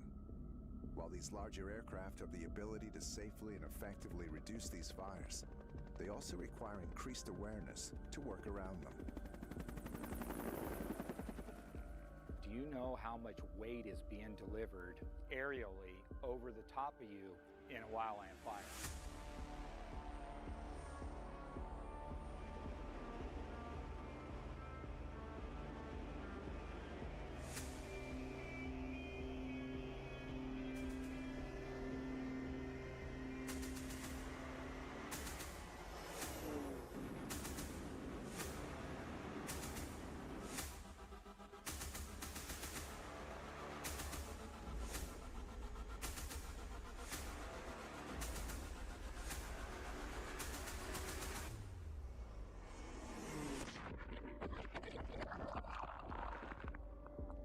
This test was with 9,000 pounds of fire retardant out of the S2. Imagine what could happen under a low dropout of a VLAT that can drop up to 170,000 pounds. That's around the weight of over 6 Type 3 fire engines falling from the sky.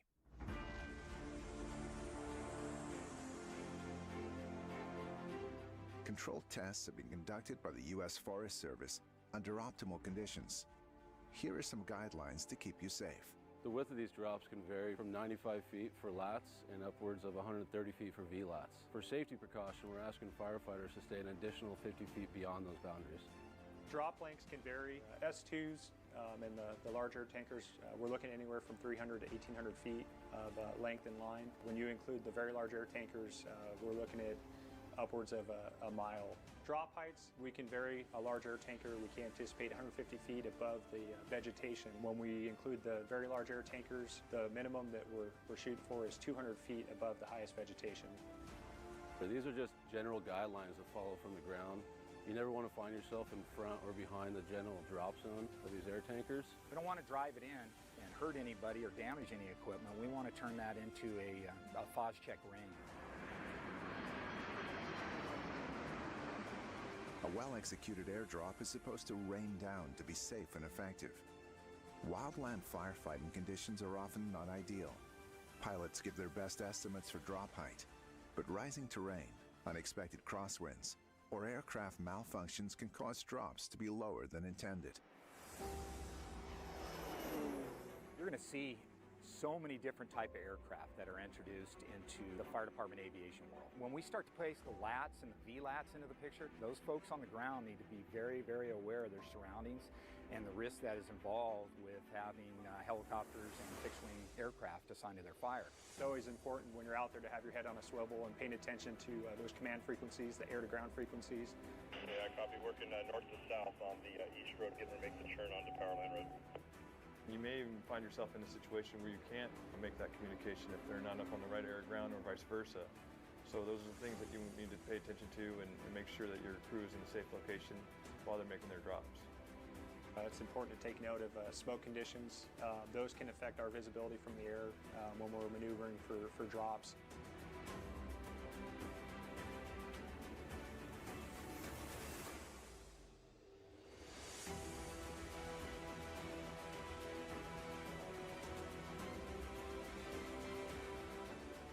Clear that line to make sure that we're not impacted by any aerial hazards or debris that could be kicked up from aircraft dropping.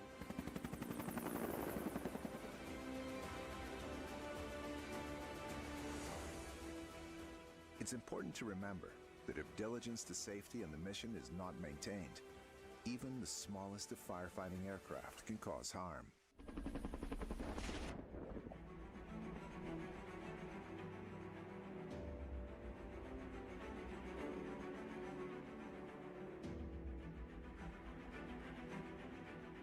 Our job is inherently risky. It's also your job to do what you can to alleviate risk.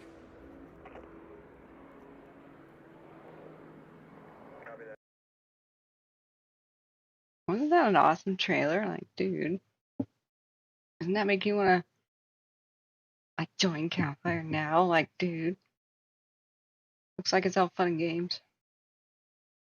That would be the cool. Actually, this would be a sweet video game. Is there a firefighting aero tanker game? That's 747. Oh, we miss you. It's doing cargo again, guys. But we miss you. California's epic mistake. Not renewing the contract for the global supertanker, and the second mistake, not ordering like 19 more of them. Okay, so I'm gonna stuff my face and fall asleep. I have not slept in 2 days. But be here with a little bio.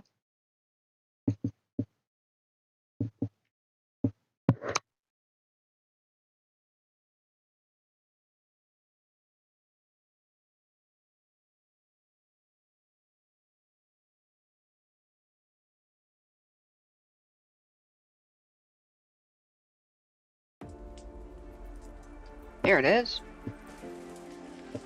Helicopter 305 TFR.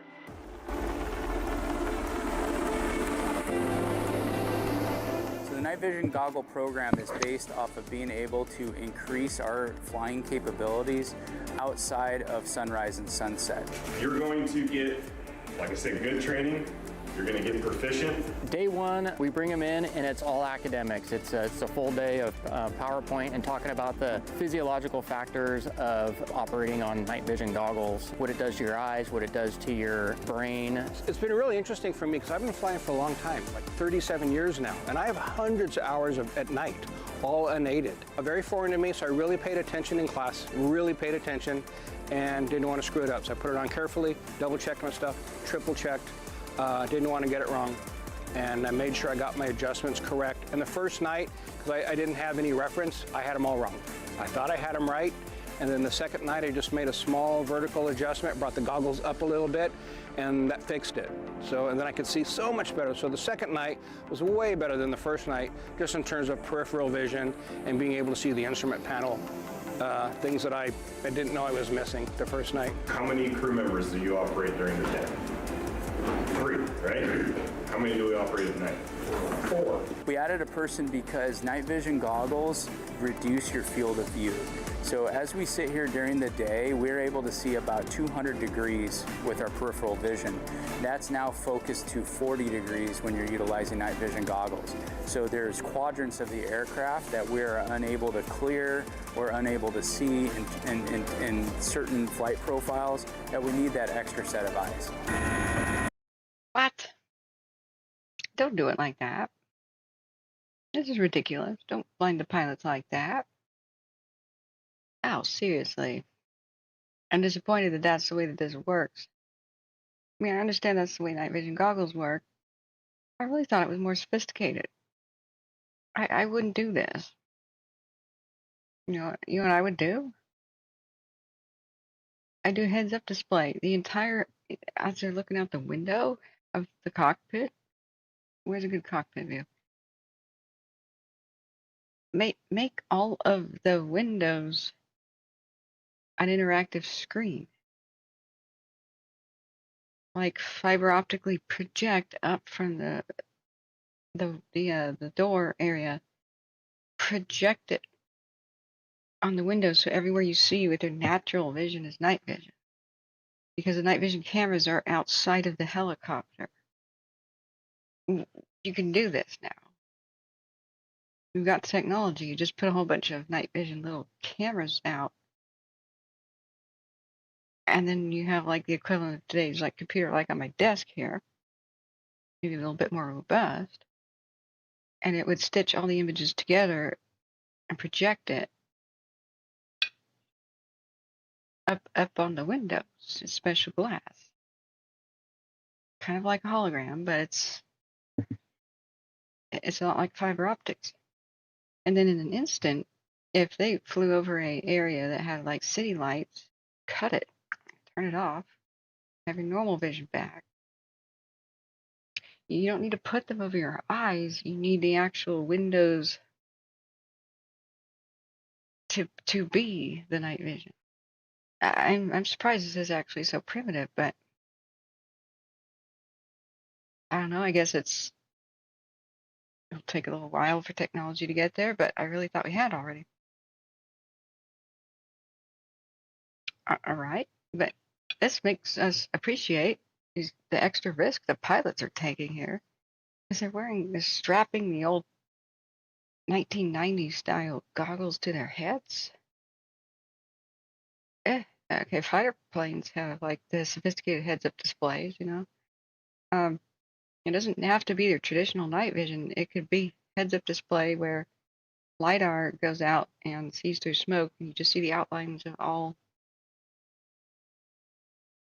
objects. They're trying to make that technology right now for firefighters inside of a structure. They have like a face shield kind of mask, and they can see right through the smoke. They see the outlines of a couch, you know. Let me see if I can get an example of that. LiDAR for structure fires. New technology, firefighter helmets. This is what I would love. Yeah, that. This is what I would love to see. Like LiDAR sees through smoke, and then basically it's AI, but just regular computing can just trace outlines. That's all you need. LiDAR can see directly through smoke. Sees through forest canopy as well. So funny thing is I'm just so surprised it's that primitive. If it was LiDAR, they wouldn't even ask the ground crews, where are you? Can you strobe a little bit? Like they would see through the forest canopy, through the smoke, and see where everybody is. And then you could hit another button and see a thermal image. Like thermal. Like a FLIR purple thermal, you know, animal. this is already existing technology, right? So you'd look down and you'd see the ground crews, like so. You'd see the fire. I'm dismayed a little bit. This is like doing this in the most dangerous way possible. I really thought we had a lot more technology already available than strapping a 1990s goggle to your head, green and black. Seriously, it's 21st century. You should be able to see ground crews like so. Hey, Secretariat, what's up?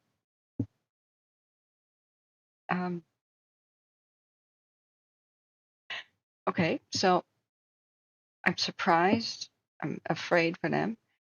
Just makes us understand how very, very, very dangerous their job is. Be right back when we get some tea. Big Al says, yeah, they could use flares to zoom in and focus on specific areas. Absolutely. Yeah. Yeah, Big Al, are you astonished that the primitive nature of that?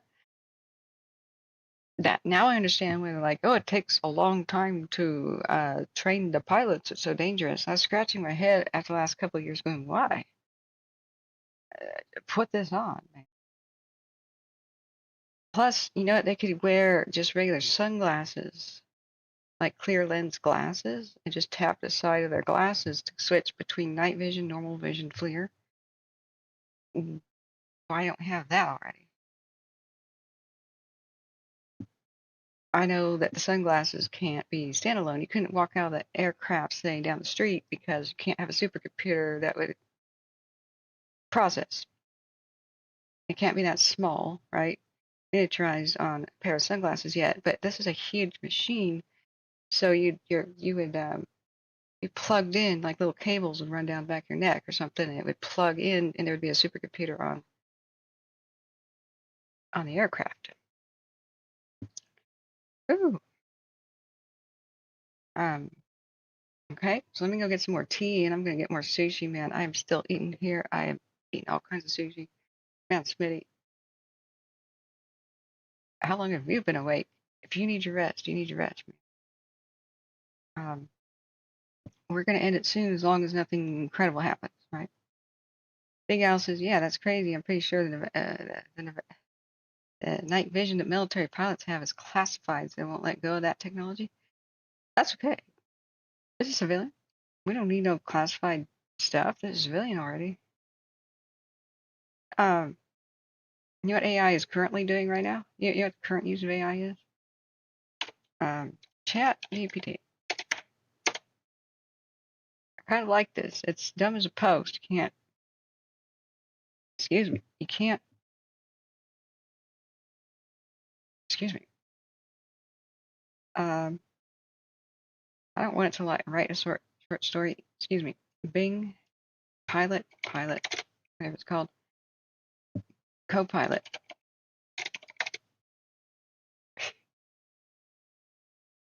Whatever. I want it to draw me a picture. Ask me anything. Sorry, there's no night mode. I've asked them for it. Ask me anything. No, I want you to design me something. Okay. Draw me a beaver tap dancing in a top hat and spats. This is the current use of AI right now. Here is a fun illustration of a beaver tap dancing in a top hat and spats.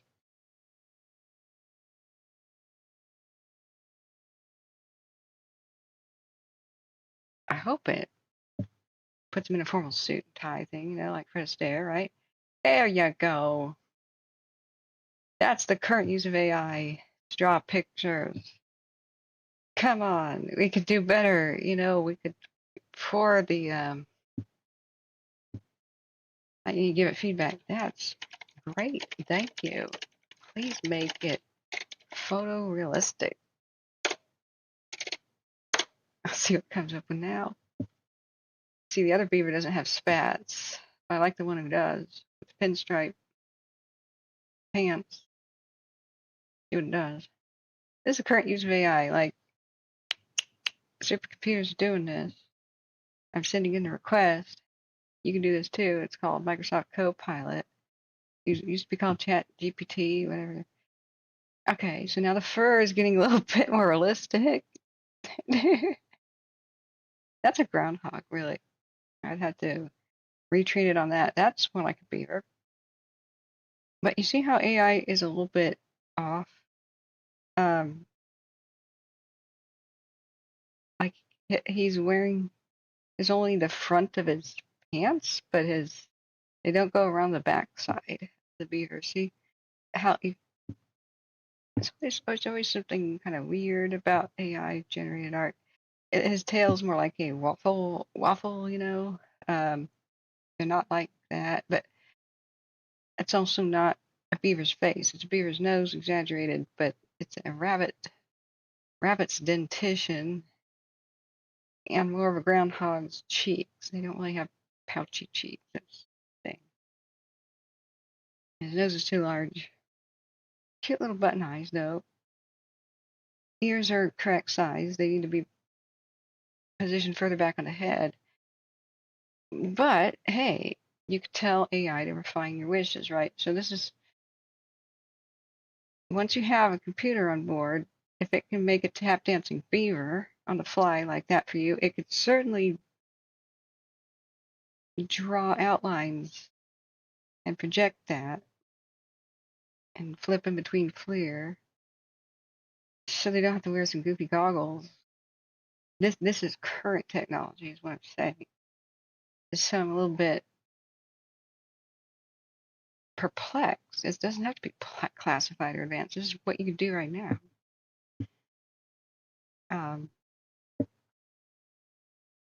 But they're partying like it's 1899. Can't even use a chainsaw on the ground. Oh, and here we are. But let's watch more videos while I eat with you guys and continue to monitor things. All's quiet on the Western Front. Let me make sure I'm not missing anything new because my phone will stop giving me watch duty updates. Where'd it go? If it reaches 24, then it goes silent. Then I have a false sense of security.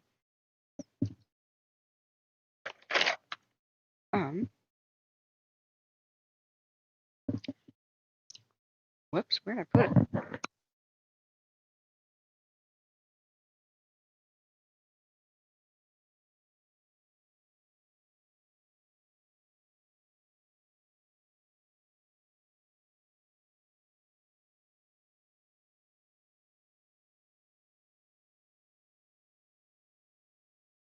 I found it. Oh no, it's at 24. Like everything's going great. Oh crap. Okay. Oh man, now here comes the updates, but they're mostly. Oh no. Sorry, friends. If anybody did. Oh no, I had to unlock it. Now here comes all the notifications. Whoops. If anybody did donate, I had no idea, and I forgot. I wasn't able to thank them. Oopsie. There's a new CAL FIRE TV video they released today. Cool, we get to watch that. Where in the world are the actual...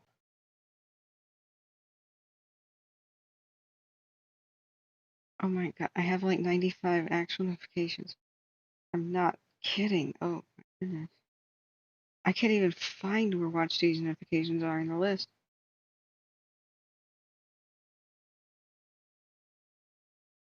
Excessive heat warnings, a 7.1 magnitude quake in the Philippines. 7:34 today. Okay, watch duty. Okay. We'll assess this in a second. Got the phone.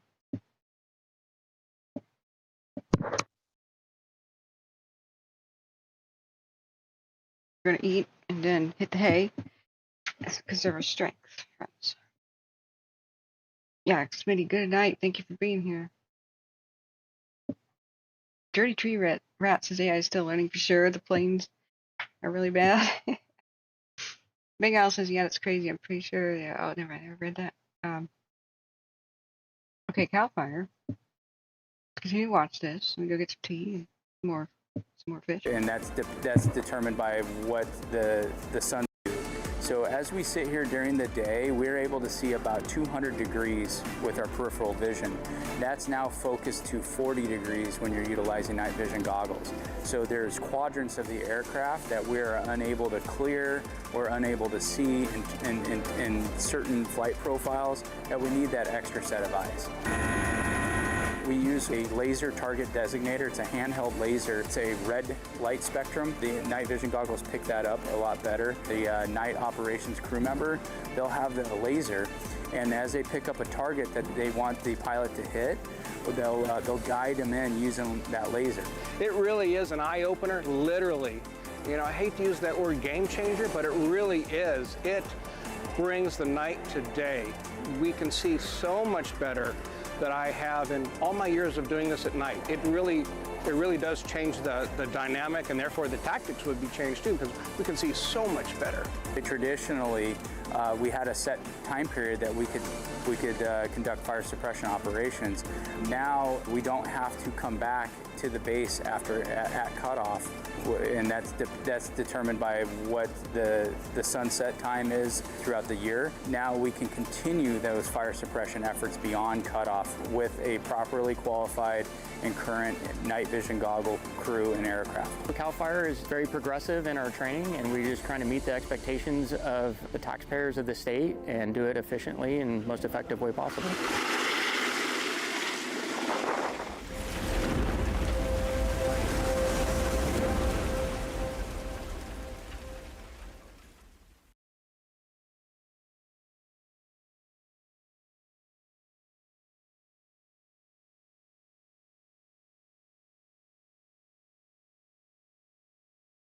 Okay. Everybody gets to see what YouTube thinks I want to watch. Spot on, actually, except for the cave stranding. That's a little, oh God. What was that? 10 surprise flash floods come video. Behind the scenes training of CAL FIRE's tanker pilots. Missing 9 months in the underground. Oh God. My own stream. CAL FIRE air attack. Bigfoot experience at the Coast Guard Watchtower at Coos Bay, Oregon. What? Aemon Targaryen reveals his identity to Jon Snow. Dude. House of the Dragon. It's broken my heart. I won't give any spoilers, but the last episode, I'm still crying. Ah, no. No. No. Oh, hey, Oregon Valley Girl says, please take care of yourselves in the work. You guys are the best. No, you are.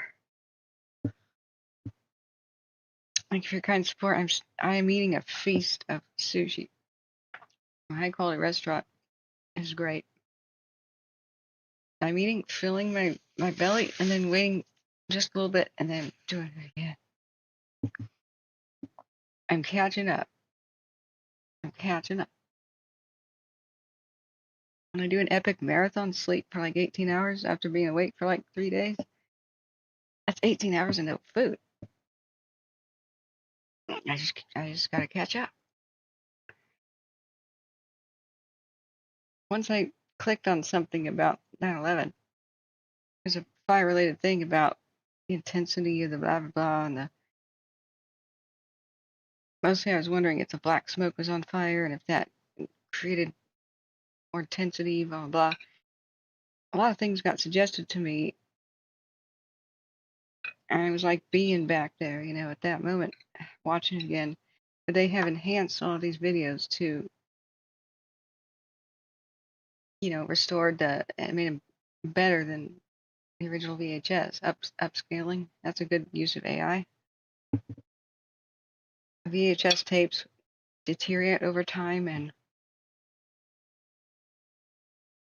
the initial experience was on those old style tube TVs, which couldn't even show you the highest resolution of VHS, which wasn't that great.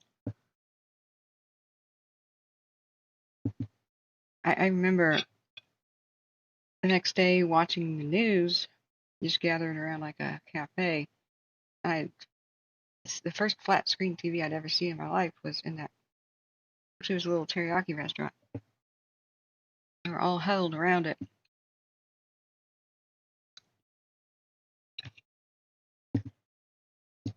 Even those were a little bit primitive, but you can now see a lot more things, which is a double-edged sword for 9/11 videos. But I'm now seeing and understanding the fire behavior. I totally didn't at the time.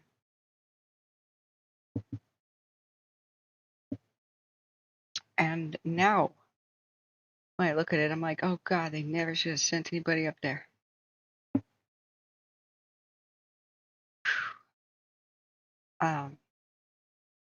They felt obligated, and pretty soon they got on the radio and said, everybody down.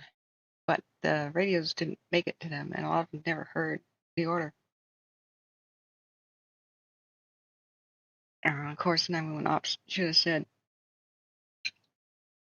get out, Unfortunately, a lot of them said stay in place, because that was just what the instruction manual said for general high-rise fires. There's no instruction manual for airplanes hitting buildings, right?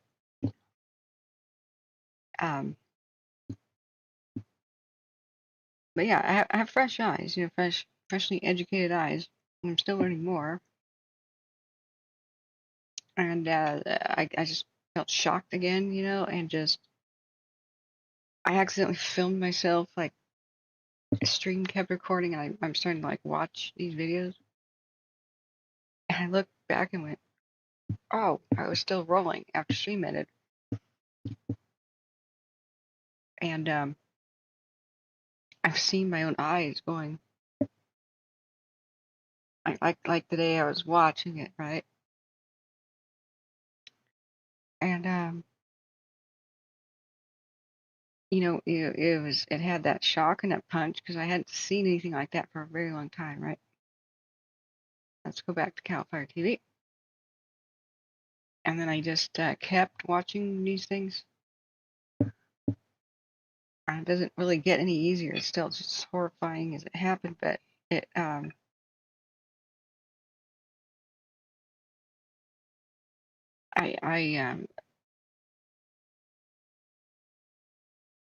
it's not like it's getting used to it, but it's like I can handle it now.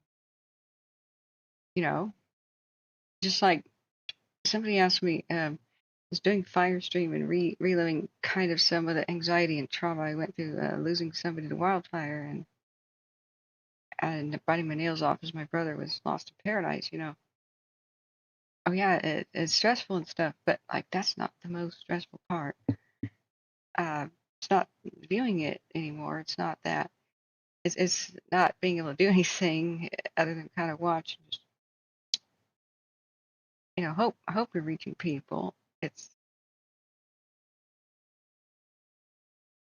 I can kind of understand how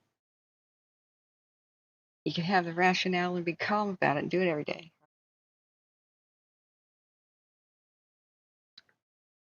I mean, 9/11 itself was a career ender for almost everybody involved. But I mean, like, how can somebody sign up for a job where they're going to see horror, And I think one of the ways I'm better handling it now, like what we do here and then what, like watching videos like that, is I think me learning about it helps others. Myself learning about it helps others because it's teaching. That is the number one way that the fallen, that their deaths are not in vain. Learn.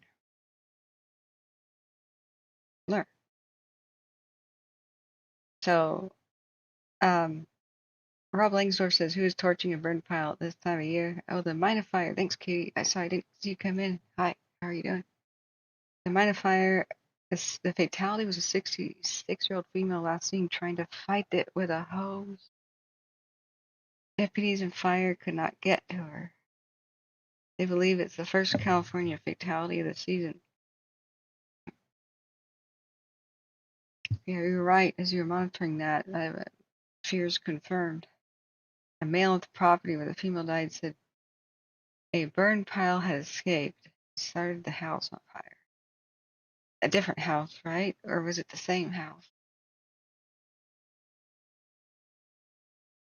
That's how my friend died, trying to defend the house with the garden hose, but he tried to escape every other way. He was trapped.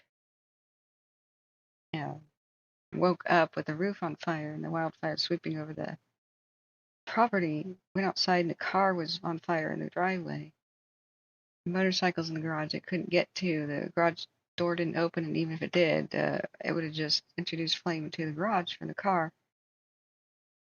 They made the last 911 and kind of phone called up family and said, we're going to try to defend with the garden hose, but the roof is on fire. That's why people have to have a shelter-in-place option where they live within walking distance. Within walking distance. Man, Katie, hey, Rob. You know, today, earlier, we were listening and somebody, there was a call, and it was Deschutes County we were listening to, but it was like pretty much all kinds of Central Oregon.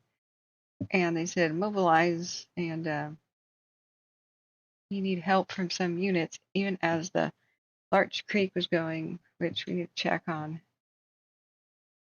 What it's called Larch Creek, right? I'm getting that tired. And the new, rapidly spreading Juniper fire, Larch Creek.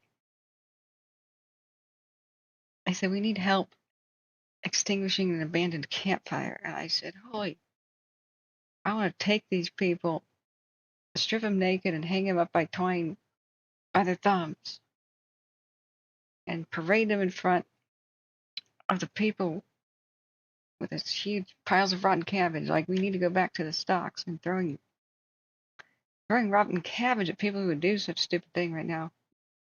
A red flag, extremely high winds. Multiple wildfires already existing. What kind of idiot abandons a campfire? Get a bucket. It was infuriating. Just as infuriating as hearing about 3 different arson fires in Seattle. Of course, 24 hours where school burned down, but nobody died. Then 2 other people died. A 90-year-old person and a 61 or something year old person. I think they made an arrest. I hope so. Just infuriating. I wanted to explain why I have 9/11 videos like on my thing. Yeah, I've been watching it. And it's amazing those little buildings stood up as long as they did. If you look at where the little fatal flaws in the structural design was, where the floor beams attached to the side, they were pretty sturdy in the center. It was their attachments side the walls. It's a lot like a bow truss roof weakness.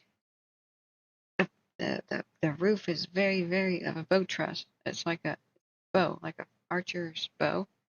The arc over the top and over the ceiling, like where the string is, like that shape.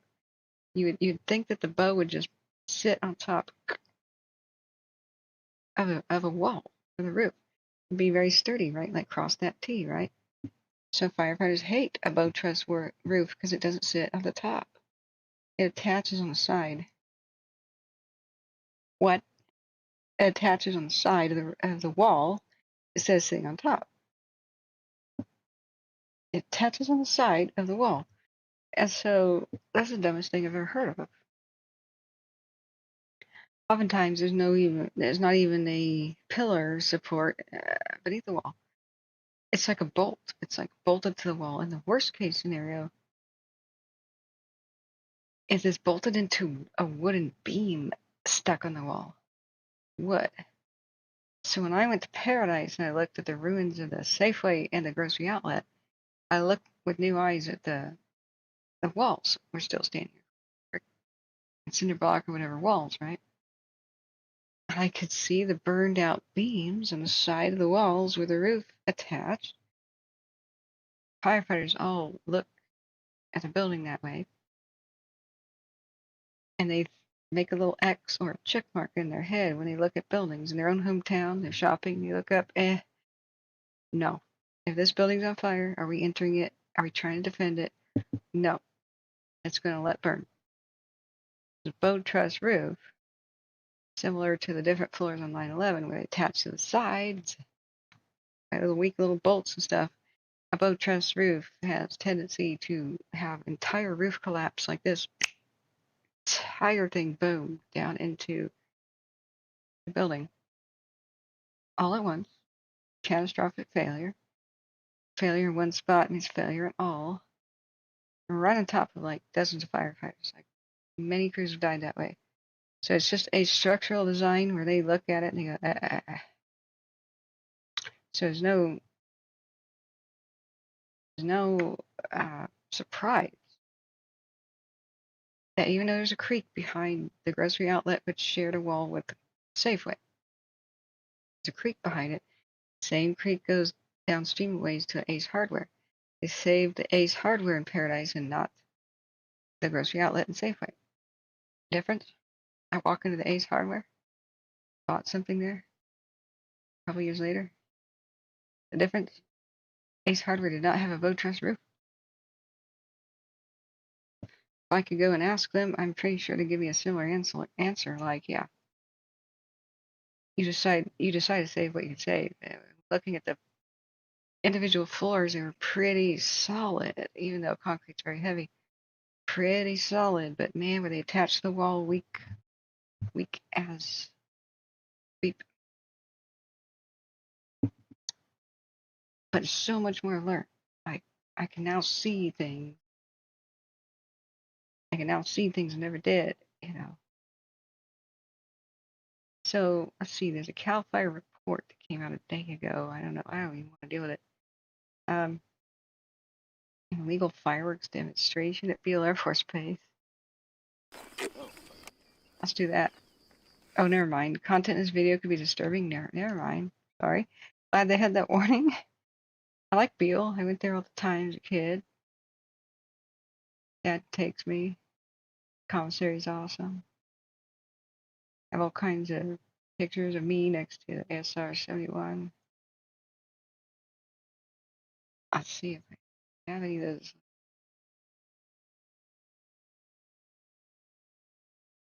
I think I do. Oh, that's from the web. From the web.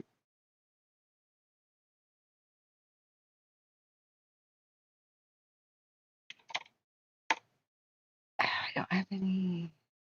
Not on these hard drives. That would have been cool if I could dug that up.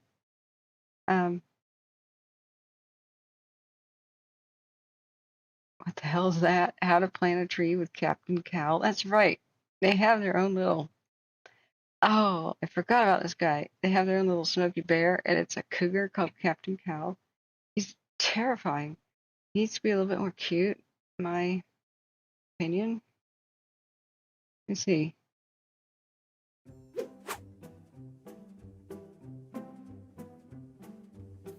Hey there, future tree planters. Today we're going to be embarking on the fantastic journey of planting a tree right here. Embarking. In your front yard. My name is Josh Mott with CAL FIRE, and today I'll be planting a tree with Captain Cal and Skylar. Let's get to it. Step 1. Choose the right tree for the right space. Find a sunny spot in your front yard where your tree can get plenty of sunlight away from power lines and buildings. Choose a tree that will be happy where you live, provide lots of shade, does not need a lot of water, and anything else you want, like flowers and fruit.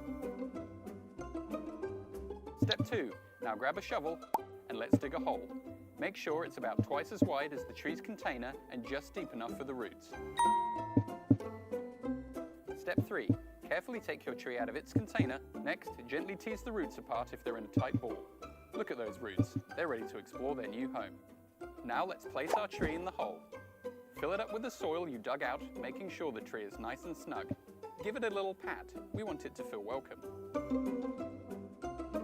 Step 4. Stake your tree with the help of an adult. Stakes hold newly planted trees steady and upright until their roots begin to spread. And lastly, step 5. water and mulch your tree. Trees, just like us, need a good drink after a move. Be generous with the water, but don't flood it. Keep the soil moist, but not soggy. Next, give your tree a cozy blanket of mulch. Spread it around the base, leaving a little space around the trunk. Mulch helps keep the soil moist and protect the roots. Congratulations, young tree planters. You've just helped Mother Nature by giving a tree a new home. Remember to take care of your tree and watch it grow, and know that you're making a positive impact on our environment. Happy planting! Oh my God. Okay, don't just plant a tree. Plant a native tree. It's kind of rare and belongs in the environment. Oh my God. You know what would have been funny? Is he goes, all of us need to drink. What if he took the drink and he just splashes it on his face? Because you can't really actually drink through the mask. It would have ruined it, really. But that would have been sweet. Like, I love how corny this is. Watch. He goes, bear. He pretends to drink.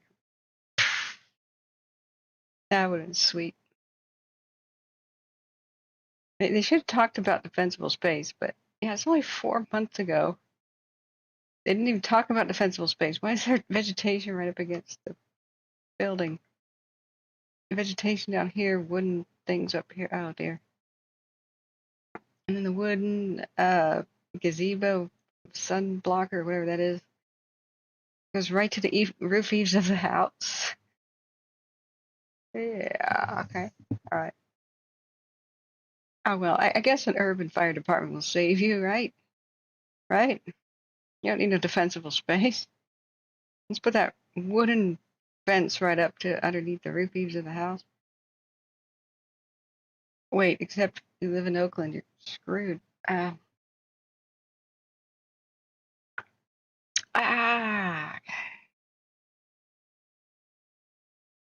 Some of this is cute, though.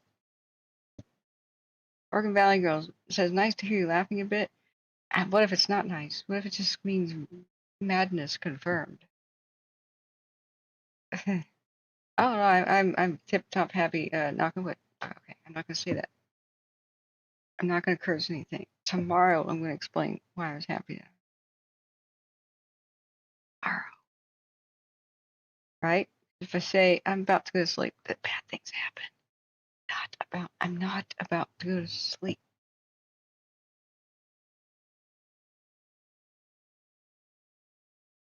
Right? Wouldn't that be cool if we could all play the game of Risk together? A game of global domination? Like in the off thing, we're waiting for fires to break out, so we're like, okay. I'd be like, J.E. Cat, don't let Big Al take Asia. That's a mistake. Oregon Valley Girl, I see you over there. I see you in Cuba. You want to ally? You can take Florida, that's fine.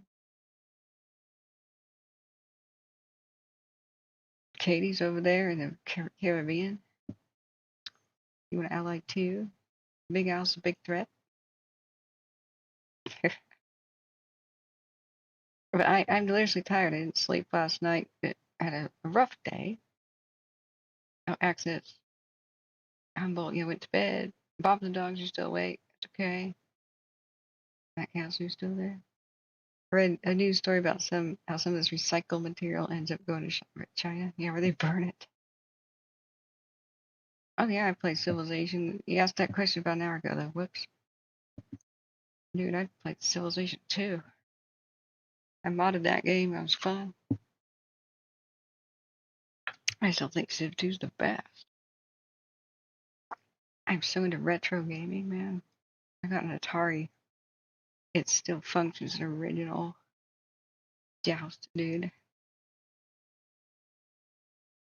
Oh, I remember the old Duck Hunt type game. It was one of the first of its kind. Would have been a total classic. It was in that Golden Bear pizza place west of Chester.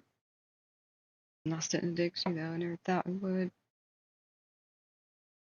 What a magical place that was. A little button. Little virtual ducks flew in front, and then kids pressed a button. It was just a button, a radio control button. It could have been like a game from the 70s. Like early 70s. I wish we had like filmed myself playing it. Like Gone with the Wind now. I've never sat through Gone with the Wind or understood it. Like my parents tried to get me to watch as a kid, and I was like, I probably would get it now. Where do I go? What do I do? Frankly, my dear, I don't give a damn. I know that that's the best movie ending ever, though. Oh, hey, Rob says, speaking of trees, we have a golden oak board that is killing oak trees. No. Where can I find info about dealing with it? I don't know. I've just heard about it. Used to be that you had to wait 2 years before you could move the wood. Oh, hey, Rogue. You should have seen my epic rant today about wilderness areas and stuff. You'd be proud of me. People couldn't believe it, you know, like the Marble Mountain Wilderness is where the Shelly is headed. Basically, during a community meeting, the Christopherson guy, or whatever his name is, Chris somebody. I love this dude. He's with the Forest Service. He wants reform, you know. Somebody raised their hands at Etna and said a question like, asked about how are the environmental regulations and, you know, bureaucratic red tape and old laws affecting your ability to fight this fire? And he goes, oh man, I'll meet you at the bar and talk to you about it. I explained the whole no motorized blah blah stuff. But how are you, Broke Fish? Glad to have you. We're honored to have your firefighting experience here with us. I was ranting about the biscuit, but I couldn't find a good biscuit before and after with the Google Street View like I did before. But people assume it grows back. It doesn't grow back. The man Shelly could be huge like that. I'm trying to get some videos going, non-copyright, of course.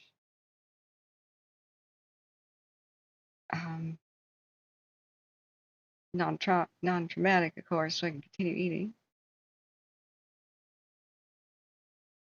Let's see. Firefighters and heat. I don't want to know about heat right now. Fireworks booth inspection. Be safe this 4th of July. Stay cool, California. McClellan Air Tanker. 13 days ago. Let's watch that. I gotta go get some more fish.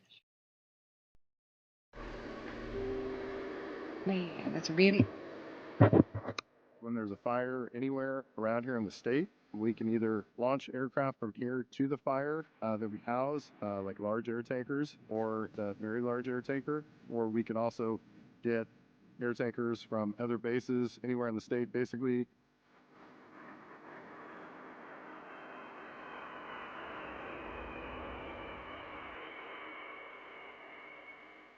We've pretty much been doing load and returns all day for the last 2 days. Yesterday, just out of here, we pumped 100,000 gallons of retardant. The site's fire and Sonoma Lake Napa unit, they were assisting on that one the last 2 days. They were both flying on that one. And then the Arrow Fire and Tuolumne Calaveras unit, Copperopolis, they were reloading out of here for that fire also.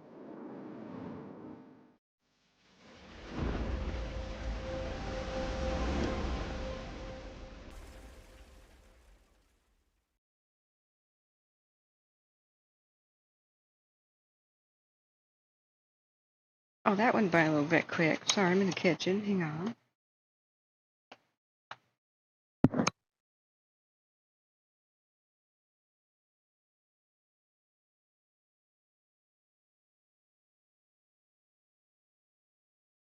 Interesting choice of music there. Maybe trying to appeal a little bit to the youth, but neat.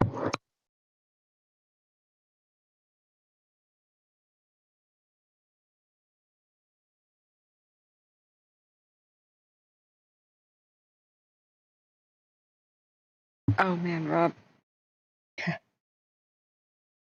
The current restrictions in the wilderness area?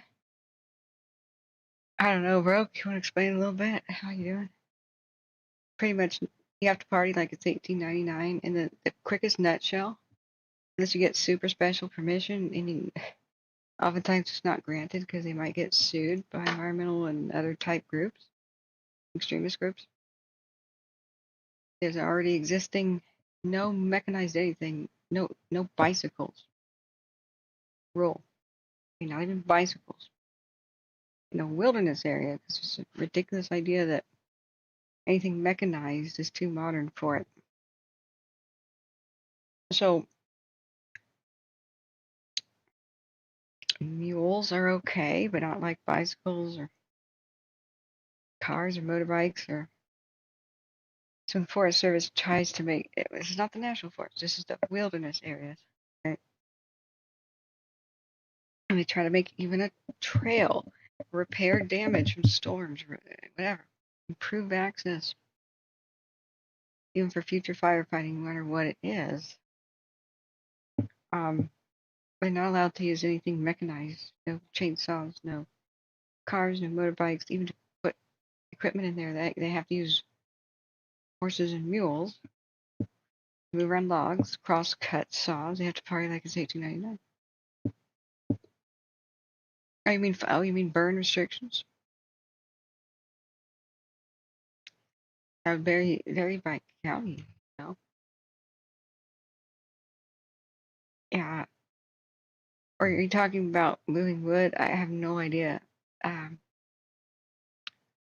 haven't been to California since late 2022. But man, Rob, as a trip, you're talking about helicopter crashes and stuff. Did you see the Cal Fire video about the nighttime helicopter training thing that we just showed? Big Al, we're looking at it going, what? Like, why are they wearing goggles at all that restrict their vision? Like, AI can do this. All of the windows of the helicopter should be special glass, and AI should be penciling in the outline of everything in the forest and everything around the pilot, including other aircraft. See right through smoke, see right through the canopy with LiDAR. There should be a whole bunch of FLIR infrared type cameras around the helicopter. Supercomputer in there processing the images, and then projected up through the glass.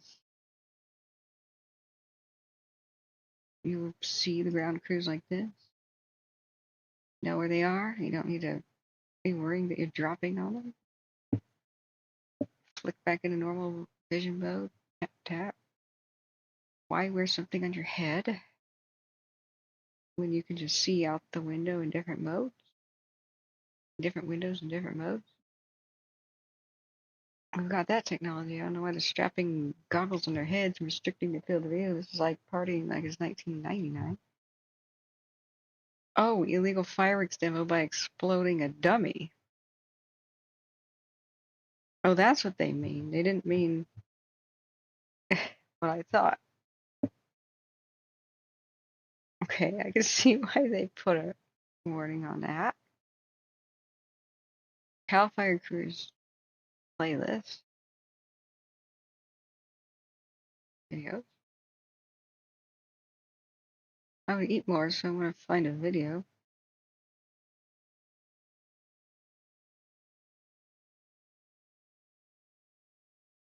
Lithium-ion battery safety.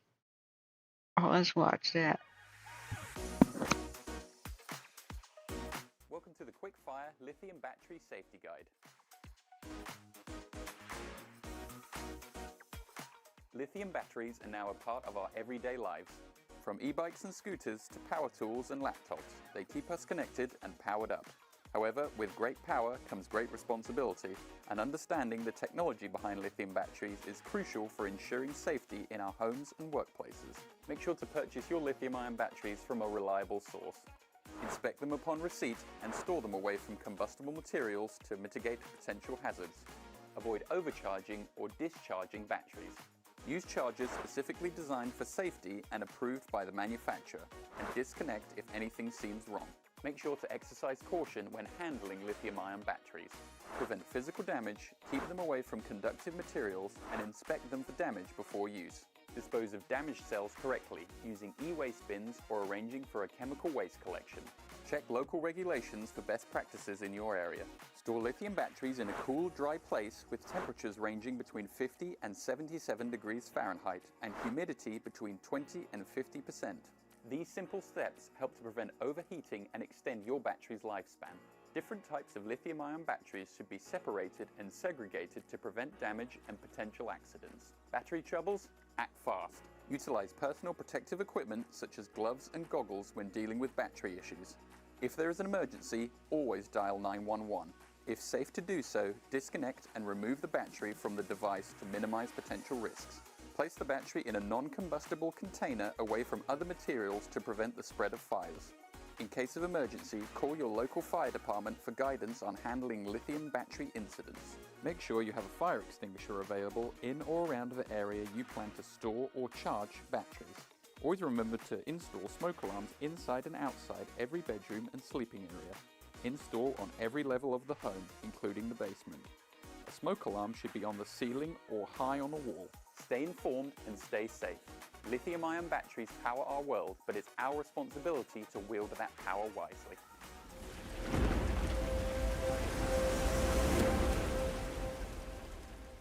Oh my God. That sounds like a lot of precautions to stay basically safe. Yeah. You catch the part where it can't be stored higher than 77 degrees. You know, like in your garage. That'd be a bad idea. Like, let's see, where's the temperature? Cool, dry place. Oh yeah. How many lithium-ion batteries for like all kinds of things, such as, you know, scooters and whatever. Computers are in people's homes right now. PG cuts off the power, and it's 114. LiPo batteries are another animal. LiPo batteries, even if you just don't use them for a bit, like my drone, I have to randomly charge it, even if I don't fly my drone, like every couple of months. They go below 15%, they could spontaneously explode and combust. If I fly my drone below 15% battery, it can spontaneously explode and combust at a later date. My drone will shut down after landing, and it will never allow me to use the battery again. I already killed one that way. It was $78 while charging my LiPo batteries, lithium polymer, kind of the e-scooters and stuff, and the electric vehicles. Extremely volatile, way more volatile than this. While charging, I watch it. I don't leave the room. I don't let it out of my sight. If I get the mail, I call somebody like C-Probe and say, watch my batteries as they charge. And they are charging outdoors on a metal table on the porch in my explosion-proof bag that I got on Amazon. I'm going to transport it in my vehicle. I transport all the LiPo batteries in my explosion-proof bag. When I'm on Amtrak, I'm declaring the hazardous combustible material and transporting it in my explosion-proof bag. Also fireproof. They're actually not that expensive. I highly recommend these things. But LiPos, man, there's how many people like fly a drone and get bored of it at Christmas, and by July, it's like 15% battery or 5. They store it in the attic along with all the other Christmas presents. I try to charge it and leave the room. Don't worry about PG&E. They won't cut off the power. God. Oh, God. Big Alice in Darkest Humor. Oh, God. No, I mean, they will, but just... what I'm talking about is... oh, they will when it's really hot. Because they like to kill people in multiple ways. If it ain't with fire, it'll be with heat stroke. Oh, man. Your wit is savage, but on point, sadly. Oh my god. And Rob says, how do you store the battery under 77 degrees when you're using them in 100-degree temps? Exactly. This is what your weed whackers and stuff is supposed to be like. There's something very wrong here. Banning the gas-powered appliances. Oh my god. I would show a bunch of lithium-ion fires, but this is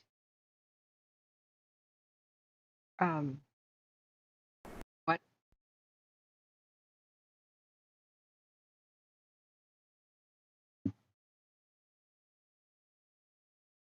What?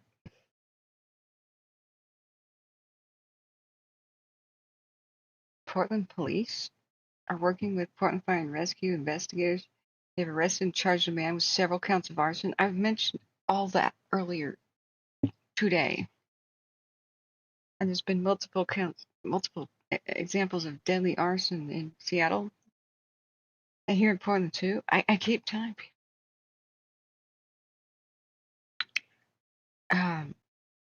They've arrested and charged a man with several counts of arson after one of 4 intentionally set fires today, destroyed a nearby building. Investigators said the fire started at a homeless camp outside the building on Northwest 28th and spread. The building has a commercial space at the bottom and occupied apartments above. The smell started to come into our apartment, so we took matters in our own hands and called the police. The Develia Renteria, who has lived in one of the apartments next to the cafe 5 years. We said, we're not sure what's going on, but there's a fire next door. People who live in it and work in the area. It was so windy today. Said they think this was retaliation after the city planned to sweep the nearby homeless camp. The landlord of the commercial and residential property showed KDW an illegal campsite notice from the city issued on July 3rd, informing these people that their campsite would be removed. Thanks a lot, Supreme Court. We knew there would be aftermath.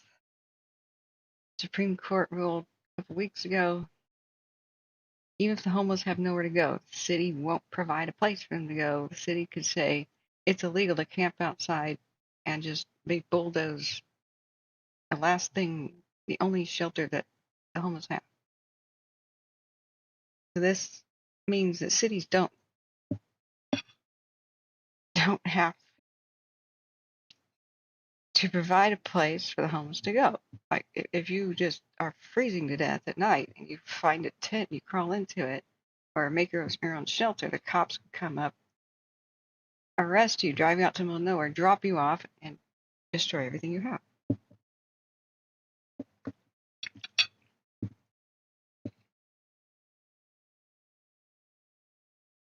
Or throw you in prison for not having a place to live. And the reason this is so cruel is Portland City and Multnomah County have collected, oh my God, it's a historic neighborhood. Jeez, I know what this is. Okay, they put a special homeless tax to quote, help the problem, and they're just sitting on millions, and they never spent it since 2020. Even though homeless people froze to death in our last blizzard in December, they opened up warming shelters and threw everybody out when there was 3 inches of sheet ice on the ground. People were slipping and sliding on the sidewalks like you couldn't even stand up. People were on all fours, kicked out of warming shelters as soon as it became 27 degrees. Warm enough to kick people out.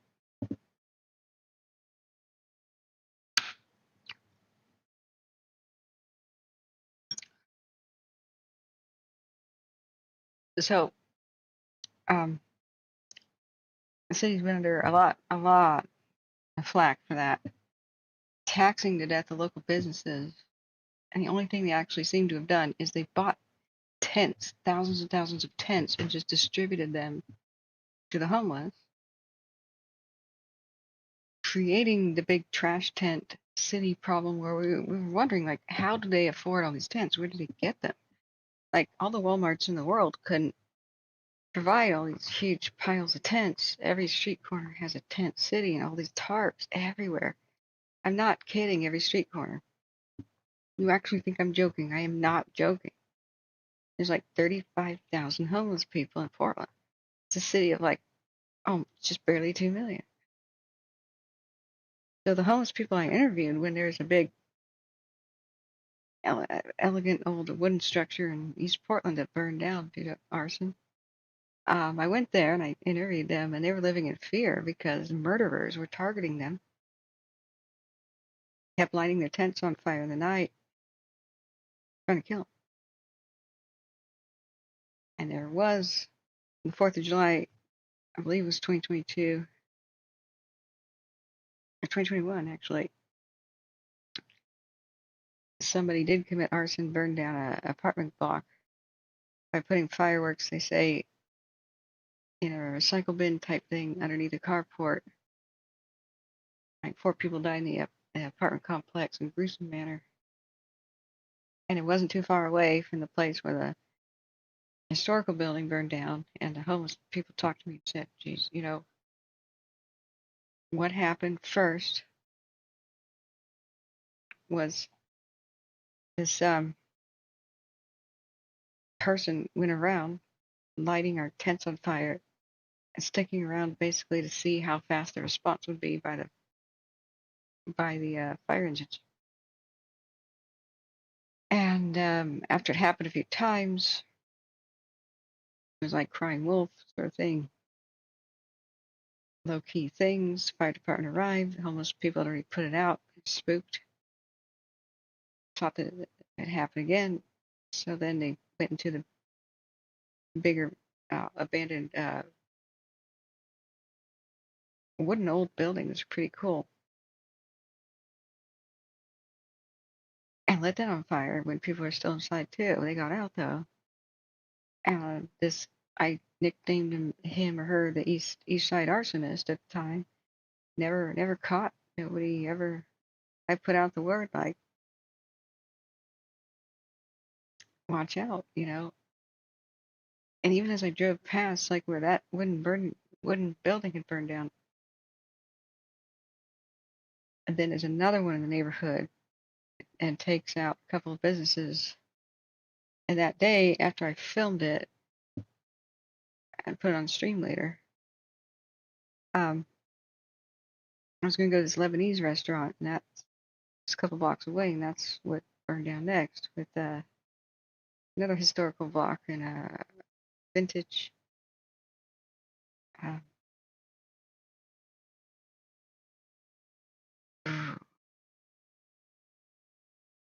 a vintage mid-century modern furniture store.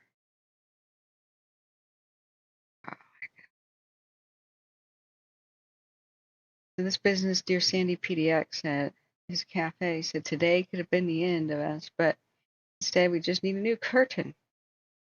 Shaken up but extremely grateful. Thank God it's a good old-fashioned lace. And it's not synthetic. That's why it didn't whoosh. What's lace typically made of? Linen, right? Oh, if that had been synthetic, whoosh, oil product. Remember, this is what you want. Natural fibers oftentimes resist fire much better than any kind of oil product. Holy crap. Wool, linen, cotton can be pretty flammable, but what is lace made of? Traditionally, it is traditional lace. Yeah. Silk and linen. Yeah, silk resists fire.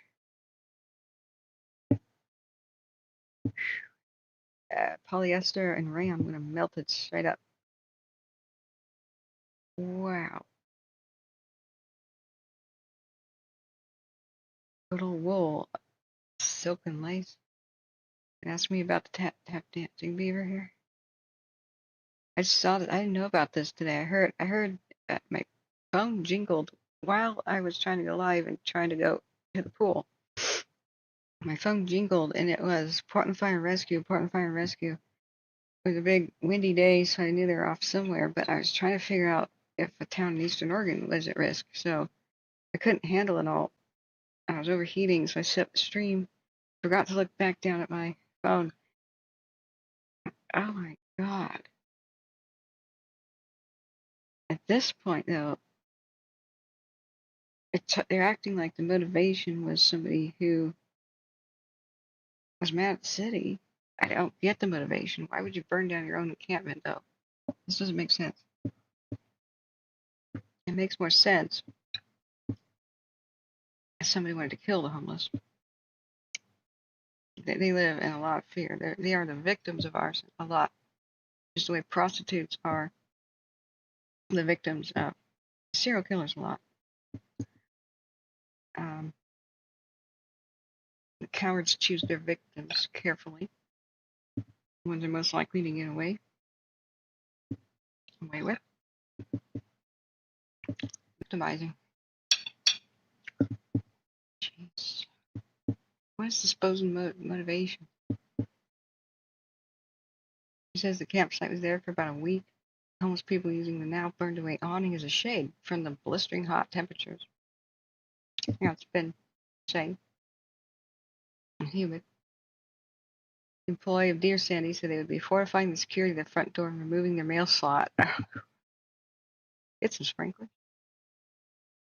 The suspect, John Martin, was found Wednesday afternoon by Portland police in another homeless camp nearby. He was taken into custody by Portland Fire and Rescue's Arson Investigators. Portland Police Bureau. He's been charged with 3 counts of first-degree arson, 1 count of arson in the second, and 1 count of attempted arson in the second, and also reckless burning. His motive is unknown at this time.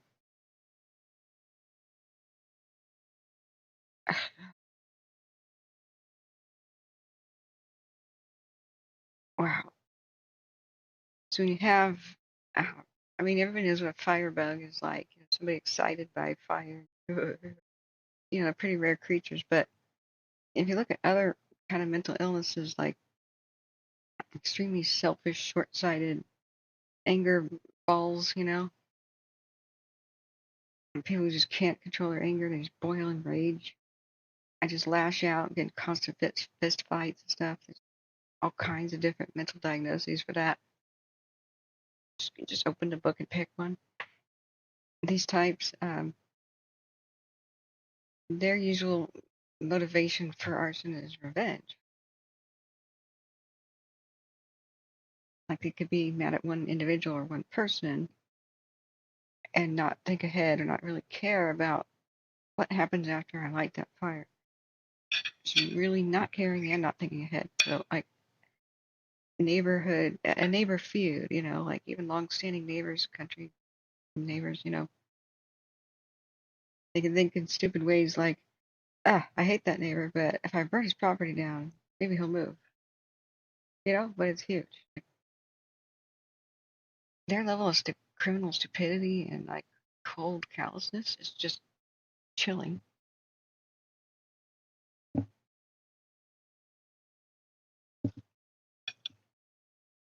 And the revenge can be something as simple as, hey, give me free coffee. No, move along now. Give me free coffee. No, I'm going to call the cops on you.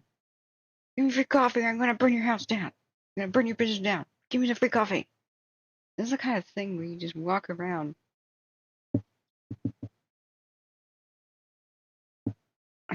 They call it urban jungle. Like most of them are normal type, but these kinds are just walking around.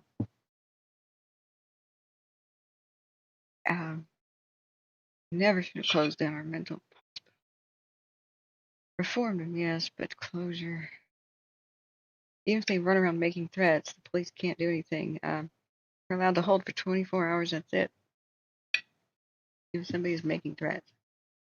The same thing with like gun crime. I'm going to go shoot up school. You can hold somebody for 24 hours and have to let them go. It was not that way in the past.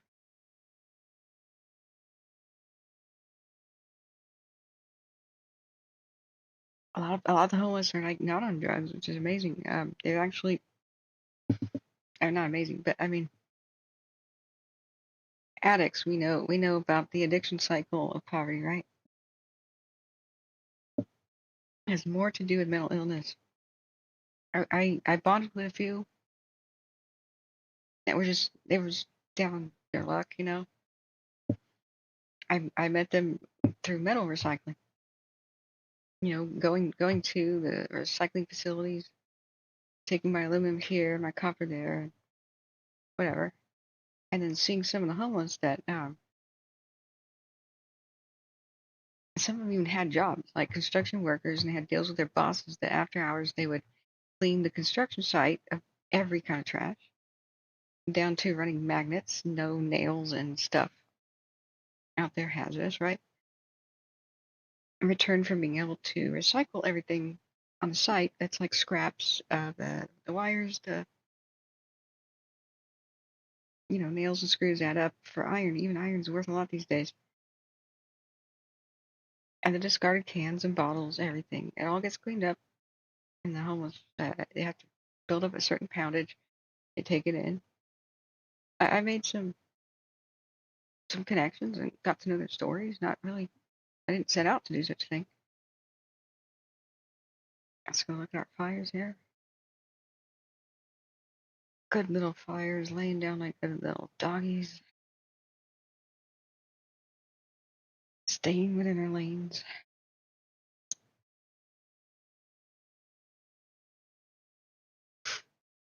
Our hard workers out there. Oops, sorry, flashing light warning. I didn't know it was going to go into. My bad. Did not know it was going to go into. What do you call that? Panoramic mode. So anyway, I got to know some stories, and so I said, so while you're on the streets, a lot of them actually work, but there's no affordable housing, so that's a heartbreak. It takes a couple of years, several years to get out, like into a place. You want first month's and last month's rent, and rent is like for one bedroom, it's like $2,600, $1,600 for a studio. It's ridiculous.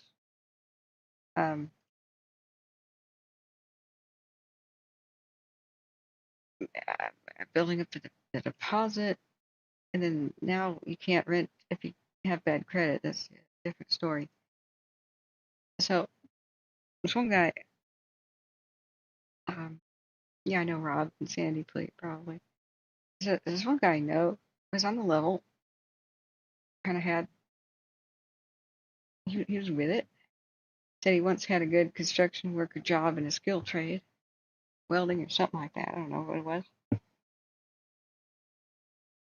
Got hooked and beat it. No, he beat it. So I was like, but you're still on the street.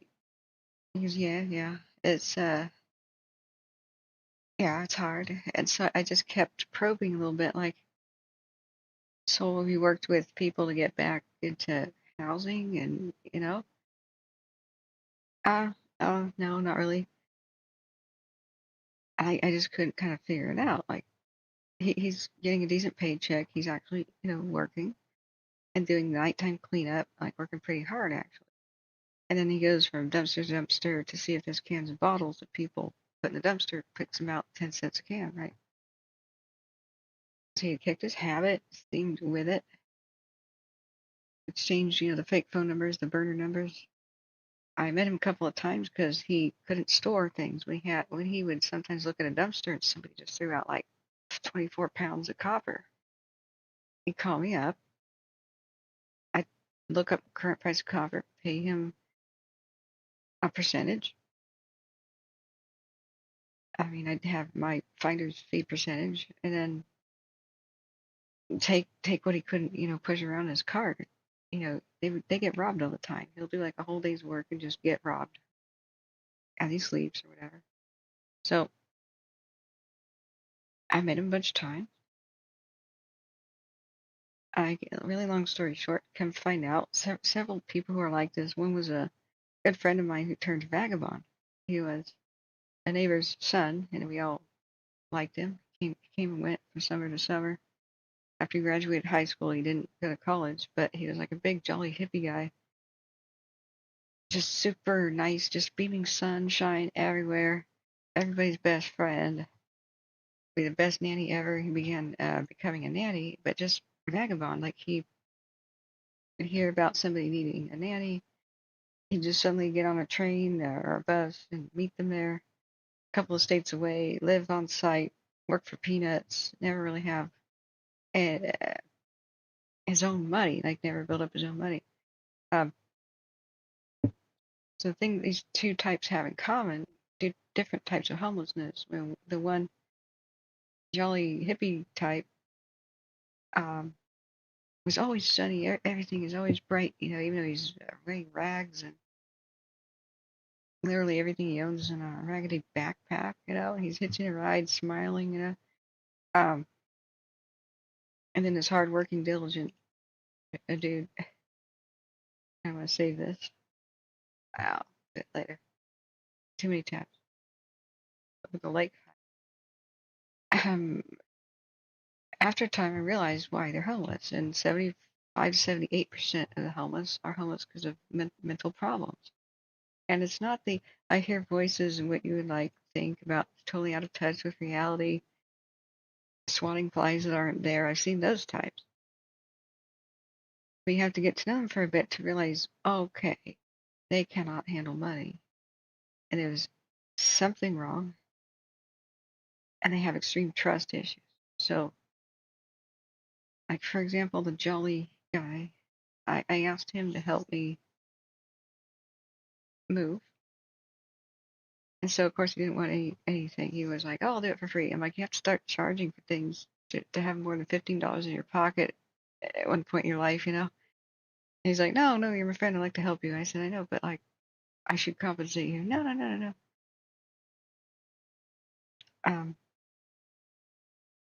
So we get to a point where there's that's beautiful, Santa Barbara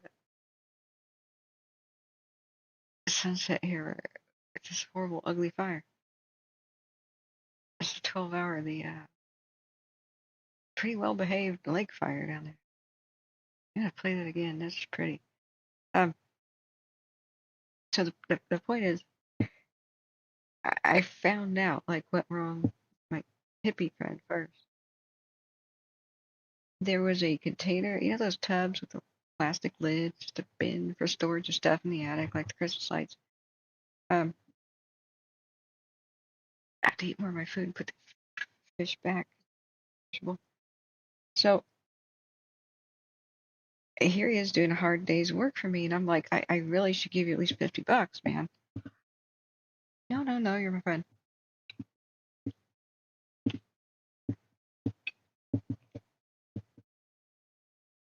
The plastic tub had a big crack in the bottom, huge one, 2 feet wide, 1 foot long, I said, oh, now that we're done moving the light stuff in this broken bin, help me take it on over to the recycle bin. He freezes in horror and says, no, we can't throw this away. We cannot throw it away. Look how beautiful that is. And I thought he was joking. I went, okay, I'll go put it in the recycle bin if you don't want to. He grabs it from me. We play tug of war, and I'm like, what are you doing? You can't throw this away.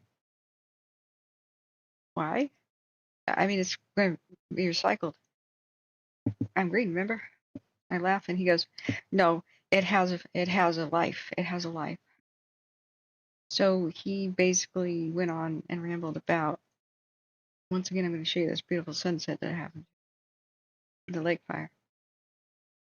It has a life. It's broken, but it's not dead.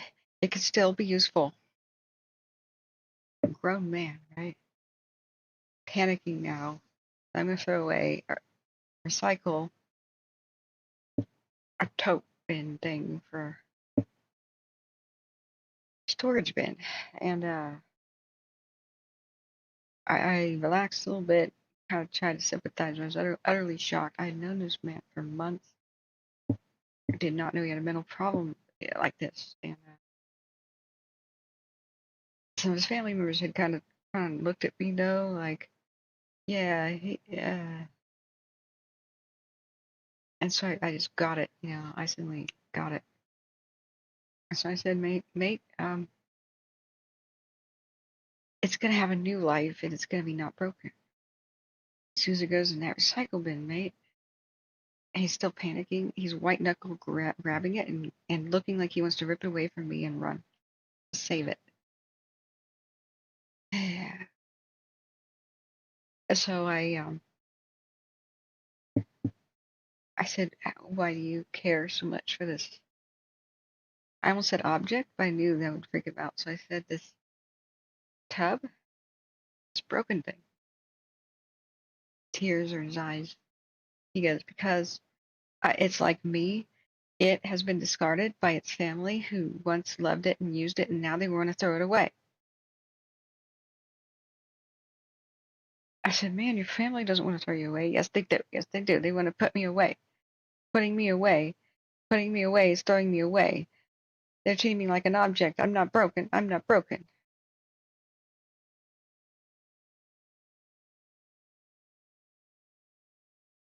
And I went, oh, okay. But this man did not do drugs, just mental problems. And later, I relaxed and I said, you can have it, but I think you should meditate on it. There's a meditation, right? New Agey stuff. Meditate on it about where should it go from here. I left it at that. He took away this broken tub, and later his family approached me and said, don't let him have things. He hoards broken things, and we can't, we have problems where he fills up his rooms, and he'll go and travel from state to state, even though we don't want him to. He comes back, and we've thrown away his broken stuff, and he gets upset with us and runs away again.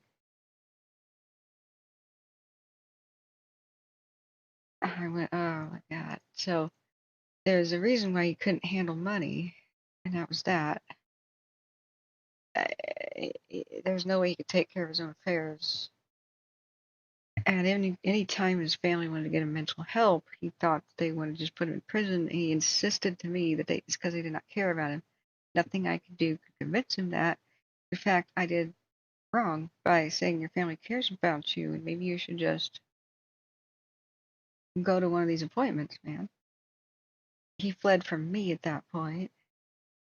Like I had betrayed him with the very idea, and I didn't see him again for years. He went to a different state. And I went, oh, wow. As for the guy who was the construction zone worker dude who was trading metals and stuff, the last time that I saw him, he said, I found a computer in the trash. I said, oh, please give me that. I can bring it back to life or experiment with it or salvage parts or like do a teaching video on how old computers used to work. And I love vintage computing. Most of them still work. They just get thrown away. So I said, I'll pay you, any computer you find in the trash is at least $25. Let me look. So we go to do this trade, and I stopped by to get some fast food.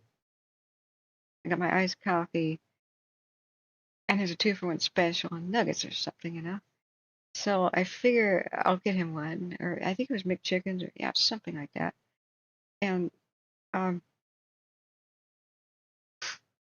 go and meet him, and we do the trade. He's got a cool vintage computer. Motherboard was messed up, but I hand him the bag, said, hey, I bought you some food here. I thought that would be a good thing. I bought a homeless person some food. And he goes, why is the sheet? Stares at me like daggers and like a mix of fear and mistrust. That's when I realized what was wrong with him.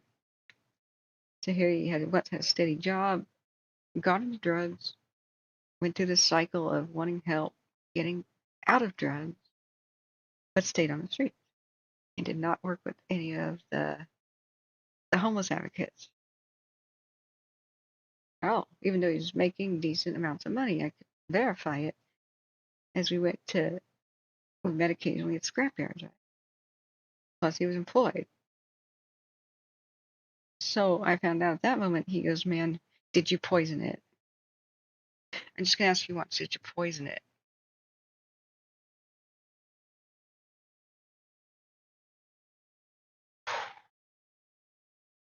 That's why they're homeless.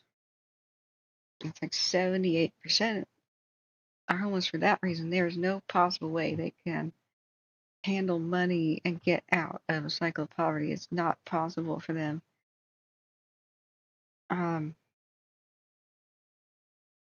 Any amount of money they make would have to be in trust. They need medication. They need a lot of help, or whatever, you know. But any time their family or anybody tries to suggest that, they run.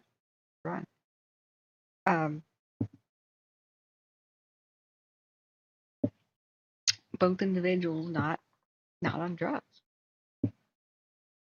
But when you add drugs to the mix, you know. Both these individuals I never really saw again. One thought I was trying to poison him because I was helpful to bought him a McChicken. I said, you know, you don't have to take it. I'll take a bite, and come to think of it, I'm hungry for 2 McChickens, right? I'm trying to downplay this or fix the situation best I can, and that's when I realized I know a little bit about mental health. I am out of my league.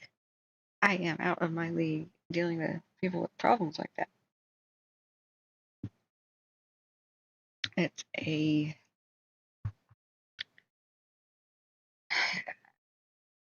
It's mostly a mental health crisis.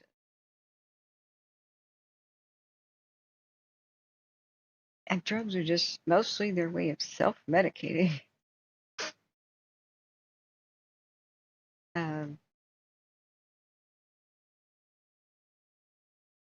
If they're an easy answer, man. But I don't just assume addiction anymore. It's mostly the mental thing. And a huge percent of the homeless are veterans, of the males. They've got the mental problems, right? They've seen things.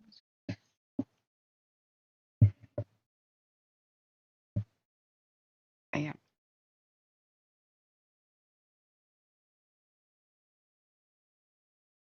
But they live in fear. Like the somewhat normal ones, like my friend who's happy-go-lucky, just there to just help everybody in the world. That was the biggest heartbreak. And he reminded me a little bit of that story of the guy who went to Alaska in a school bus. Okay, not a lot, but the guy who thought he could survive alone in an Alaska winter in a school bus. McCandish was his name. Into the Wild or whatever. I didn't actually read the book. It's on the shelf. People tell me he's not that ideal of an individual. Like people idolize him, but he was actually, he had flaws. But roaming around the United States, helping everybody. But anytime anyone wants to get close to him and help him, he just gets paranoid and edges away deeper and deeper and deeper into the wilderness. Into the wild, yes, Big Al. I didn't see the movie or anything. My mom got the book before it was cool, and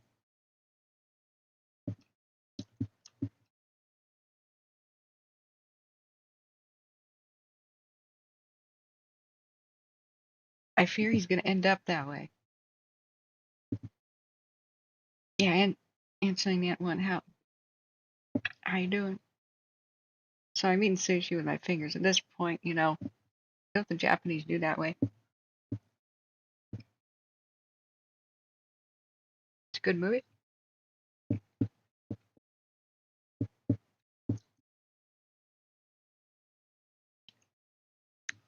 Who starred in it? I can see Jake Gyllenhaal or something being something like what his picture was.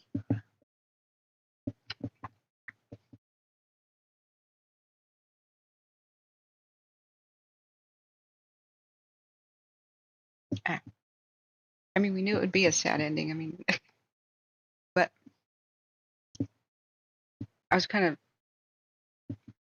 hoping you'd say it was an inspiring ending or bittersweet or, you know. Yeah, he ate the wrong berries. When I was starving to death near Truckee, ironically where the wildfire kind of was, it gave me the chills. I went on the doomed guided hike for children and youth. One of the youngest members we actually had, one that was two that were younger than me.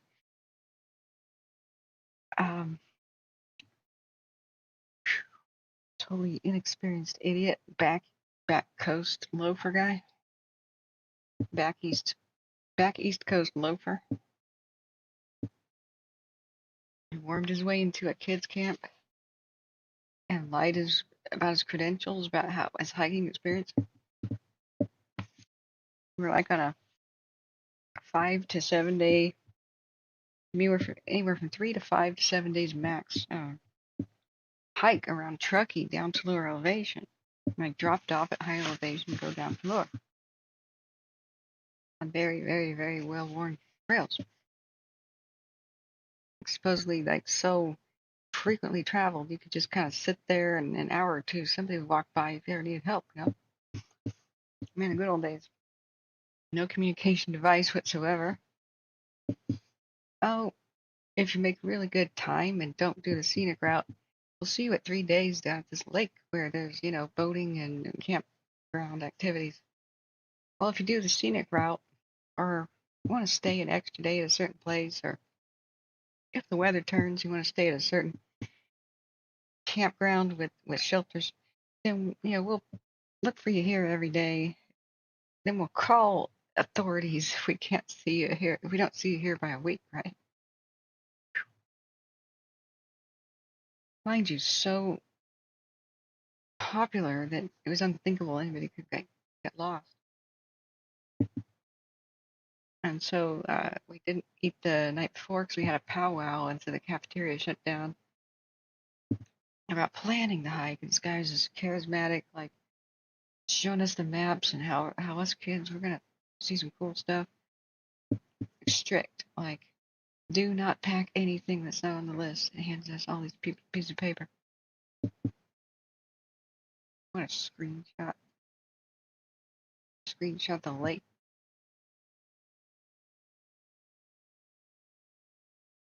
I'm not in bed because I'm eating. People don't realize I just keep eating for hours after. I have to do it nice and slowly and carefully, or I get some serious heartburn. I just want to replay this. Let's drink some more tea. So, anyway, I don't want to rehash the story. Some people have heard it, but we didn't eat the night before. The next morning, we left before dawn. The camp van drove us up into the middle of nowhere, kind of by Donner Pass. Jeez. We hiked a grueling vertical climb, a lot more grueling than we thought, like all day. Can we rest and have some lunch? We skipped breakfast. No, man. We're going to get to the top, and there's this place called Horse Lake, and if we're not there by sunset, it'll be hard to get some firewood, but it's a great sweet lake. You'll want to see the sunset up there. There's some trout in there. Maybe we could fish for our dinner. Wouldn't that be neat? Yeah, okay. So we're like pushed hard and vertical climbing, and all of a sudden the older kids, they had to take my sleeping bag and a couple burdens.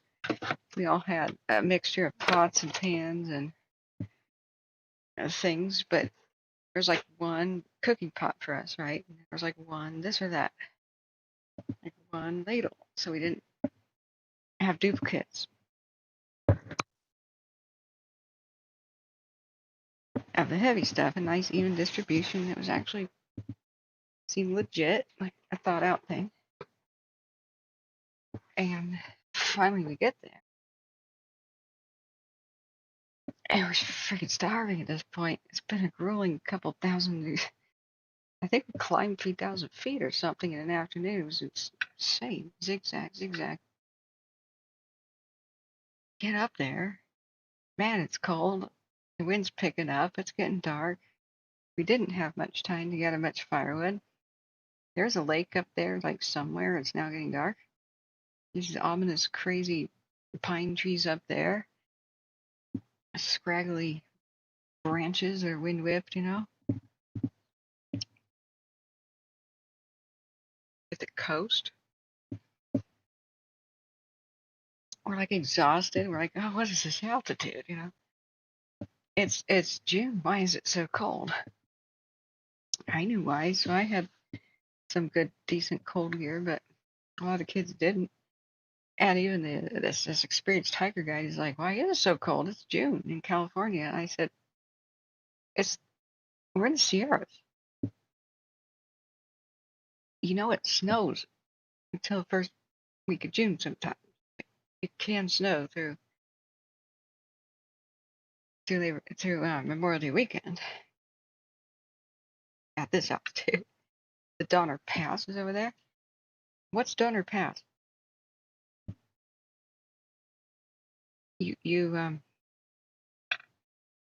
What's Donner Pass?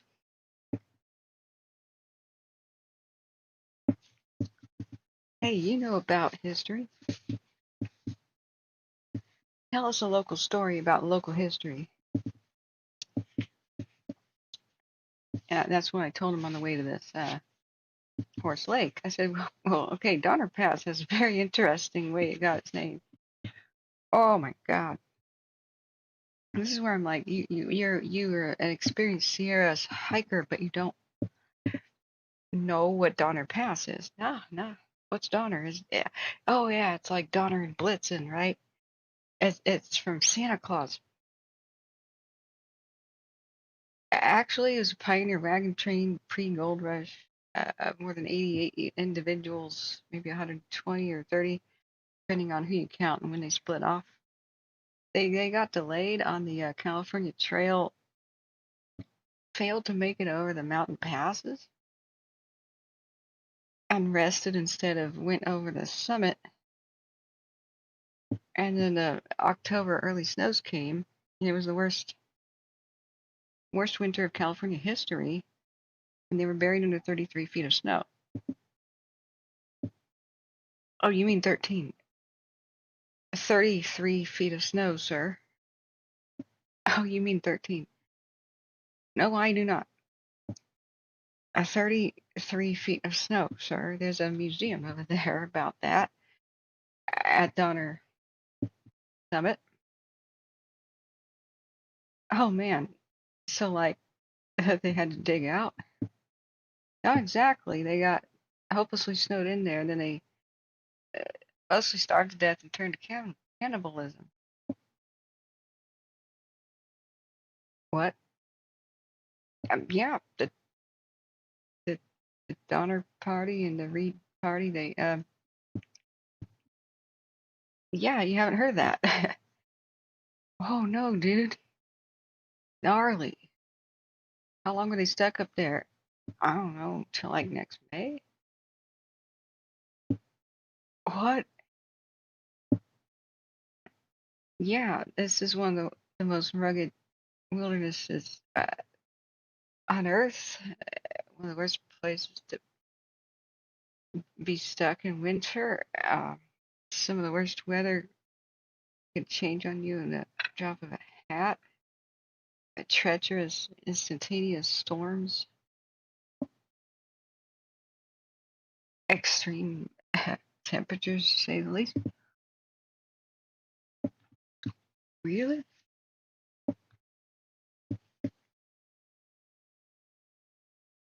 Yeah, so when are we gonna eat dinner, man? Otherwise we're gonna eat you. Yeah, all of us kids laughed. You guys dinner? Well, why aren't you cooking your dinner? because we're waiting for you to get the food out. We had all forks and knives and our cooking pots ready. And he's like, meanwhile, he gets out some rice. He starts cooking it for himself. He goes, "Oh, I forgot to tell you to bring food."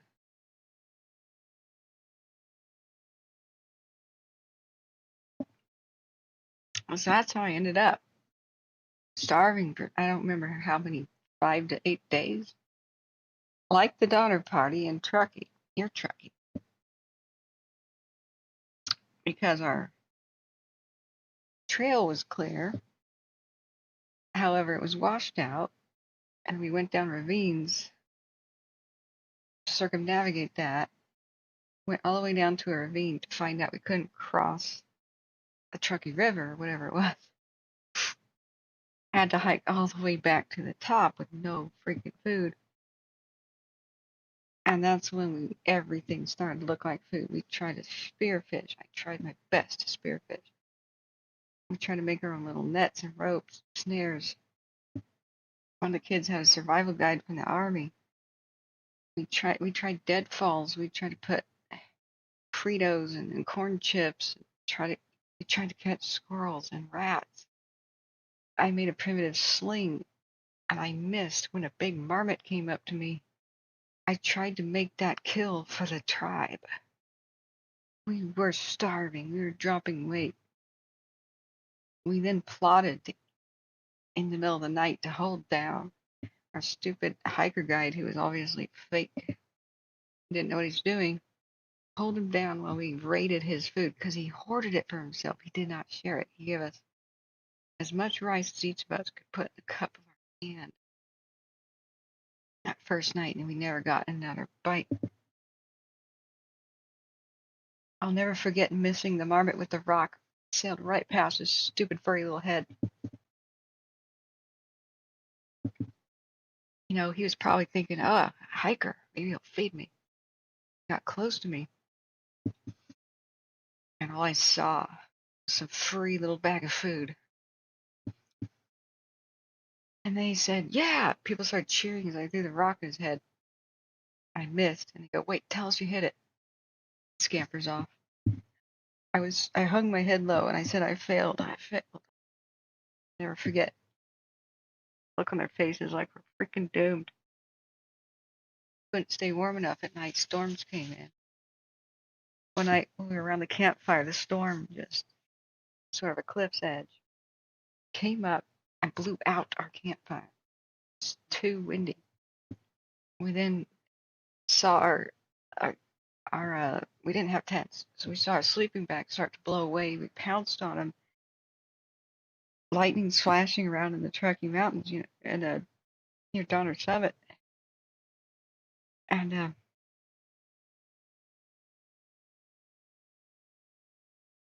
sure, Big Al. I can just delete one of these. Fine.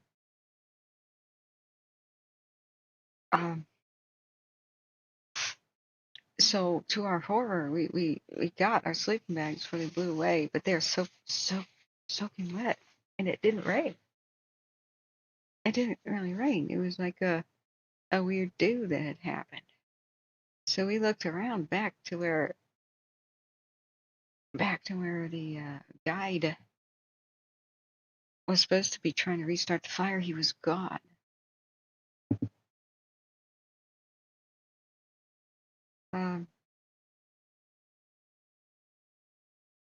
And he left us. One of the kids betrayed us and went to him and said, "We planned to hold him down and take his food." He was eating in front of us the whole time, little power bars and snacks.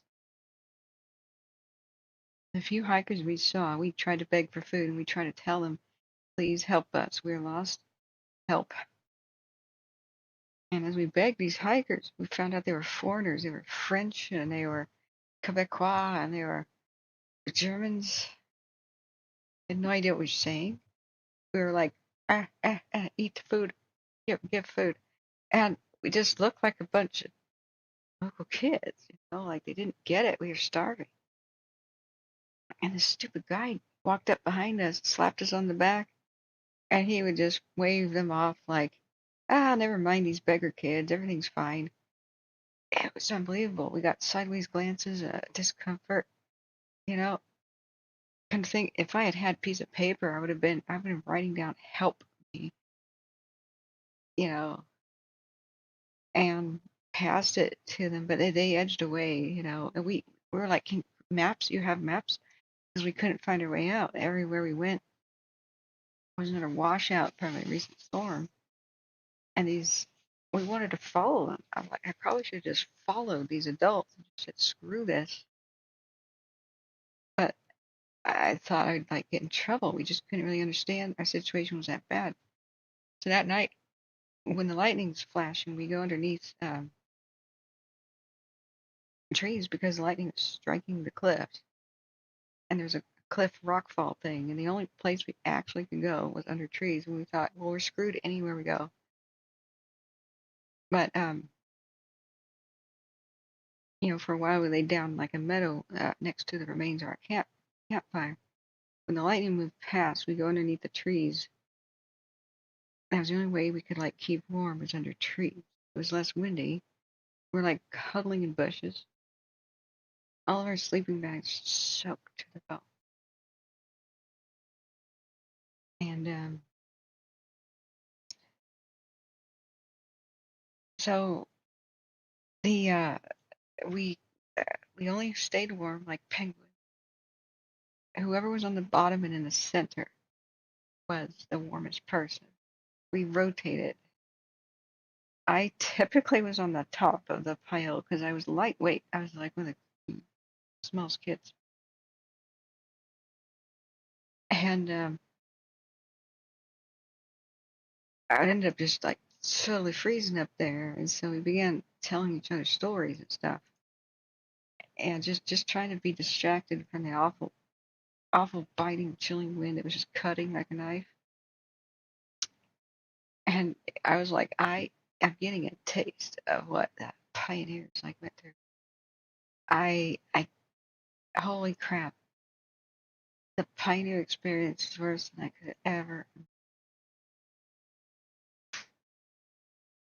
And we made it through the night, and we were giddy though. We were starting to hunger hallucinate after a time, and the tree branches above us were starting to frighten us. They looked like, we would say, does that look like a skeleton hand reaching out to us, like death? I said, well, if we were near death, would we start seeing death? Like, would it be like a person? Because maybe death can only, and other kids are saying, maybe death can only reveal himself to those who are about to die. Because then, you know, we can't tell the world that he really exists. Like a real angel. And so, like, here, we're that freaked out, you know, we're abandoned, we're literally freezing to death. And so I rotated deeper into the center of the human burrito pile and started to get better. You know, it was teeth chattering, shaking uncontrollable. The wind would howl again, and all of the tree branches would move above us. One of us had a camera. I'll never forget. She had run out of film. She still had some battery in the paper camera, disposable thing, whatever. So it's point and shoot actually. And so we kept seeing hallucinating shapes in the trees. And she finally goes, "That's it. I'll show you what's in the trees." And she did a flash. It was just normal tree branches. We all went, ah. And that stopped the freak out cycle. It was almost like a whole bunch of people on LSD or something all freaking out together. We were on drugs. We were literally starving and hunger hallucinating. Sky wasn't blue at some point. It was purple one night. It could have been the Northern Lights, technically. I heard that later there was some like ejections, but when you can't tell the difference. Dude. So, see if I've got any updates like map perimeters, lake fire or something. 5 hours ago.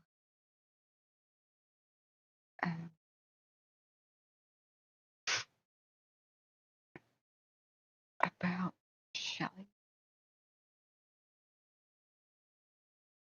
In the morning, we still couldn't find this dude, and the trader kid went with him and got the food.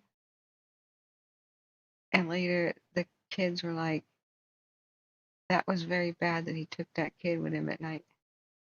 That boy. And I said, what? He said, you're too young to understand, but it's not right that he took a boy with him and disappeared into the woods. I did not know he was talking about at the time. I really kept insisting, well, he's just a trader. I'm sure they ate food all night long. I was quite young. And all I can say is thank God for Middle Easterners and Muslims and their hospitality and their traditions of never denying any stranger food when they asked for it. We've struggled out of the mountains. I remember how many days later, down at some lake, there's people skiing and splashing in water and playing and barbecues everywhere. We went from table to table saying, please, for God's sake, give us food. We just came out of the mountains. We're lost hikers. Nobody believed us. Americans were like, would you please leave? You're making my kids uncomfortable. Cooking hot dogs right there. I wanted to grab the hot dogs with my bare fingers off of the grills and just run with it through the woods. I like took a step forward and one held me back. The only people who gave us food were Muslims. Didn't speak a word of English. Vacationing or something. Or very new to the area. And they shared couscous stuff with and then did a prayer. And that's when we realized, oh, right. I had never really had an interaction with one before. Look at these current images, Santina Peak, Lake Wildfire, 2 hours ago. States, which we had a camera.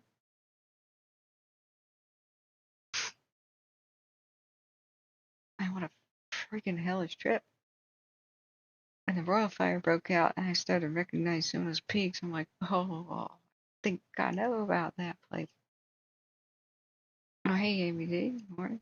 Rob says my first memory of a snowstorm was on the 9th of August at 9,000 feet. Where's that, Rob? Ew. Sounds like you got some stories. And Rob, I get your emails. I'm so sorry. I've been unable to reply to pretty much everyone every time I get a chance to look at emails. I have 916 unread emails. It's so hard to sort them. I'm in a mess. My old sorting system that broke down and tried to redo it. And you know how hectic this is. I appreciate it.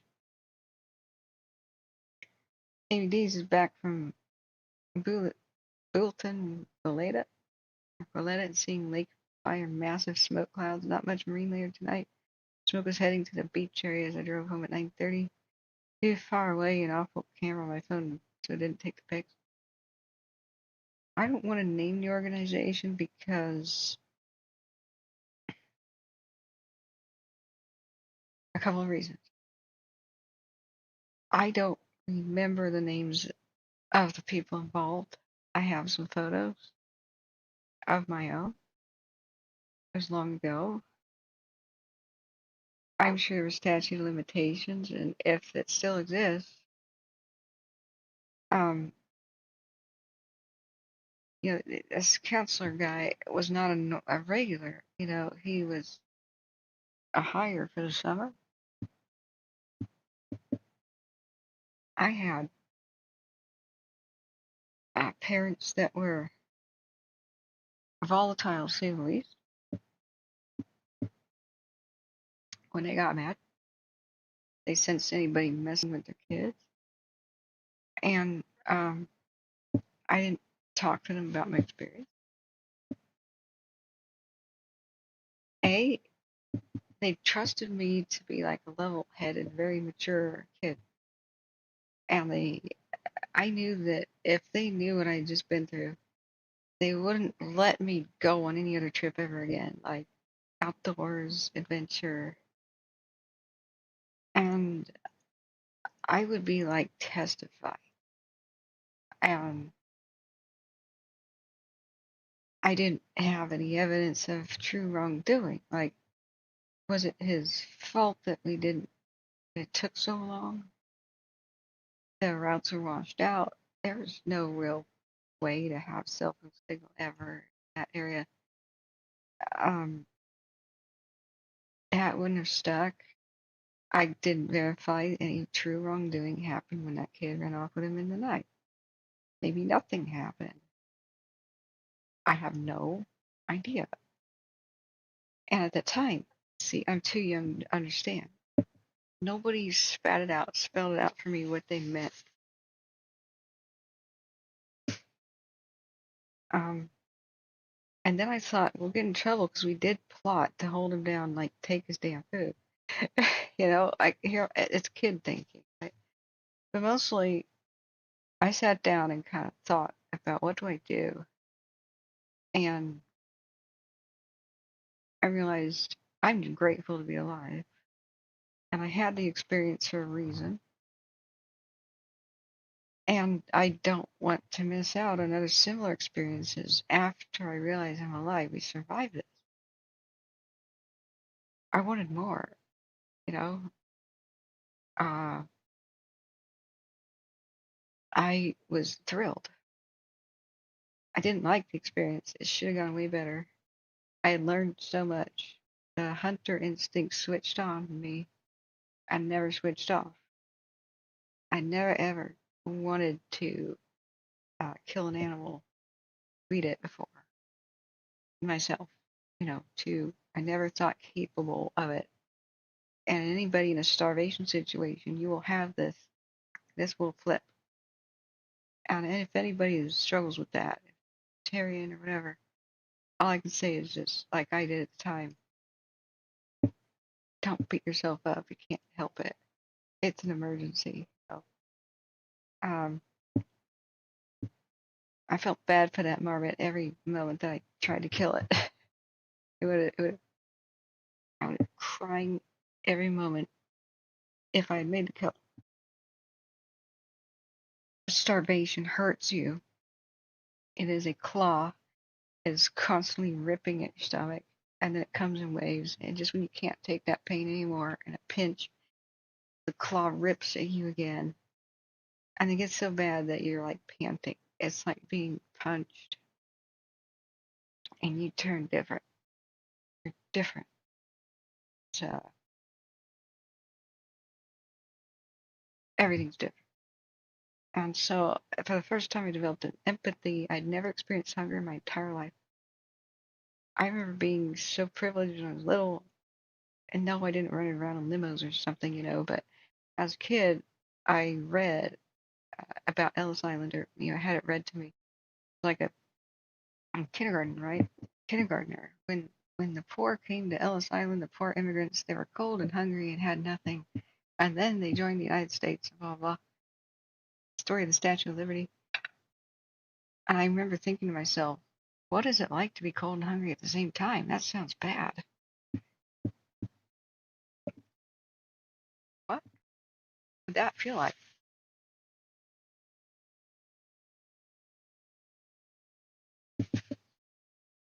Yeah, Rob, I could tell you, maybe, you, and talk to you about it. I don't want to publicly explain. Because if the organization is still going, it could be totally vastly different by now. And yeah. Hey, David T, how are you? I was carnivorous after a 5-day backpacking trip. That hamburger and fries was good. Yeah, Rob. I'll be signing off soon. I have to keep eating. I'm still hungry. I'm eating a monumental plate of food. I am almost eaten 1, 2, 3, 4, 5, 6 different large salmon slices of this sushi plate. 1, 2, 3, 4, 5, 6, 7, 8, 9, 10 out of the 12 slices of the huge California roll. This is not a sushi place that like skips on the proportions. I love this place. I just found it.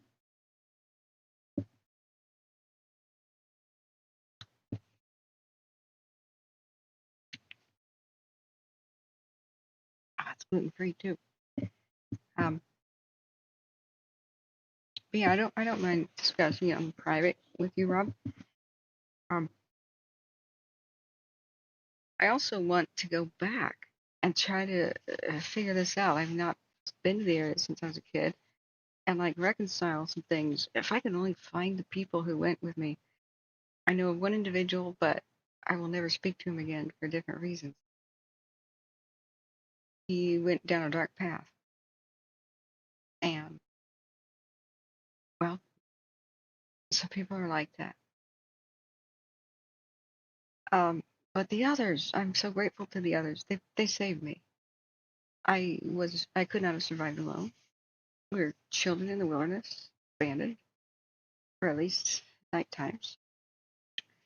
And we really struggled to survive that night. Just group effort. I would have been a skeleton, some statistic, maybe you never found.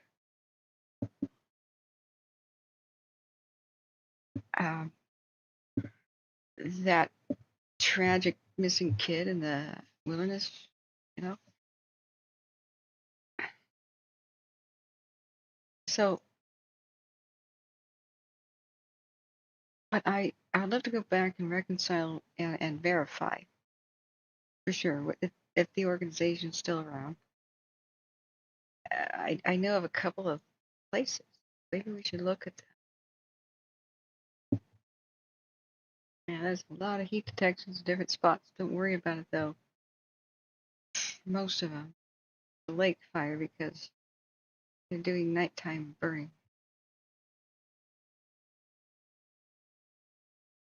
Yeah, Big Alan, looking at your message. Thank you. You read it fully. The lake doesn't have an update, right?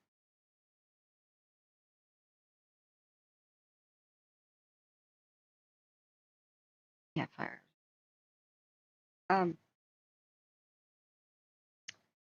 That would be cool though if I could go back and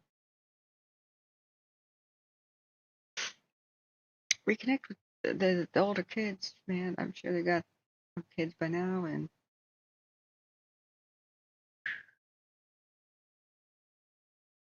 yeah, I think a picture near this peak of this peak. Feel just look.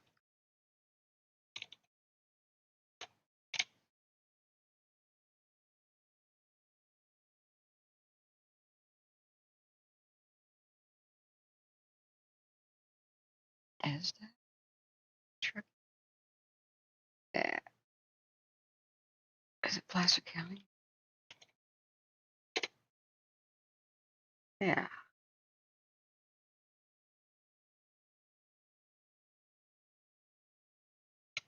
It's very, very distinctive.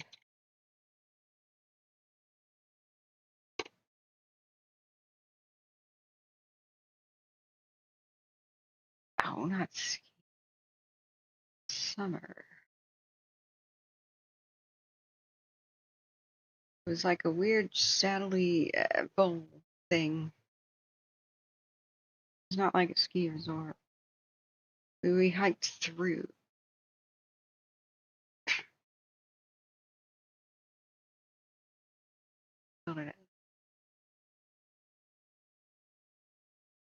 And man, it's high elevation. Man, I never knew struggle. The other kids didn't do as well. City slickers, valley kids. Since I had been up at least by Plymouth National Forest and by Lake Almanor, at least I was a little bit acclimated to high elevations. They were just dying. They were puffing and puffing like smokers. I'm like, you guys okay? You guys all right? I couldn't carry a heavy burden, but once relieved of my mega, way too heavy sleeping bag, which is inappropriately heavy, I'm like trotting along. Oh, wait, the way this made me think about it was Into the Wild. Burned out log? Into the Wild? Well, pictureless. Evacs. I think we're signing that. I was sent on berry gathering mission. We fanned out, a couple of times. A few went to scout ahead to see if the trail was clear. The rest of us fanned out to find food. I failed at spearfishing because I didn't know you have to adjust for the refraction of the water, and the fish are not where you actually think they are. Poppy.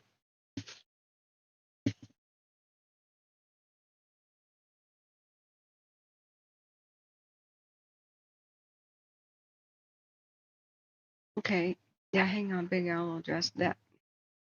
I'm a little out of it. I want to sleep as much as I can. I've been awake for 2 days. I'm not staying awake all night. They're going down. The submarine is going to deep dive.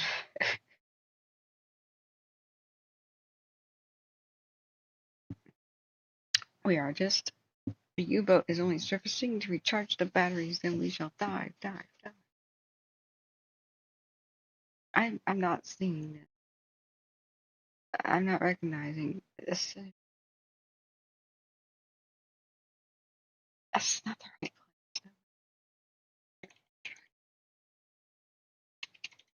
place. I know there was a horse lake. I've tried to find it before. It's a million of horse lakes. I thought that was a tiger on a leash. The dog. That's how tired I am right now. That's a dog. We saw very, very interesting and unique formations like that, but not quite like that.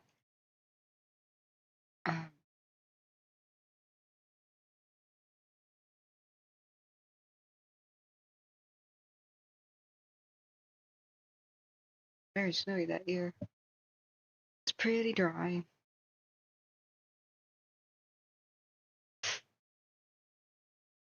I believe it was June. I saw it once again in a photo and went, oh my God, that's it. And misplaced it. A lot like that. That's very snowy.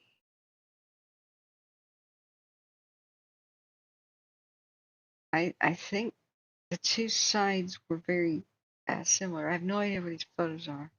I have to really dig. But they're impressive. I remember being impressed like Yosemite. Like, how many people know this is up here? Yes, like that. A lot like that. Uh-huh. Okay. Big Pine Trail. Yeah. I think I recognize it. It's a lot of places look similar. It's just I'm thrown off by one is like higher than the others.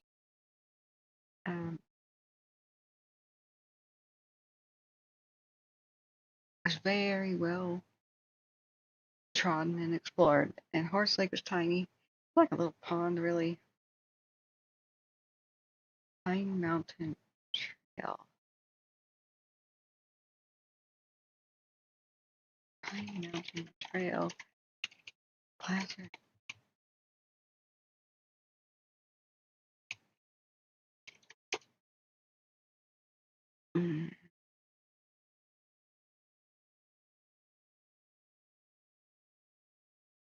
Yep.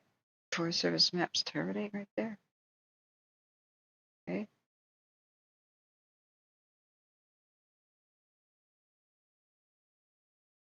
Gray Eagle Mine inactive. Yeah, these are sometimes very old ones.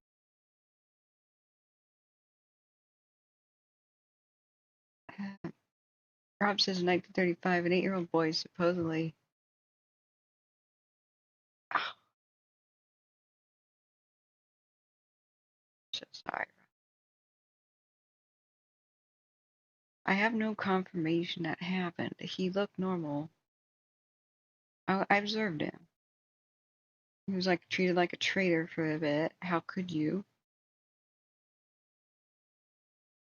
Didn't look different. Didn't seem changed, you know? That's why I skeptically looked at the others. Like, are you sure this was bad? I wasn't that obtuse. Spring Garden School.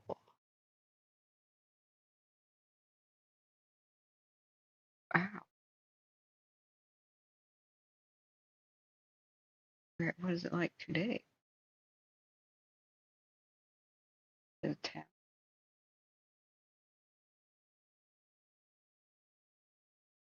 1915 to 1945. Spring Garden, Yankee Gyms, and Forest Hall. Old places.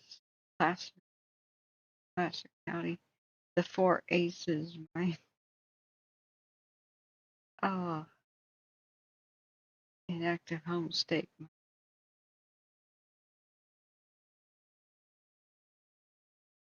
Three Queens. I'm gonna go film what's left of these buildings before they go away. Colorado National Forest, please. Don't be burned up in the counter.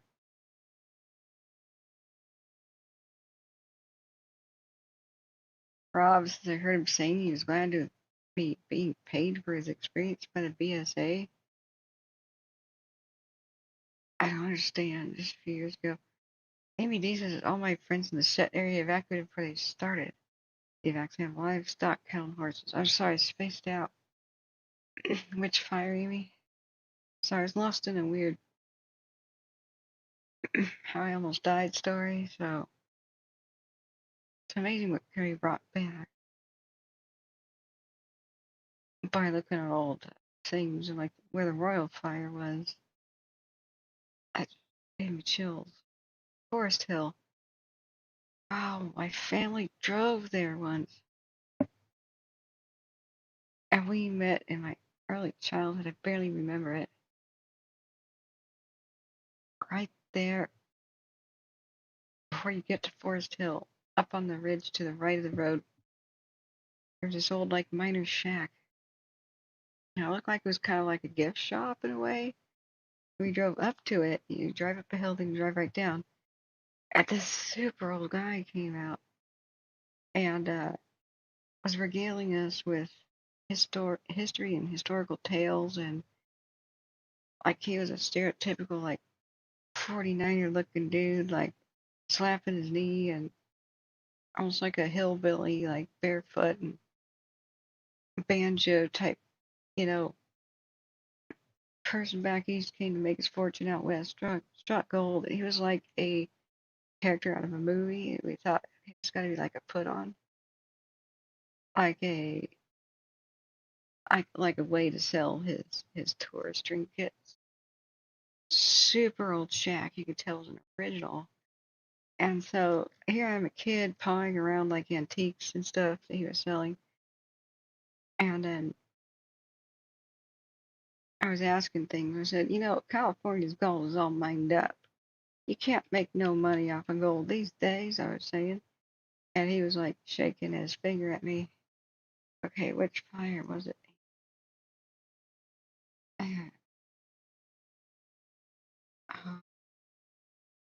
The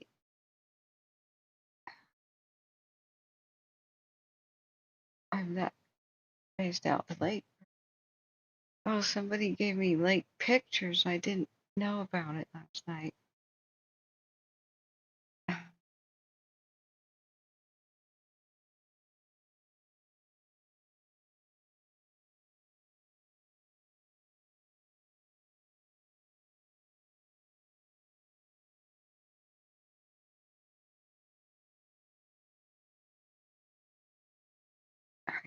let me look at this image I got sent.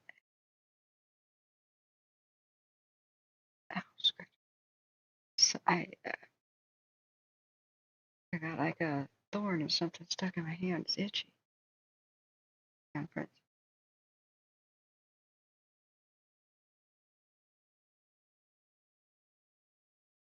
I understand, Big Al. I understand. Good thumbs up from me. Where is this other image? Uh,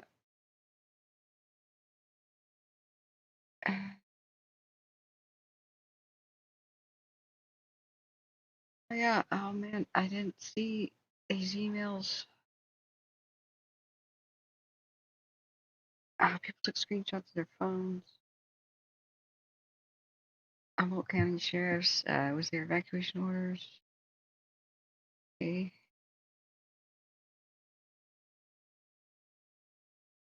Excuse me.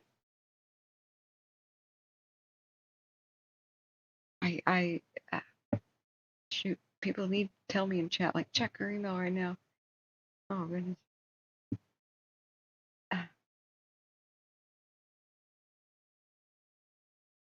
Yeah, somebody sent a picture of the Etna fire, I mean, the Shelly fire by Etna.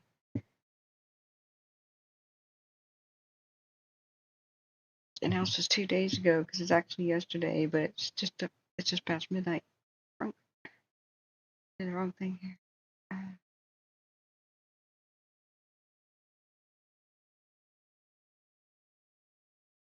I can show you guys. When people don't tell me if they want to remain anonymous,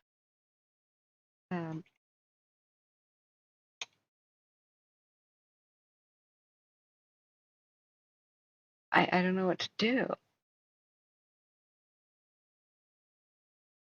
Heck, all right, I'll just show the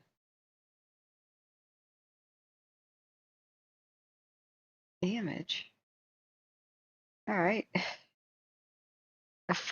the Shelly fire from Etna, excuse me. Not tonight, last night. I wish I'd known that's what it looks like for people's doorsteps. Ominous. Real good photography.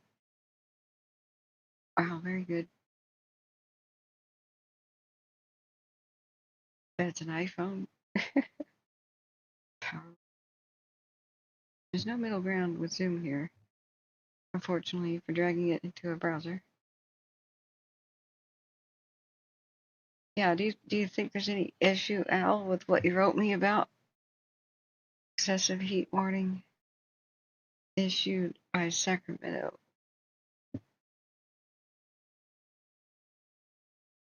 It's issued July 11th at 11:44 a.m. Pacific Daylight Time until July 12th, 8 p.m.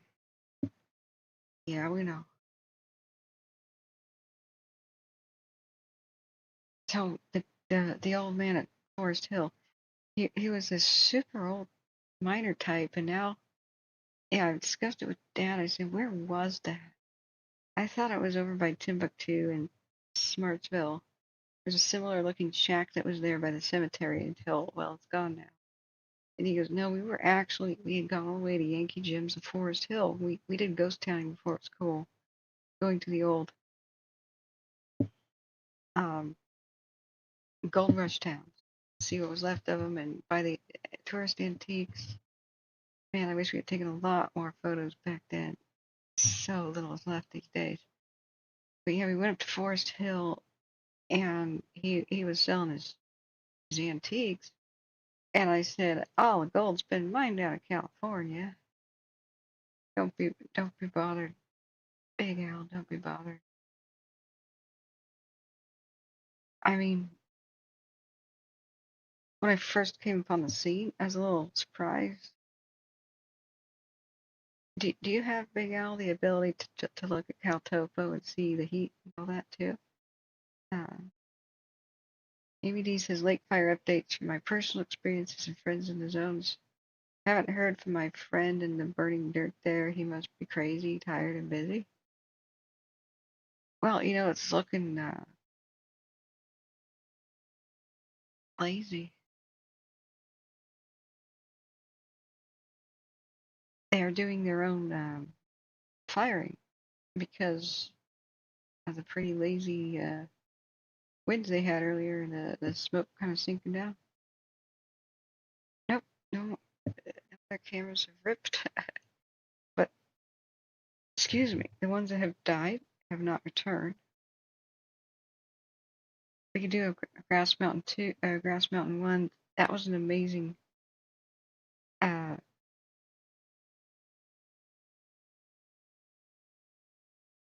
earlier someone suggested do the Grass Mountain 1. Okay. I still can't believe these things survived a 12-hour. And so when evening happened like that, you know, I believe that was their own firing op. It just comes out of nowhere. And it goes in between where it's already burned. Looks like a firing op. And they put some retardant down. Keep it in line. Without hearing it today, it's hard to know.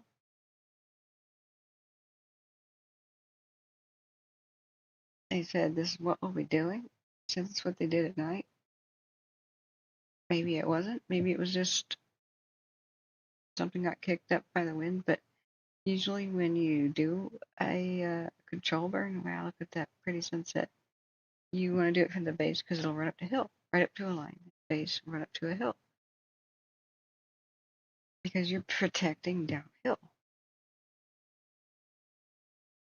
So that looked pretty rational to me. Let's see what happened. Oop, I tried to tap pause. Now here, if this was what they did on purpose, firing up, first you'd put the camera where you're doing your off. Check. Then you'd want to burn vegetation. Come down where you want to protect up to where it doesn't matter. Like, check. Seems like it's rational. Rip, up it goes. Because you don't want to go down towards habitation. See if it changes direction, so we don't know which direction it's facing at the time. So there it goes. They got the watchful eye of the aircraft and decides what time of day is it. 16. Yeah, it could have been a flare up, but I just think either way. Camera pivots. You see the moving flame front, which this is probably looking to the southeast, right? I just can't tell. Yeah, I think this is looking towards the east-southeast. Where the fire wants to go. What do you want to protect to the right, which would be where the human habitations are. And you got evening coming up. Good. Time for more. Time for more burning. Up to where the main fire is, higher elevation. Okay. Because later in the night, you've got the wind shift down, and if the embers drop down where you just burned off, it's not gonna take. Lots of crews down there. Looks like a good road. This is my speculation what could be happening without hearing, based on what they were saying. There's a headlight, a vehicle, all very cool. Because grass cools off real quickly, and now you got light.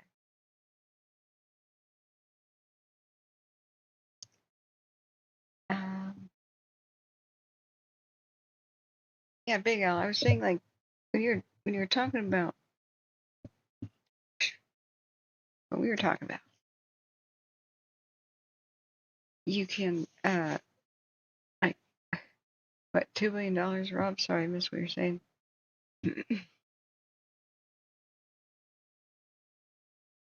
That's okay. I know what you mean, Rob.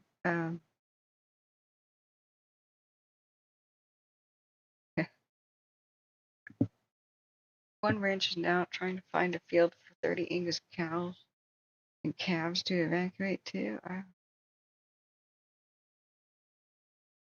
Is there population near the Shelly? Well, I mean, there's just Los Olivios, Santinas proper, and all those areas down flatter you get, the more populated it gets. There's ranches and stuff up there, cabins, and then you get to a lot of roadless wilderness areas and national forest and blah blah blah. But there's still like cabins that people rent out, and I never did get any confirmation on did we lose any structures the night of the second cam burnovers at Figueroa. That's what I want to know. Did we see those old barns and cabins or whatever was burned? Did we? What happened? Excuse me, I gotta put away my food.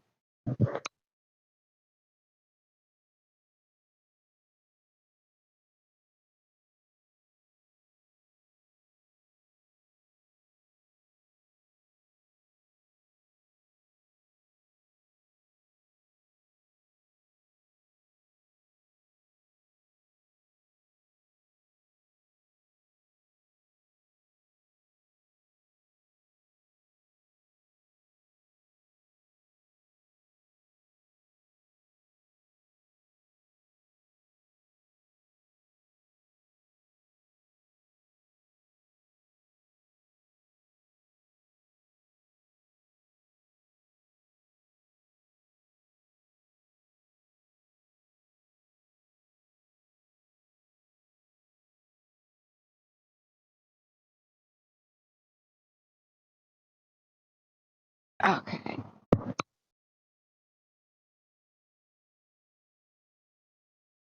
Still gotta take this tray. Oh boy. Good.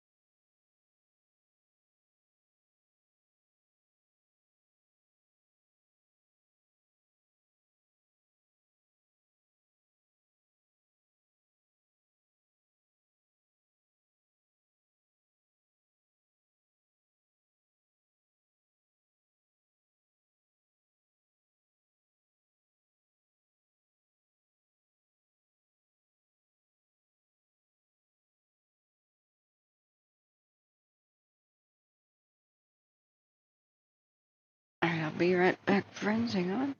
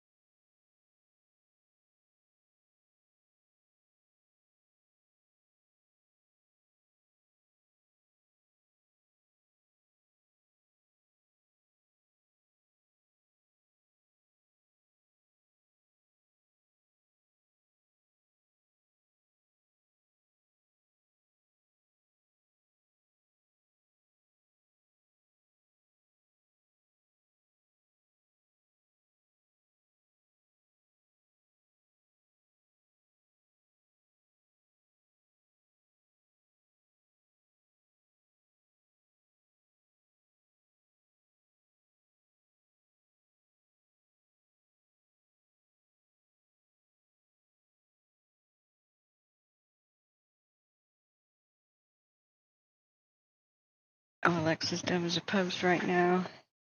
Trying to get her to make the lights proper.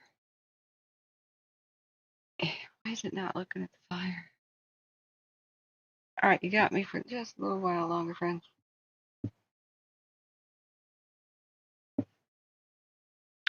Amy D says, the Figueroa cameras, the buildings are considered private property. What are they? Is it like a farm, a ranch, cabin? I think that tower survived. I would be very surprised if it didn't. It's not a tower. It's actually just a little building. Turns out the Figueroa Tower is not where the location of the cams is. Here's what's so weird. Get this. This is why we're so confused at first. So I puzzled out the maps, right? So the Grass Mountain cams are not on Grass Mountain. That's right. Grass Mountain's over here. That one. To the right. Great. The Figueroa 1 and 2 camps are not located on the Figueroa Fire Lookout Tower. That thing's off in the distance somewhere. It's actually just located on some sort of a... See how low the ground this is? Well, it's like a warehouse looking shack thing. So when you look at the Figueroa Lookout Tower,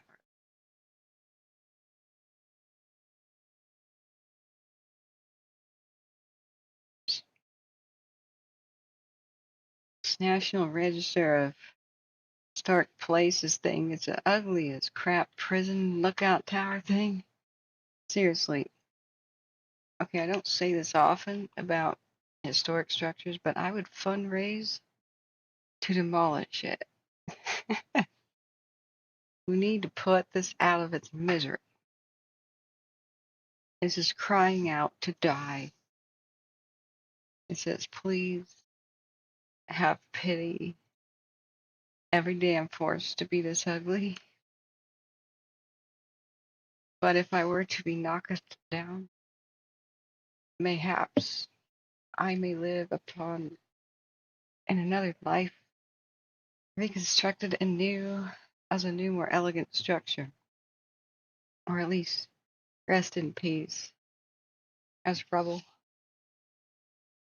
Okay, I'm serious. Like, where's the prison guard with the machine gun at the top, right? Where's the spotlights and the dogs and the hounds? Okay, where's the sirens here, right? And that is not a historical registered places. Look, what the hell is that? 1965? That's not historical. That was a mistake. And it's what?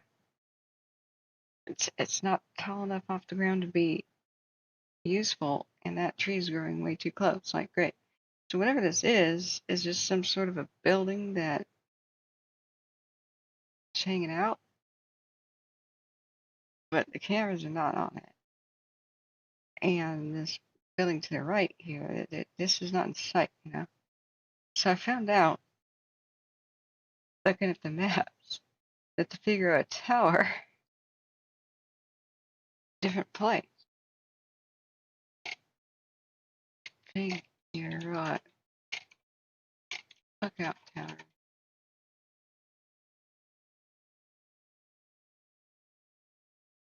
Go figure. So here's Figueroa Mountain in the lookout, right? There's that geodetic survey marker thing that's typically in the foundations or next to a lookout tower. It's a little round disc.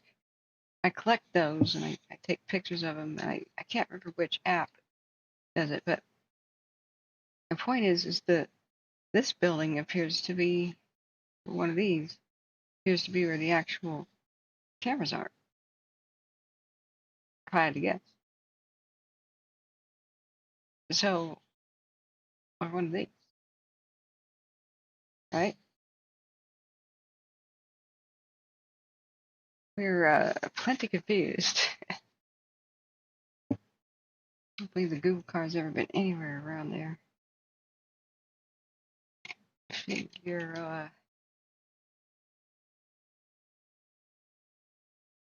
yeah,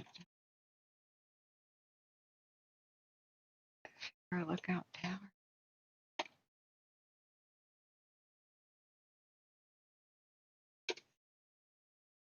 Yeah, the day use and lookout area thing.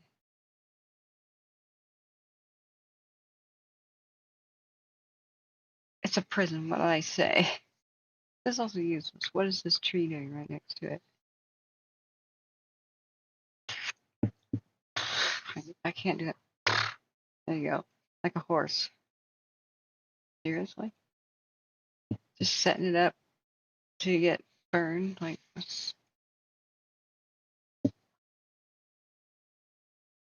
who needs defensible space? Who needs a bunch of gravel here so the grass can't? Alright. So, anyway, like, that's the tower.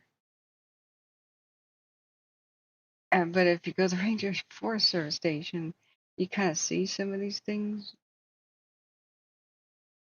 like down there. Like, did this survive? What is it? It seemed to have kind of burned, or at least around it or over it. Other structures just were in the distance. So, this building is candidate because there's that one little, remember the one tree that looked like an old tree, the Figueroa cams?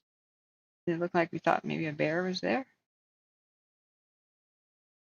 Or this is a candidate building, whoever it was at Brown's sighting. But we saw a big, round, defensible space around the building. And a propane tank, a big white propane tank, which we thought might rupture. And then the camera looked away from it. And we're like, no, seriously? So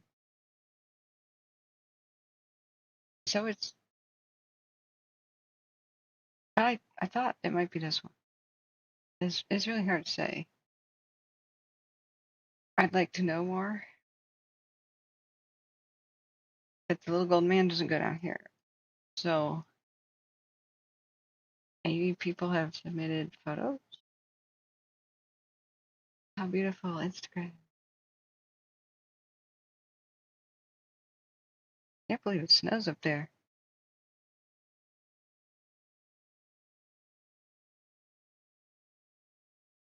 Frost. That is a cat. Sorry, my mouse has gone wild. That is an adventure cat. If I ever saw one.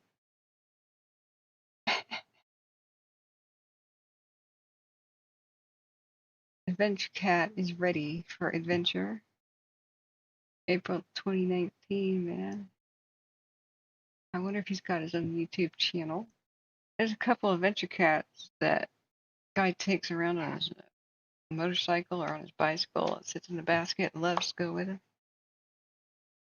When was the Google car there?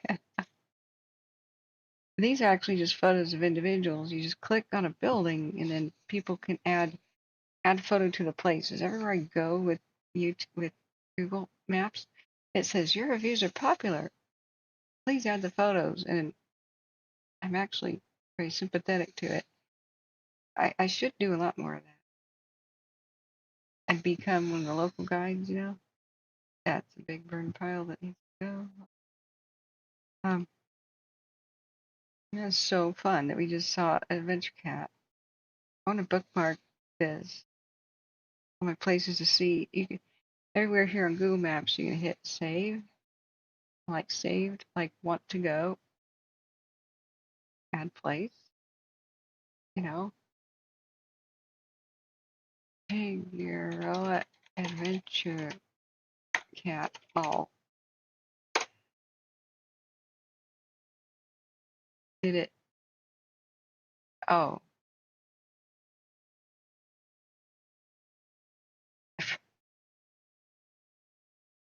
Okay. I thought it would.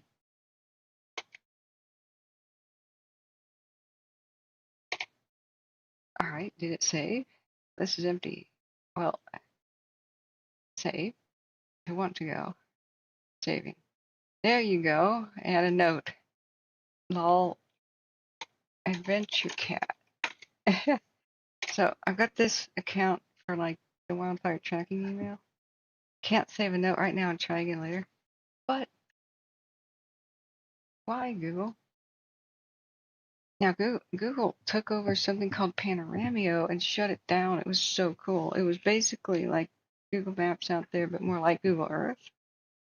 And it was people's hikers and stuff, pictures of the middle of nowhere, like normally where Google cars and things don't go, and interesting things in the middle of nowhere. It was like a Flickr, a very good Flickr competitor, but it was all about people taking photos to the middle of nowhere, so you could either live vicariously and kind of know, oh, you can kind of get an idea of what's out there. What do these mountains look like from such and such vista? And you could just see the world like that. And then people would click on the ones they liked. So as you saw a big map, you saw the more popular pictures, like how you zoom out, you see pins and stuff. And so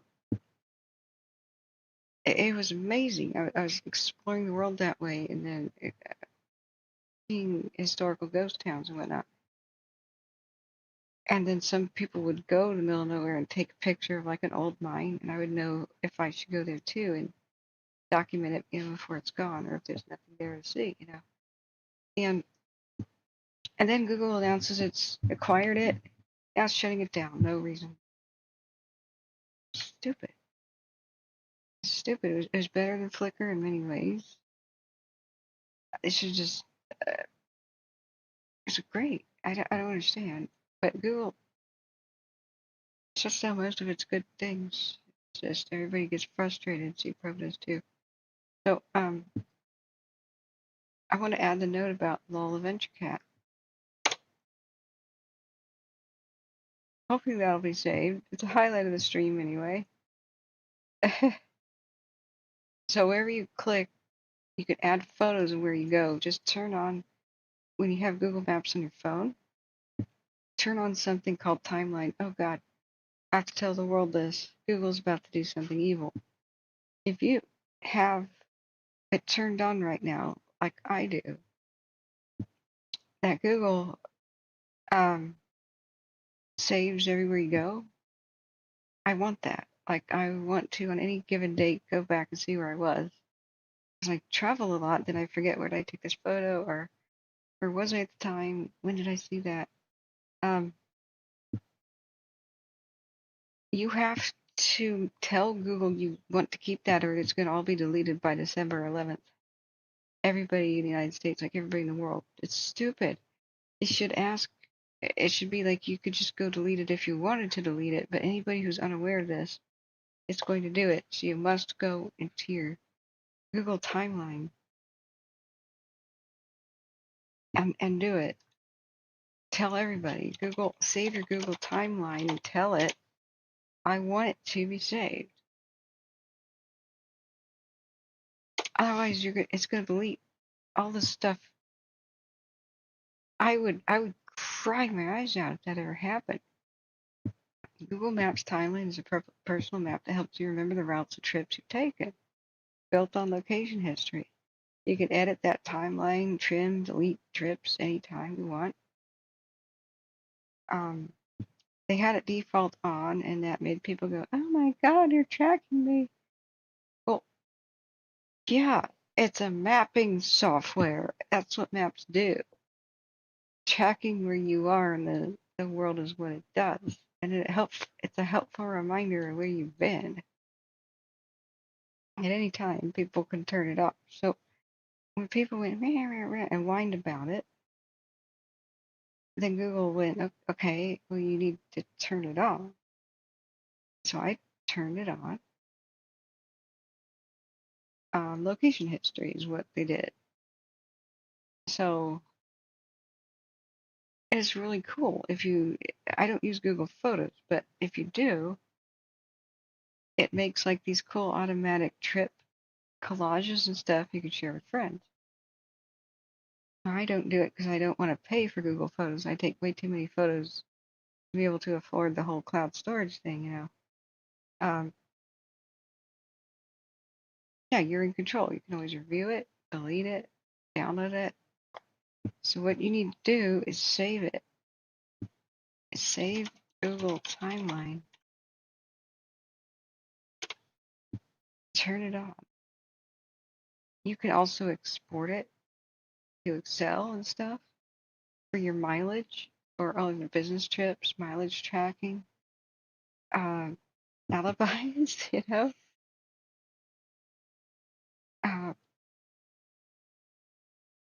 It's deleted. I can't believe they just like, oh, it's like the thing where they were like, oh, we're going to delete all the old Gmail accounts if nobody's logged in once a year. Jeez, that freaks me out. And you can set it to automatically delete. Paranoid people will. Yeah, I have 8 years of data and I don't want it to be gone. It says your older data will be deleted. It'll all, there's a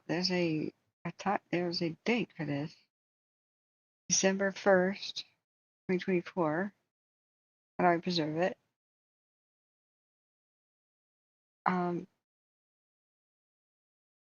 Geez, unfortunately, from December 2024 on, timeline activity will be saved only on our devices, and then it will save only the last 36 months. It was useful for me on many occasions to go back years into my timeline and check the places I visited in different countries. And then somebody says, look, it only auto-deletes 36 months by default if you turn that off. So what they're not going to allow you to do is explore it in a browser anymore. Which is amazing. That's how I went back and tried to figure out how many miles did I drive around the Caldor burn scar. It's a huge, huge amount. Yeah, Amy D says GMAP's history was great for calculating mileage for taxes. I know this is ridiculous. Yeah, Rob Blingsdorf, I understand. I have sent 3 Google Maps corrections about 3 roads that Google has wrong, and they still haven't made the corrections. Yeah, Waze is better at that, but that's more like a driving app. Amy D says, oh God, I saw Sedgwick Reserve. How far is the lake fire from it? I trimmed 3 burros and 2 horses that live on that huge acreage. Oh, you're a hoof trimmer? Wait, you're a farrier? Wait, hey, David D says, that's what it looked like when I was up there, little pine mountain snow on the ground in December. Oh, God knows what it's going to look like when you come back. But, you know, the oaks will basically survive. After Paradise, barely tell the Paradise happened from the valley, looking up there like in the Golden Hills, even by next spring. I was pleasantly shocked, but I was also disturbed. Like, I wanted people to know it happened up there. You had to drive up there to see the devastation. But, yeah, whole horse and hoof care. Sweet. I want a burro, man. I want a burro. I like mules and burros. They're really cool. Do you have some? ABD? I'm going to save this amazing adventure cat as a screenshot. Sweet. Sorry about that.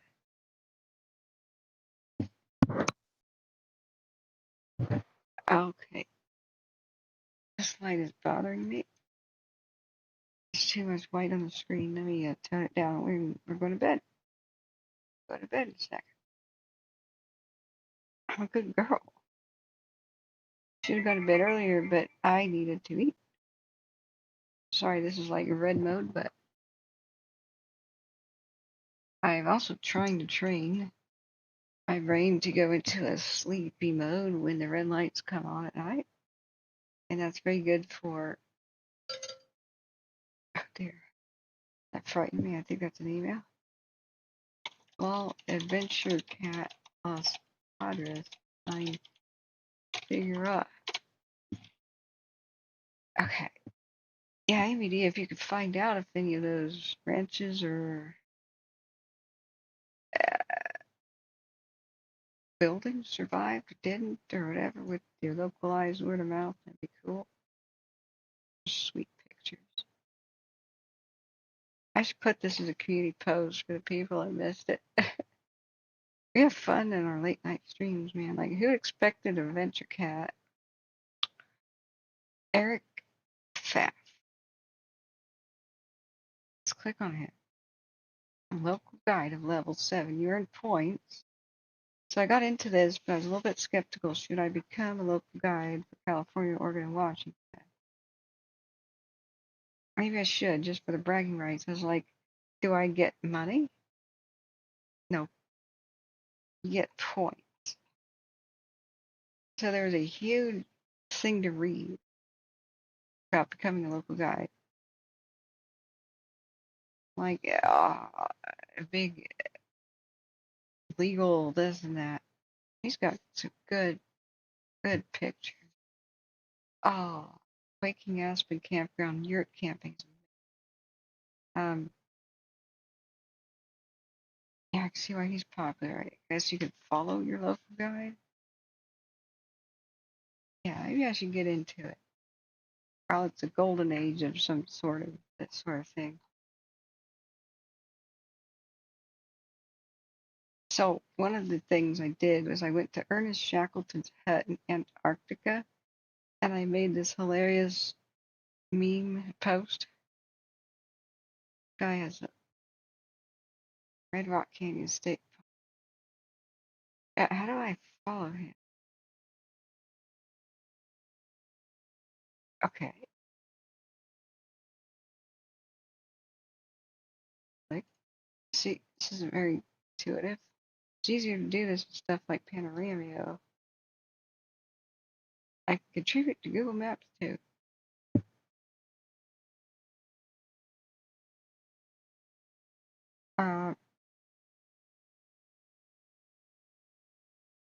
So I have to Google how to Google Map follow somebody. How to follow someone on Roblox.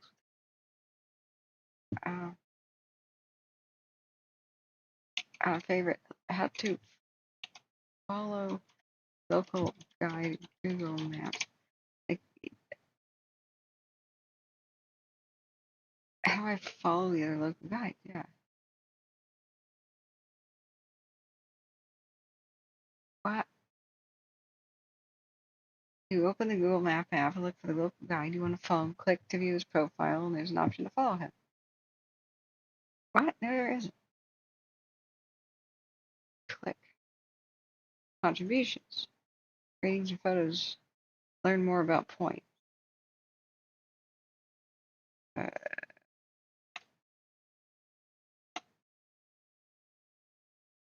As you help other people, you earn points. Yeah, I get that. So it's not like it's off my screen.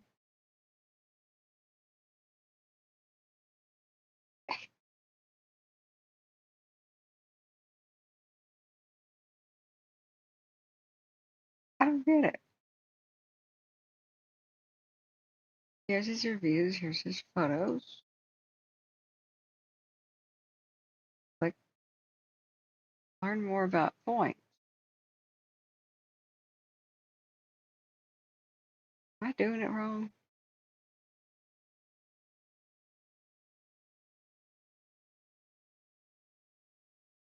Google, why? Okay, I'm too tired for this. We'll figure out how a basic thing works tomorrow.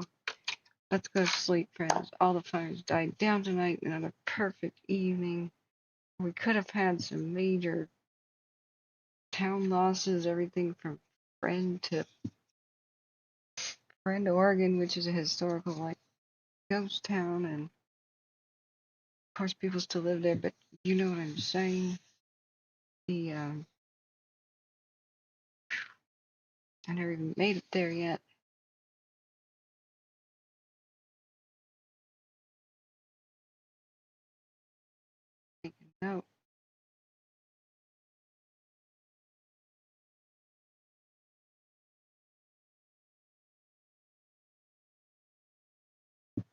thank you everybody, who has donated and held the fort on the mods. I don't know. I wonder if it is his adventure cat. You think you're a level 1 local guide? Cool.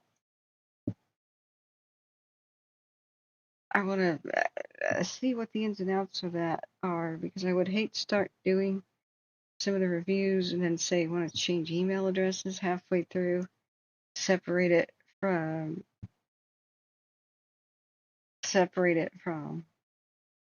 personal, you know what I mean? Like, I have one foster failure horse that acts like a Labrador.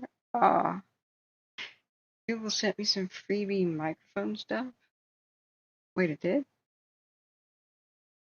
Freebie microphone stuff? Oh, where did you ask Amy that the fire might be getting close to? Ah, ah. But guys, you have to go to your own Google timeline on your phone or on how to save or Google timeline and turn it on. Turn off auto delete. Or by December, it's going to delete everywhere you've ever been. If you want to save that.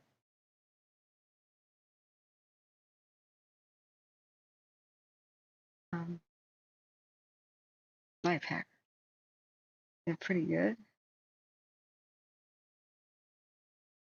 Yeah, Google is transitioning away from it. It was cool, at least on the web. Going forward, the plan is generate and keep timeline data on your device itself. Great.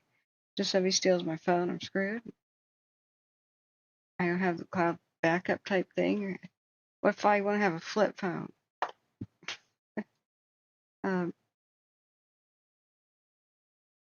Oh, this is ridiculous. As a byproduct of this change, Google will no longer display any timeline data on the web, as all data will be locked to the user device. Stupid. This is where things get dicey. Google may delete your past timeline data unless you take action. By December 1st, and older data will simply be erased. So here is what you need to do and pass it on. But sorry, Amy D, where did you want me to find out? What did I accidentally click on?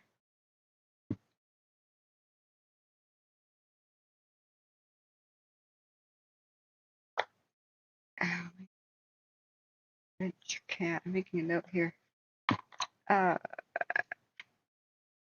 Anyway, take a look. You said, somebody said, how far is the fire from such and such place? I'm looking up. I can't even find it. Somebody was like, oh no. Is it you, Amy?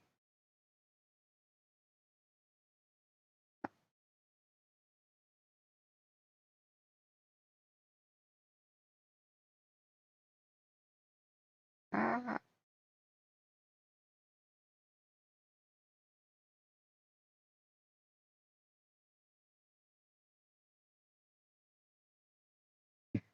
Okay.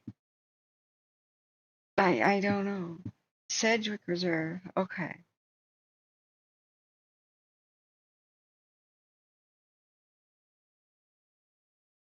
Sedgwick Reserve.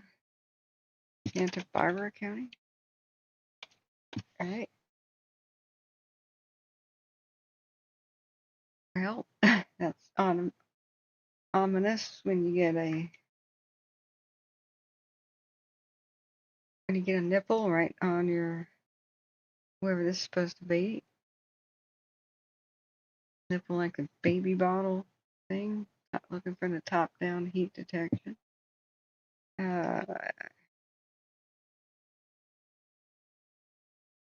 Figueroa Creek. That looked like your reserve. Mind you, they're doing nighttime firing ops, so Yeah, you should get a dedicated Google account just for local guide. Darn. A couple of mine are already fantastically popular, and it took me by surprise. I wonder if I could kind of transfer it over. I guess I could duplicate it, delete the other one, but it's like, I did this once. I just wanted to promote a business that was historical. Took some pictures of it. Like, I wake up a couple weeks later, your pictures have had 50,000 views. You're popular. Become a local guide. I'm like, really? Maybe I did. Oh, it's the timeline is not. Ranchos Los Robles and the historical. We're on Forest Service as our base layer. You can go to scan topos, which are unnamed era, usually 60s and 70s maps. Map Builder Hybrid. It's ugly. Map Builder Topo, which is ugly. TF Outdoors, which is also ugly. Global Imagery. Historic. Shade of Relief. Yeah. Cedric Reserve was on the Google map. Okay, here's Midland School. And then where's another? It says north of Santa Ynez, just almost due east of Los Olivos. Here, and if we line it up with Venture Cat, duplicate, so we don't have to get rid of Venture Cat.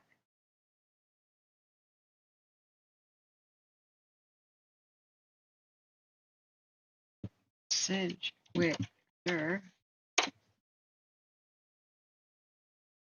Figaro Mountain Road, this intersection.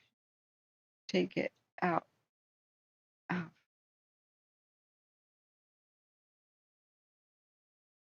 the Neverland Gates. The Lake Fire, Los Olivos, Alamos, Terrain Mode, Figueroa Mountain Farmhouse. Temporarily closed. Oh, I hope it's gonna live. Oh, how picturesque.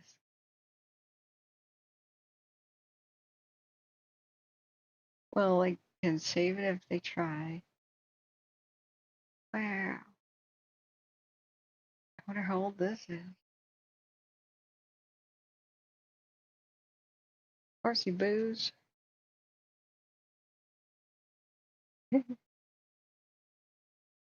A mini horse. A very special looking oak tree.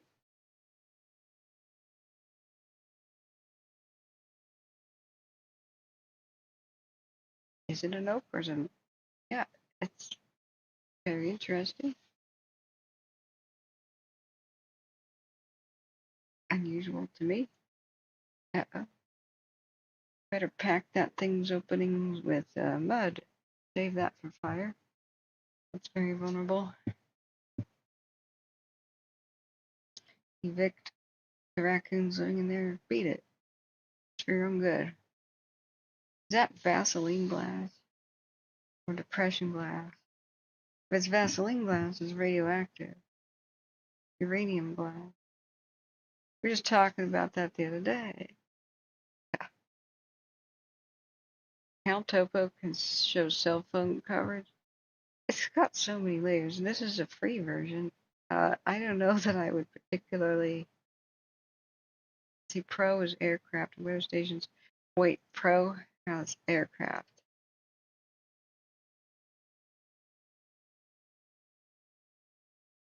What do you mean live satellites, like right now?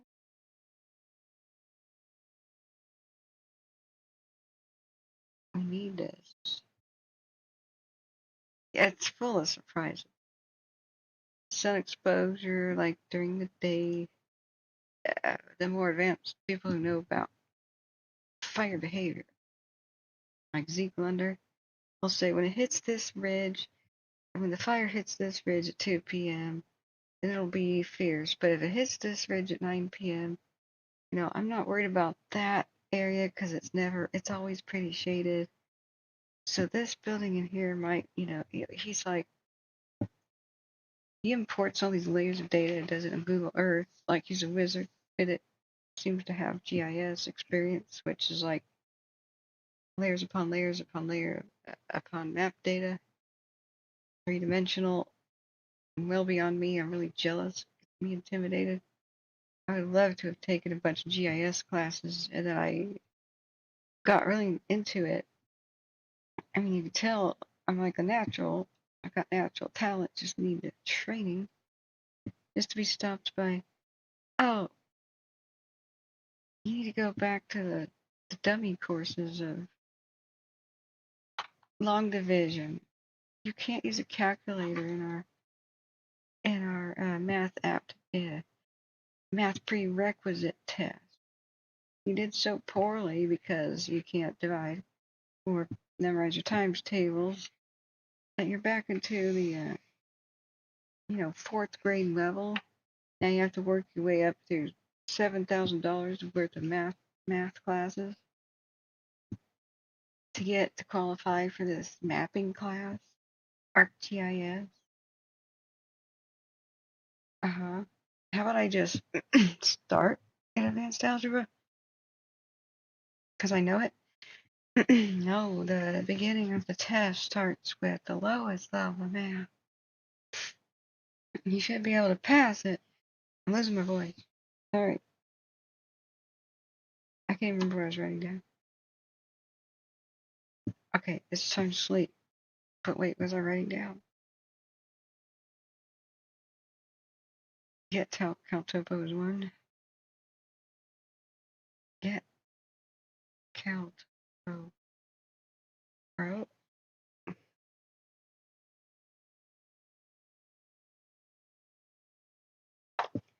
don't remember what I was just doing.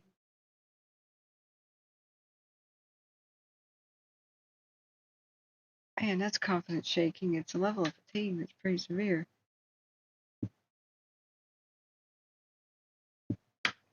Whoa.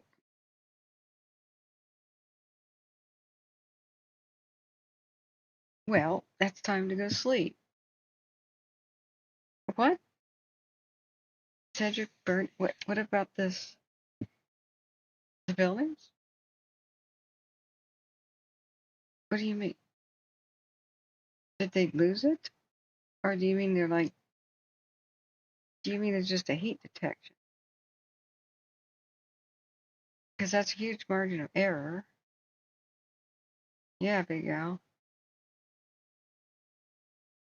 Do you mean the area did? Because the grass should. But do you mean they lost the structures?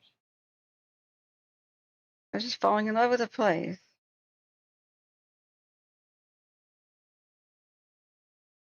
What do you mean? Elaborate. What? I didn't hear about any structure lost today in the lake fire. No! The Facebook page post. Burn what?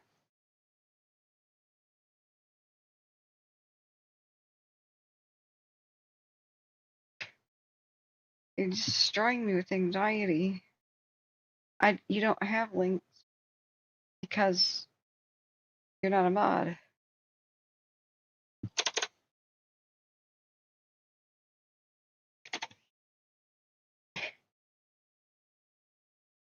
Nobody but a mod can post links, which makes my channel very dangerous. I have to yank the mod powers after the streams when I just want people to post links.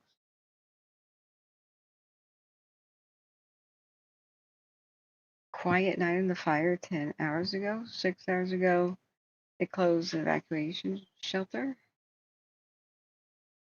Here.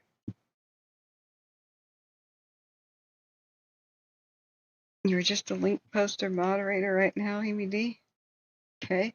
You would need training on how to police anything. There is. Look, it doesn't show up. Just post it now. You can. Use your powers for good. Just killing me with anxiety. I'm trying to relax, go to sleep. Been awake for days. It's gonna be hard days ahead.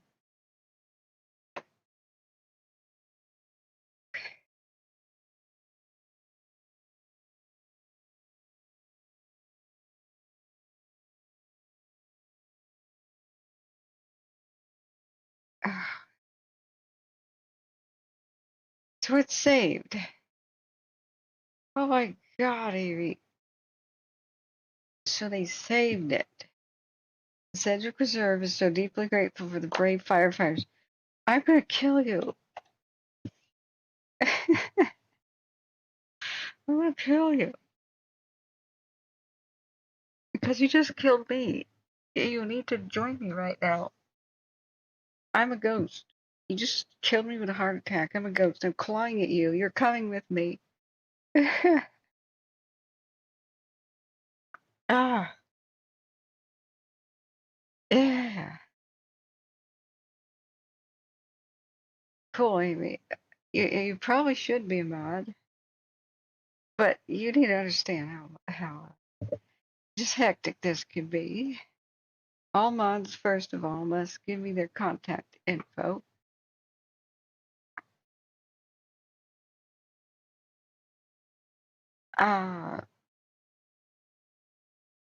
Well, they're thanking the firefighters.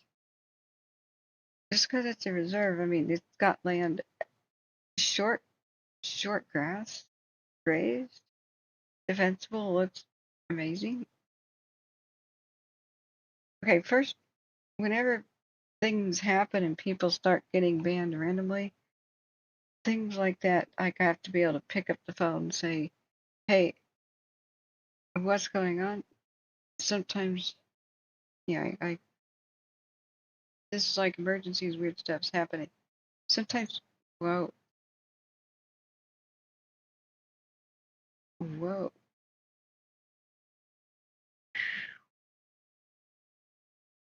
there's a kitty cat.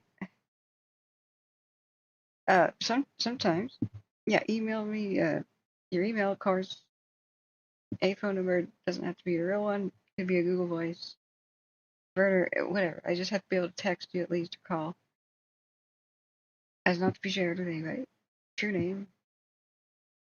And that'd be awesome. If you want to volunteer, heck yeah. I've always wanted to get the new volunteers together, run them down on the basics. I need to come up with a new rule set. Meow. Oh, look at that. He's posing for the camera. What a ham. That's a handsome cat right there. Looks probably is a boy.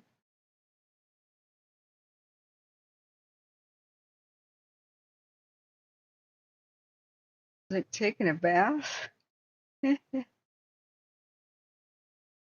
Wow. Looking up at something. I have a secret, guys. Sorry, let me finish one thought. And this is a cool image to kind of end on. My friend Kate's the manager. Sweet. I'm glad everything has worked out for them there. Grass fires, they just go, and as long as you babysit buildings, you got a groomed property. Things pretty good. It could probably be now a refuge for other livestock now that it's all black all around it. It could even be like a camp or something for firefighters or whatever. It's probably ultra safe now. Okay, so finishing your sentence, sorry, before I totally lose it, is condor. What a beautiful boo-boo. Yep. Condor 25. So, instead, I used to put the rules in the description of the video and say, hey, guys, see this description of the video, but I have used every single, oh god, no, spider, no. I'm not looking at that. No, wow, no spiders. I'm going to invent a bot, an algorithm that takes all spider images on the internet, turns them into unicorns, and I'm going to get rich. This app will take over the world. All those arachnophobes will download it. No. No tarantula photos. No. Butterfly, that's good.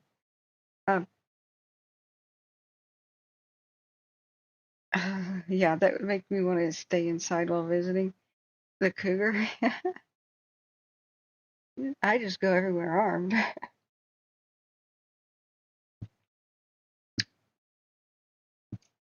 And in groups. Every time I get out to pee, by the way, if I'm just like driving in the middle of nowhere and you have to pull over, there's no rest stops. Knowing that I'm a small thing and like a cougar snack, when women crouch, because we have to do that to do our thing, we are ultra vulnerable. That's one of the triggers for predators to pounce on us. Crouching down, becoming smaller. We're triggering their instinct like a deer lowering its head to graze, and it's not that alert anymore. They just, if they're observing, kind of like running from a predator. So what you do, though, is you look up and around constantly, and I have a knife in my hand. It's open. Like I have it, a big one that travels everywhere with me. And let's look at the lake fire right now. Glad that place survived. I wish they'd tell us more about what they do to save buildings. And I am ready to use it because you'll never like hear a cougar coming at you. You'll hear like maybe, and you'll just feel a giant weight on you as it tries to knock you down. And it will try to deliver a killing blow in the back of your neck. Its fangs are spaced perfectly to sever, to lock around the vertebra of a deer or elk, or works for humans, anything of about that size.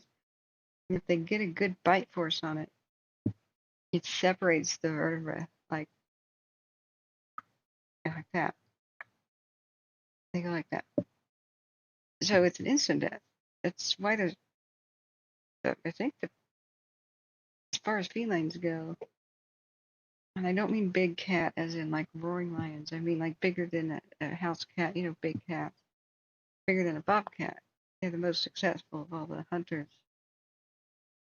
Because they don't do the grabbing the throat and wrestling the prey down, and they don't get injured. They ambush, jump on the back, they bite the neck, it's done. So, knowing that, I already have a huge hunting knife type thing that doubles as a camp knife, like a little saw blade thing. Just got it at a gun show, it's like huge. And I do my thing, I'm looking around. I have a flashlight on one end and a knife in the other hand. If I ever feel anything jump on me, it's bam, and I'm just going to stab it behind me. Bam, stab. Because it's probably stronger than I am. But the moment you draw blood or hit it, it's going to be like, oh my God, it fought back. And it's off you. It'll be unusual if it stays around struggling with you. I mean, is this likely to happen? Like, no. But if I'm alone in the dark, pulled over, this is the best way to survive should the scenario happen. It's not like, oh, I'm getting attacked right now. Wish I had brought my knife out with me. There's a way subconsciously, and I read about survival and how to not trigger predators. If you are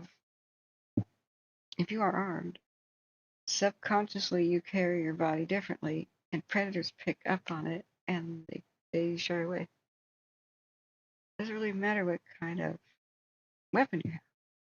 Just walk around with a pocket knife. You have a strange confidence projection that they sense. I no longer give out the vibe of a fearful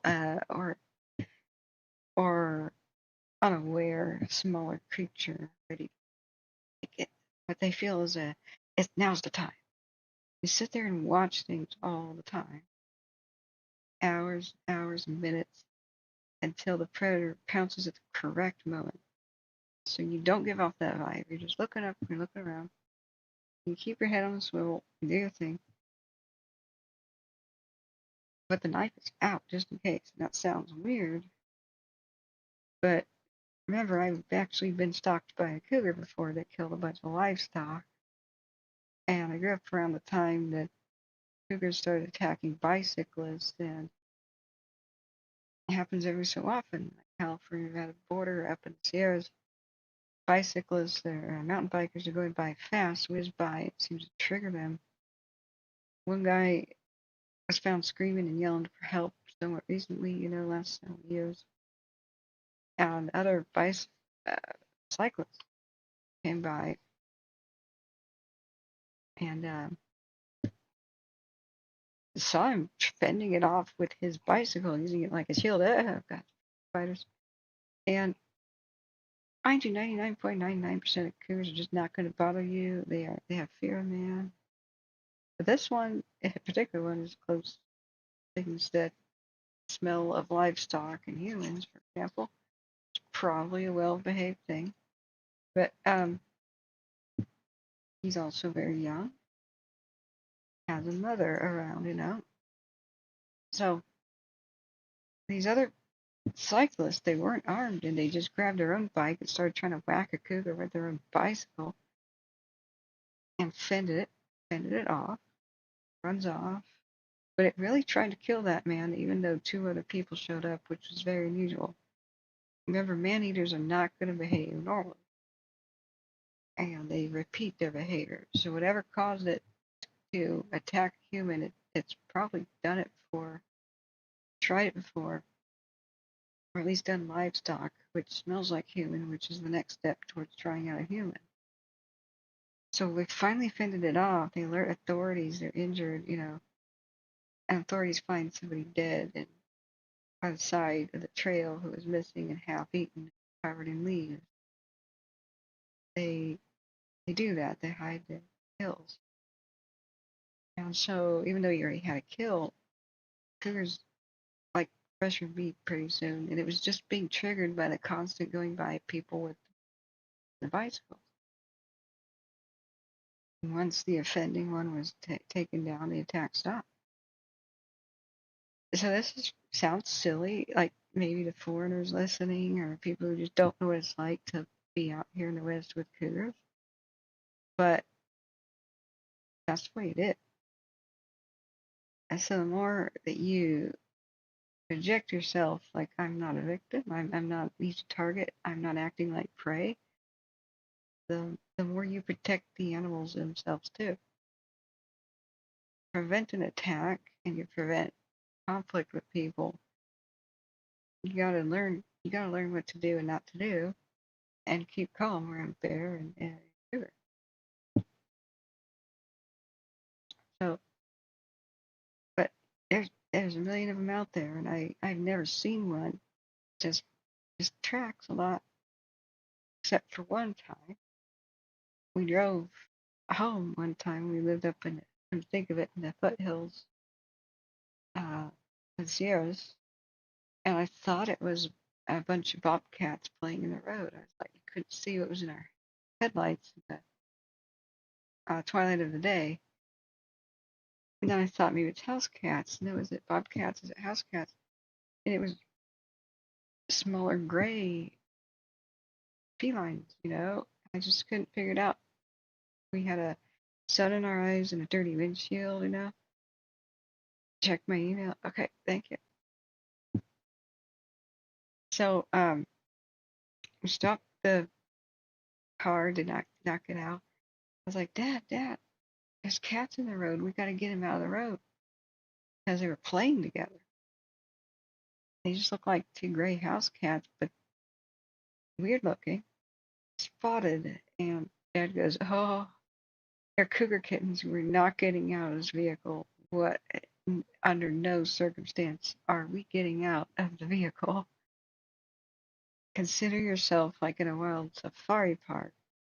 So the mother had left the kittens and they just began chasing butterflies or whatever they were doing. Off hunting at twilight, which they do. And so we just waited. We didn't want them to be struck by cars, so we just waited and watched until we were certain that they moved away from the road enough to be safe off the road. Never saw the mother. Wish we had had a camera at the time. Magical. Watched them like 35, 40 minutes. We stayed up there in the bunks at Sedgwick Reserve. Man, Amy, I'd love to hear about it. We've got to go to sleep because it's already 3, and I just, please tell me about that tomorrow. Welcome aboard. But, sorry, my incomplete thought from earlier before it saw this cougar picture was I think instead of writing down like a list of rules, I thought about something brilliant. I should make little cartoon versions of the rules. You know how there's like no smoking signs, or like there's a men's room, like a version of a person, like a silhouette man, silhouette woman, you know? Yeah, it was cool. We'll have fun. We'll keep it like light, instead of me explaining the rules all the time too.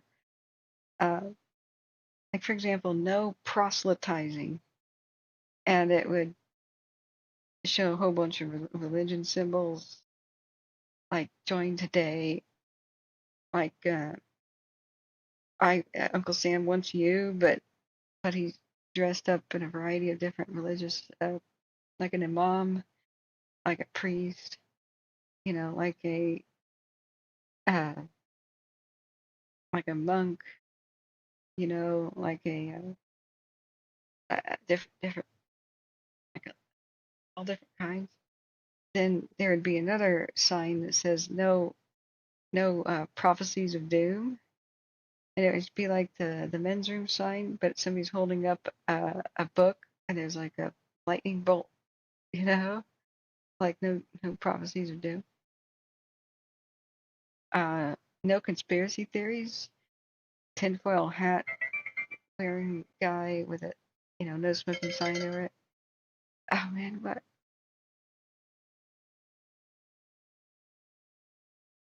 Sorry, I don't know why my phone rattled.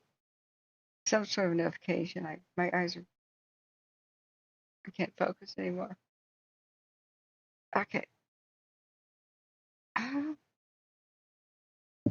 Okay, thank you anybody who donated. I have like 95 for notifications, and I can't see straight because I haven't slept for days. We're gonna go to bed now. But I think if we make it a little like a funny thing like that, we could keep it as lighthearted as possible, because that's the most stressful thing. When we start getting the viewership up, we've had below 3,000 views today, but when it gets high, we get a lot of the, let's just say, a percentage of weirdos, you know. So we got to keep it light and just barely even acknowledge them and move on, because it's stressful to even talk to them. That's all, what they want. Much of the times, me to just turn my attention to them, and that's what they crave. So unless we do that better, and I don't want to repeat myself a lot, it's just inappropriate, Like you don't walk up to firefighters and say, "Do you have a moment to talk about religion?" Like during a structure fire, they'd be like, "Are you mad?" I try to tell people this is the same thing when there's evacuation stuff happening. Like people walk in and go, "And Jesus said that it would be saved." And I'm like, "Hey, could you cut that out a moment? This town will be saved by Jesus if the people here believe that." Okay, can you really cut that out right now? And then, wait, you're trying to mute the Lord Jesus? No, I'm trying to mute you because you're being disruptive, man. Like this is being the most stressful. It's more stressful than the fires. If you're not on the side of Jesus, whose side are you on? Shut up. That baby is exactly, but it's kind of hard to tell, who is just new. Some people were saying prayers, but like you're really spamming way too much of the Bible, to pages long verse. Okay, like a small little blurb. Okay, saying prayers. Okay, that's a badger and a coyote. That's funny. It's like a Disney movie. I could stay on this Facebook forever. We're not gonna do that. I'm glad they saved it. That big snake. That's a newt. Is that a newt? It has legs. What on earth is that? It's like a salamander dragon. Okay, see, I'll be here all day. That's gotta be a legless lizard. Oh, neat critter. I don't think it's a skink. I bet that's a legless lizard. That's a true lizard. No, it's a skink.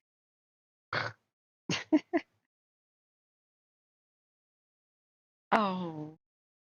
Oh, I had a few I caught and I kept those as pets. These guys are great. I can't remember what they are. Right in me a second, and I realized he's the harmless one. Oh, it's a blue tail. Badger, badger, badger, badger, badger, badger, badger, badger, badger, badger, badger, badger, mushroom, mushroom. Okay. Look how different it looks. Oh God, people are gonna start waking up and greeting me. We gotta go. We gotta go. We gotta go. We gotta go. Skunk. Oh, that skunk's in danger mode right there, man. I'll tell you a skunk story tomorrow. Oh wow. Look, little hearts.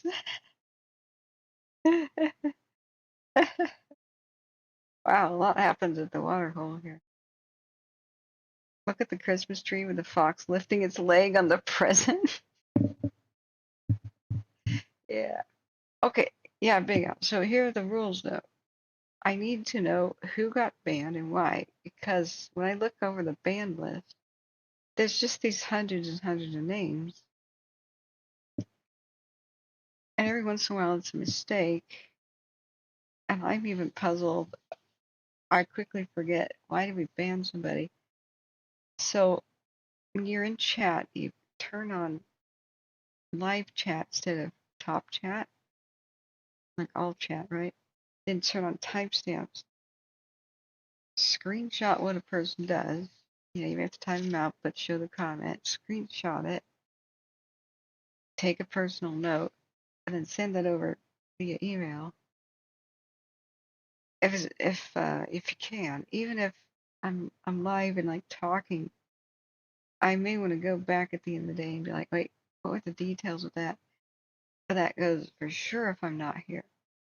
It'll be very helpful. Because I tell people, if you accidentally got banned or something weird happened, email me. Yeah. Yeah, Big Al, I think your instincts are pretty good. If anybody, what I'm really interested in right now, like not having much tolerance for, not having a lot of tolerance for gross stuff. I'm not a guy. Like no fart jokes and stupidity like that. There's this one guy where I made a smacking noise with my lips, like drinking. Did you just have a fart?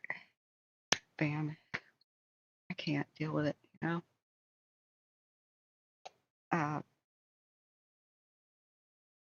It's just like just juvenile crap. Less and less. Oh my God, yeah. They look like First they look like really gray kittens, and then they look like tawny kittens with little spots on them. Okay, here's something about pumas that you may not have known. Can't see the back of their ear. Okay, now the kittens don't have the best eyesight in the world, but they start following mom pretty quickly. They have a huge, enormous range, and so to go hunting, she's got to tow them along with her. So they follow her, but through some of the dense brush, especially where she blends in and she crouches and she's really blending in, they'll have the only way they can follow her and also follow her lead. Like if she crouches and sends a signal to them, she'll flick her ears. So they've got a spot in the back of their ears. See the white? I got white. Wait, no, that's buck. They got that white spot, like tuft. There, right? Oh wait, are they the ones with the black and the bobcat has the white spot? Oh wait. I'm so deliriously tired. That cougar has white. Wait, that's just a white cougar. That's how you tell the difference between cougars and bobcats as well. There's a specific marking on the back of their ears. So that's why they have an ear color different than the rest of their head. They'll kind of blend in and then they flick back like that. And the kittens fall and go down into the bush. Thought the cougars had the spot. It's hard to get a good shot of the back of their head. I believe it's more distinctive in the females, although I'm really not sure. But see how there's like cartoony crap? Anyway.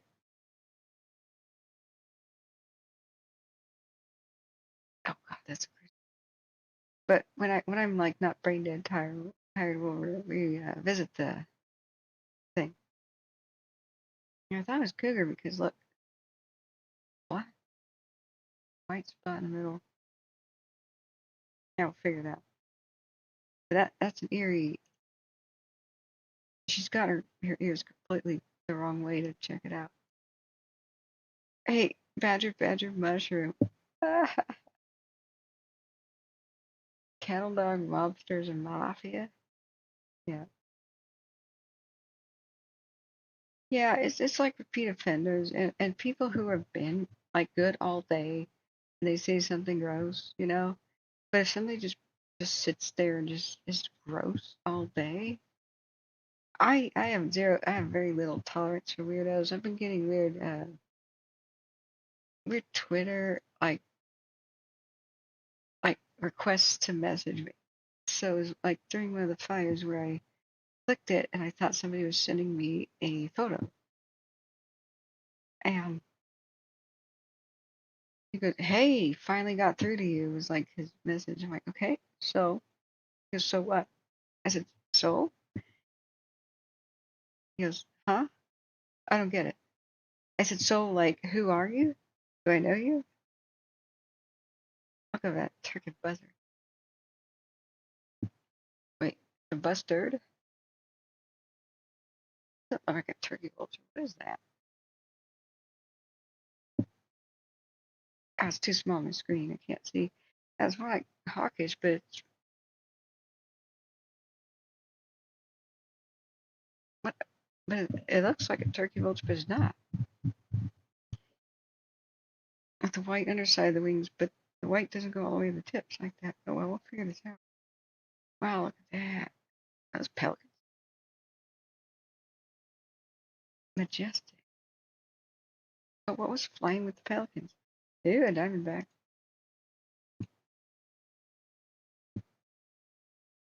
Look, it's the ugly duckling. Yeah. Yeah.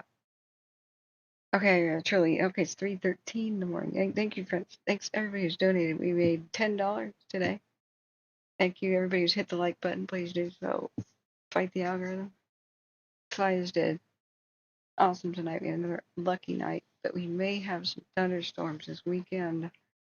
Hold on to your butts. I consider us in the western states here just extremely lucky the last couple of days, considering the weather seemed like it was going to be worse than it turned out to be. We just praise the sun, you know. We'll take it.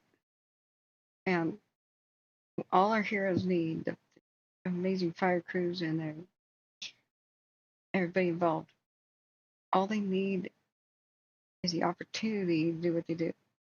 That's provided by weather. But when they get it, they do it. They've been working amazing. I know I would say vulture at the very beginning, and it does look like it, but it's an unusual sweep. You know what I'm saying? A swoop. There are some that look very similar on the other side. I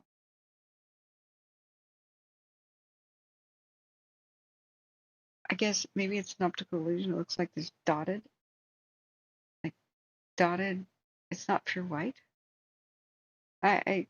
I don't think they have white all the way to the tips right underneath there. Oh, it's gonna keep me here.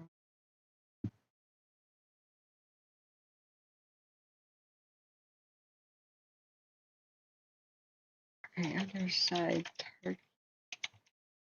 Mulch.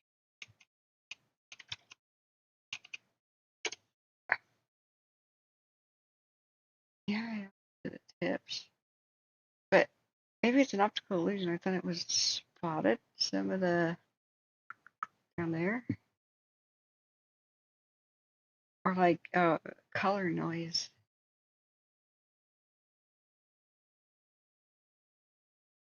You know what I'm saying? See how that looks banded? The tips are banded. Anyway. Oh yeah. The head looks very vulture-y. But have you ever seen a bustard before? See, I just don't know. Not bustard. A true buzzard, then they're not local to the west, but they are these weird long distance glider hawk things that have a similar look. You know, like a little tinier head. A lot of them are in Europe and Texas Southwest. Saw some of these in Mexico that look similar to vultures, and then I mean that's a very broad-winged looking accipiter type. But okay, we're gonna be here all night if I try to explain what I'm showing.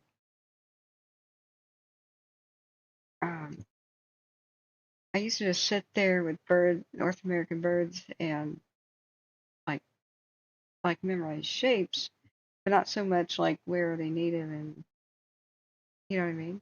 So all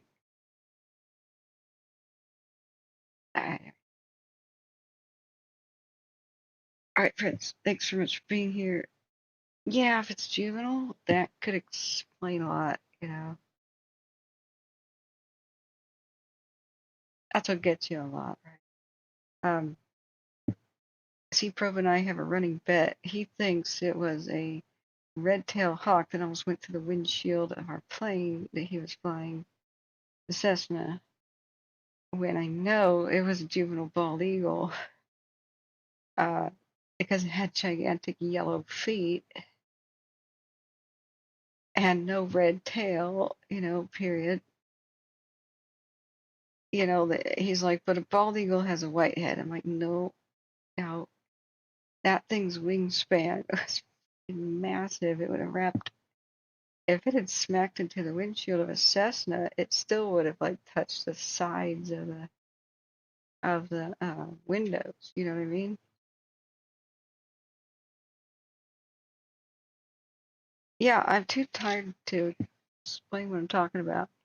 But the Mexican migrants were the ones that dumbfounded me the most. Telling, oh, and they have a weird half vulture, half predator look to them for the long distance soaring stuff because they go over the deserts, you know. So they've got more of the condor vulture aspect, but they're not carrion. Anyway, we'll explore birds later. Thank you so much for being here, friends. Hit the like button on your way out. Subscribe if you want to find us again, or go to the Purple K. Go to the Purple K. Show people how to do this. Go to the Purple K there. You'd have to close the chat, I believe, if you're on mobile. And you're at the channel, right? You don't have to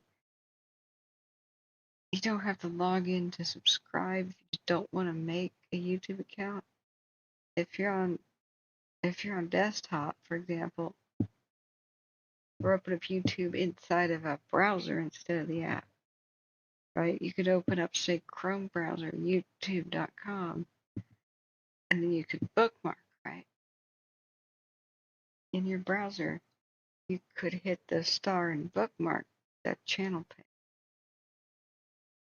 and find us again that way, because it'll always show the latest live stream here. Whereas if you bookmark the actual broadcast, you'd still have to hit the K to go channel, find the new one. Yeah, ABD says I can see the white along the whole wingspan, maybe the back black and shadows hard. Well, what I'm seeing is a very low. Okay, my monitor has mostly a yellow cast to it to prevent my headache. I'm sitting under a red light, and it's a little bit pixelated and small on my screen. So I thought I saw banding in the feathers. Couldn't tell. Right. Anyway, but you go here. Channel link is here. Whoops. First it takes me to the same spot. And you hit the share button for the channel. That's how it looks on browser, but once you go there, you text this to people, text the link to people you think need to know about our channel. And you can hit the copy button and then paste it into your social media or whatever. Tag people. We spread by word of mouth. Most people are over the age of 55 by far who are the viewers. And they need some special help finding us, you know. And we're fighting the algorithm that is always uncooperative. It doesn't like it when you restart channels every day. Like, it thinks live streams should always be cooking, but then again it deletes all my live streams if they go over 12 hours. So gotta stop them every 12 hours. I thank you for your help. Every time you hit the like button when we do this, at the beginning or end of the stream or any time, it helps us fight this stupid system. So very much appreciated, friends, being here. My second day in a row covering streams. I'm gonna pass out. I'll try to be here in the. I think I can be here by 4 to 7 in the afternoon. It's gonna be another freaking scorcher. I'll see. Right now I'm boiling. I gotta open up the entire place and try to vent the heat. If it's just super hot, it'll be evening. But I'll monitor the situation and do what I can. Thanks so much, AVD. Welcome to Club our newest mod. Here is your sword. Here's your sword. Right. Here's your powers for God. But you've been knighted. And then later I'll tell you what the rules are. How you can enforce it. There's basically no proselytizing, no doom speech, no predicting the demise of communities, no pretending like you know the future. That I know that place was toast now. Okay, nope. I mean, obvious things like pretending to be officials, right? No making other people uncomfortable in a pretty obvious, way. No victim blaming. No climate change debates or any kind of debate that has no end. That is divisive. No divisive stuff. No blaming general groups. No politics or promotion of one side or the other, or politics or parties or whatever. No, no calling for violence and obvious stuff like that. We don't say the A word for arson unless we've got real reason to believe that it might be there, and just general reminders of just keep on the lookout for stuff. We've got 2 people dead yesterday from arson in Seattle, and I warned people to look out for suspicious behavior in the morning, and I really hate being right. If fire does look suspicious, though, obviously so, then we should issue the warning. But no arson rumors spreading, and no witch hunts, and no whatever. No people saying this group or that group likes to do arson. Actually, I'm going to do the T-shirt selling, but yeah, I don't know. We're lucky to have you, Amy. You've been wonderful and helpful. So, yeah, no conspiracies, facts only resources, right? Always make it clear we're speculating. And then what's really important is for the love of cars, if you say fire at such location or name of fire, I'm covering like all through western states, Nevada, and a couple times Idaho.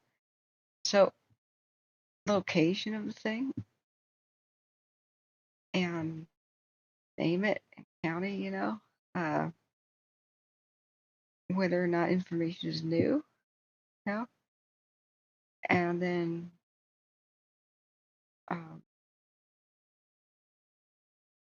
I see here.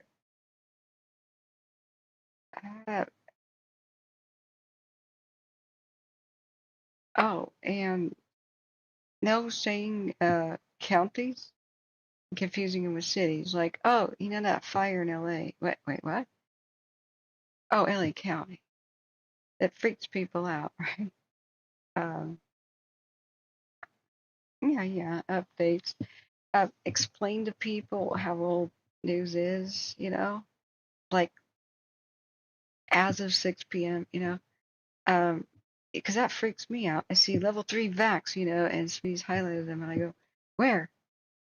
Oh, yeah, from 5 hours ago. Yeah, we know that. You know what I mean?